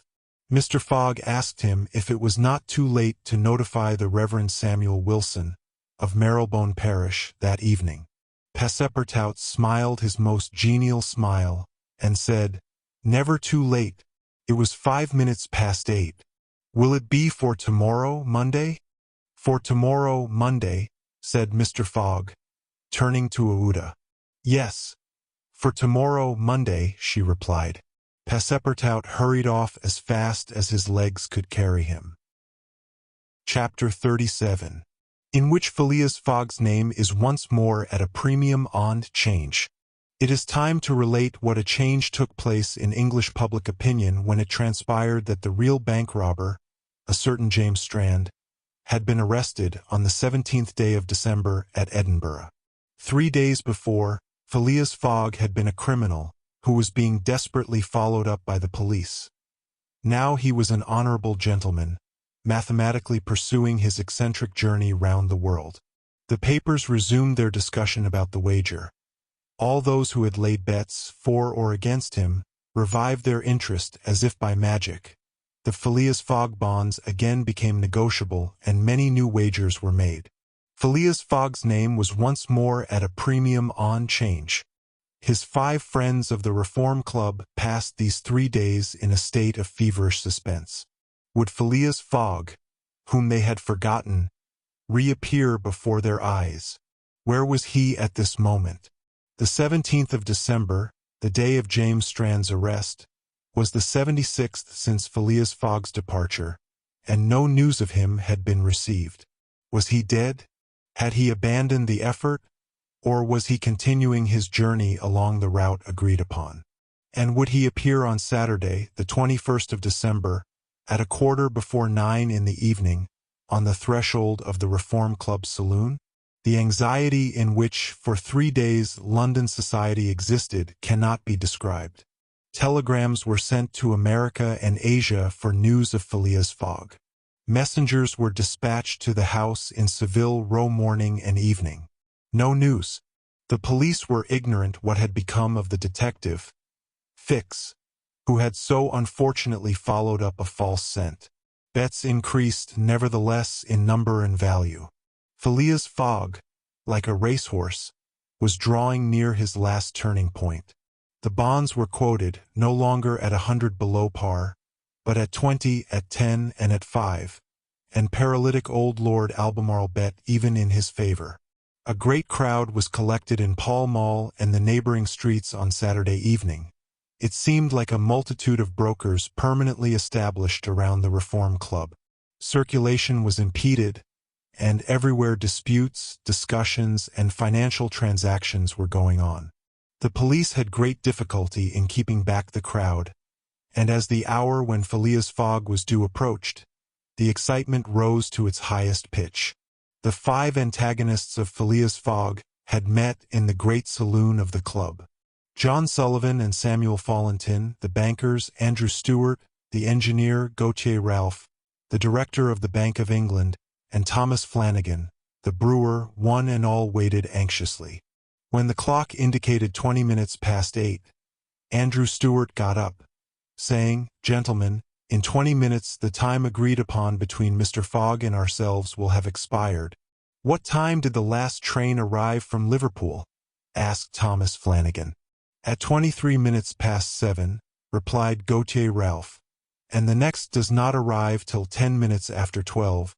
"Well, gentlemen," resumed Andrew Stewart, "if Phileas Fogg had come in the 7:23 train, he would have got here by this time. We can, therefore, regard the bet as won." "Wait. Don't let us be too hasty," replied Samuel Fallentin. "You know that Mr. Fogg is very eccentric. His punctuality is well known. He never arrives too soon or too late, and I should not be surprised if he appeared before us at the last minute." "Why," said Andrew Stewart nervously, "if I should see him, I should not believe it was he." "The fact is," resumed Thomas Flanagan, "Mr. Fogg's project was absurdly foolish. Whatever his punctuality, he could not prevent the delays which were certain to occur, and a delay of only 2 or 3 days would be fatal to his tour. Observe, too," added John Sullivan, "that we have received no intelligence from him, though there are telegraphic lines all along his route." "He has lost, gentlemen," said Andrew Stewart. "He has 100 times lost. You know, besides, that the China, the only steamer he could have taken from New York to get here in time, arrived yesterday. I have seen a list of the passengers, and the name of Phileas Fogg is not among them. Even if we admit that fortune has favored him, he can scarcely have reached America. I think he will be at least 20 days behindhand, and that Lord Albemarle will lose a cool 5,000. "It is clear," replied Gautier Ralph, "and we have nothing to do but to present Mr. Fogg's check at Barings tomorrow." At this moment, the hands of the club clock pointed to 20 minutes to 9. "5 minutes more," said Andrew Stewart. The 5 gentlemen looked at each other. Their anxiety was becoming intense, but, not wishing to betray it, they readily assented to Mr. Fallentin's proposal of a rubber. "I wouldn't give up my 4,000 of the bet," said Andrew Stewart, as he took his seat, "for 3,999. The clock indicated 18 minutes to 9. The players took up their cards, but could not keep their eyes off the clock. Certainly, however secure they felt, minutes had never seemed so long to them. 17 minutes to 9, said Thomas Flanagan, as he cut the cards which Ralph handed to him. Then there was a moment of silence. The great saloon was perfectly quiet, but the murmurs of the crowd outside were heard, with now and then a shrill cry. The pendulum beat the seconds, which each player eagerly counted, as he listened, with mathematical regularity. 16 minutes to 9, said John Sullivan, in a voice which betrayed his emotion. 1 minute more and the wager would be won. Andrew Stewart and his partners suspended their game. They left their cards and counted the seconds. At the 40th second, nothing. At the 50th, still nothing. At the 55th, a loud cry was heard in the street, followed by applause, hurrahs, and some fierce growls. The players rose from their seats. At the 57th second the door of the saloon opened, and the pendulum had not beat the 60th second when Phileas Fogg appeared, followed by an excited crowd who had forced their way through the club doors, and in his calm voice, said, "Here I am, gentlemen." Chapter 37, in which it is shown that Phileas Fogg gained nothing by his tour around the world, unless it were happiness. Yes, Phileas Fogg in person. The reader will remember that at 5 minutes past 8 in the evening, about 25 hours after the arrival of the travelers in London, Passepartout had been sent by his master to engage the services of the Reverend Samuel Wilson in a certain marriage ceremony, which was to take place the next day. Passepartout went on his errand enchanted. He soon reached the clergyman's house, but found him not at home. Passepartout waited a good 20 minutes, and when he left the reverend gentleman, it was 35 minutes past 8. But in what a state he was! With his hair in disorder, and without his hat. He ran along the street as never man was seen to run before, overturning passers-by, rushing over the sidewalk like a waterspout. In 3 minutes he was in Savile Row again, and staggered back into Mr. Fogg's room. He could not speak. "What is the matter?" asked Mr. Fogg. "My master," gasped Passepartout. "Marriage? Impossible, impossible, impossible for tomorrow." "Why so?" "Because tomorrow is Sunday." "Monday," replied Mr. Fogg. "No, today is Saturday." "Saturday? Impossible." "Yes, yes, yes, yes," cried Passepartout. "You have made a mistake of 1 day. We arrived 24 hours ahead of time. But there are only 10 minutes left." Passepartout had seized his master by the collar, and was dragging him along with irresistible force. Phileas Fogg, thus kidnapped, without having time to think, left his house, jumped into a cab, promised £100 to the cabman, and, having run over 2 dogs and overturned 5 carriages, reached the Reform Club. The clock indicated 9:15 when he appeared in the great saloon. Phileas Fogg had accomplished the journey round the world in 80 days. Phileas Fogg had won his wager of £20,000.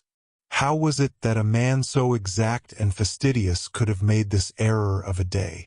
How came he to think that he had arrived in London on Saturday, the 21st day of December, when it was really Friday, the 20th, the 79th day only from his departure?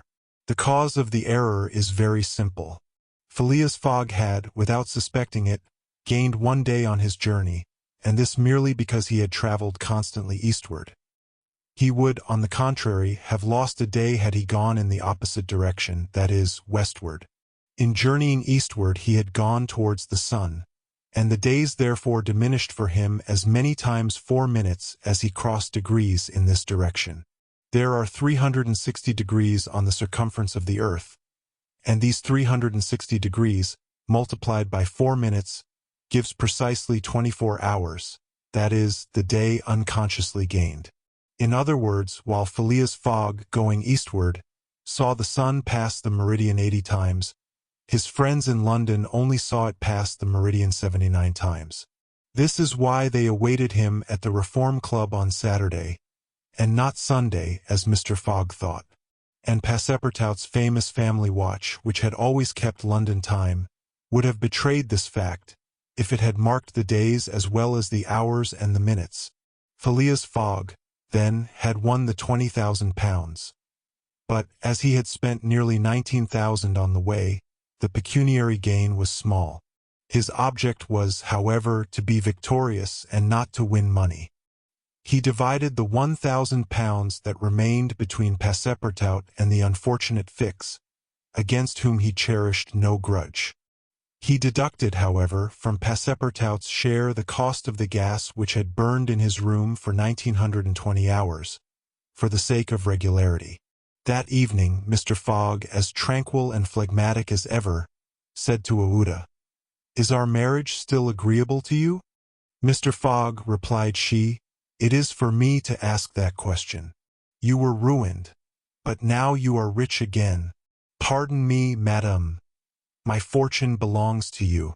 If you had not suggested our marriage, my servant would not have gone to the Reverend Samuel Wilson's. I should not have been apprised of my error, and—" "Dear Mr. Fogg," said the young woman. "Dear Aouda," replied Phileas Fogg, "it need not be said that the marriage took place 48 hours after, and that Passepartout, glowing and dazzling, gave the bride away. Had he not saved her, and was he not entitled to this honor?" The next day, as soon as it was light, Passepartout rapped vigorously at his master's door. Mr. Fogg opened it, and asked, "What's the matter, Passepartout?" "What is it, sir?" "Why, I've just this instant found out—" "What?" that we might have made the tour of the world in only 78 days. No doubt, returned Mr. Fogg, by not crossing India. But if I had not crossed India, I should not have saved Aouda. She would not have been my wife, and Mr. Fogg quietly shut the door. Phileas Fogg had won his wager, and had made his journey around the world in 80 days. To do this he had employed every means of conveyance: steamers, railways, carriages, yachts, trading vessels, sledges, elephants. The eccentric gentleman had throughout displayed all his marvelous qualities of coolness and exactitude. But what then? What had he really gained by all this trouble? What had he brought back from this long and weary journey? Nothing, say you? Perhaps so. Nothing but a charming woman, who, strange as it may appear, made him the happiest of men. Truly, would you not for less than that make the tour around the world? Dear listener, we close the pages on another tale, a journey through words, imagination, and emotion. Here at the Falls Audiobook, where stories flow like a river's current, carrying you to distant worlds and uncharted depths. We thank you for joining us. As always, we invite you to linger a little longer. Subscribe to our channel to discover more stories waiting to be heard, each a cascade of voices, ideas, and artistry. And remember, every great story begins with a single word. Perhaps the next one will begin with you. Until our voices meet again, may your days be filled with quiet moments, rich pages, and the soothing sound of a story well told. This is the Falls Audiobook, signing off.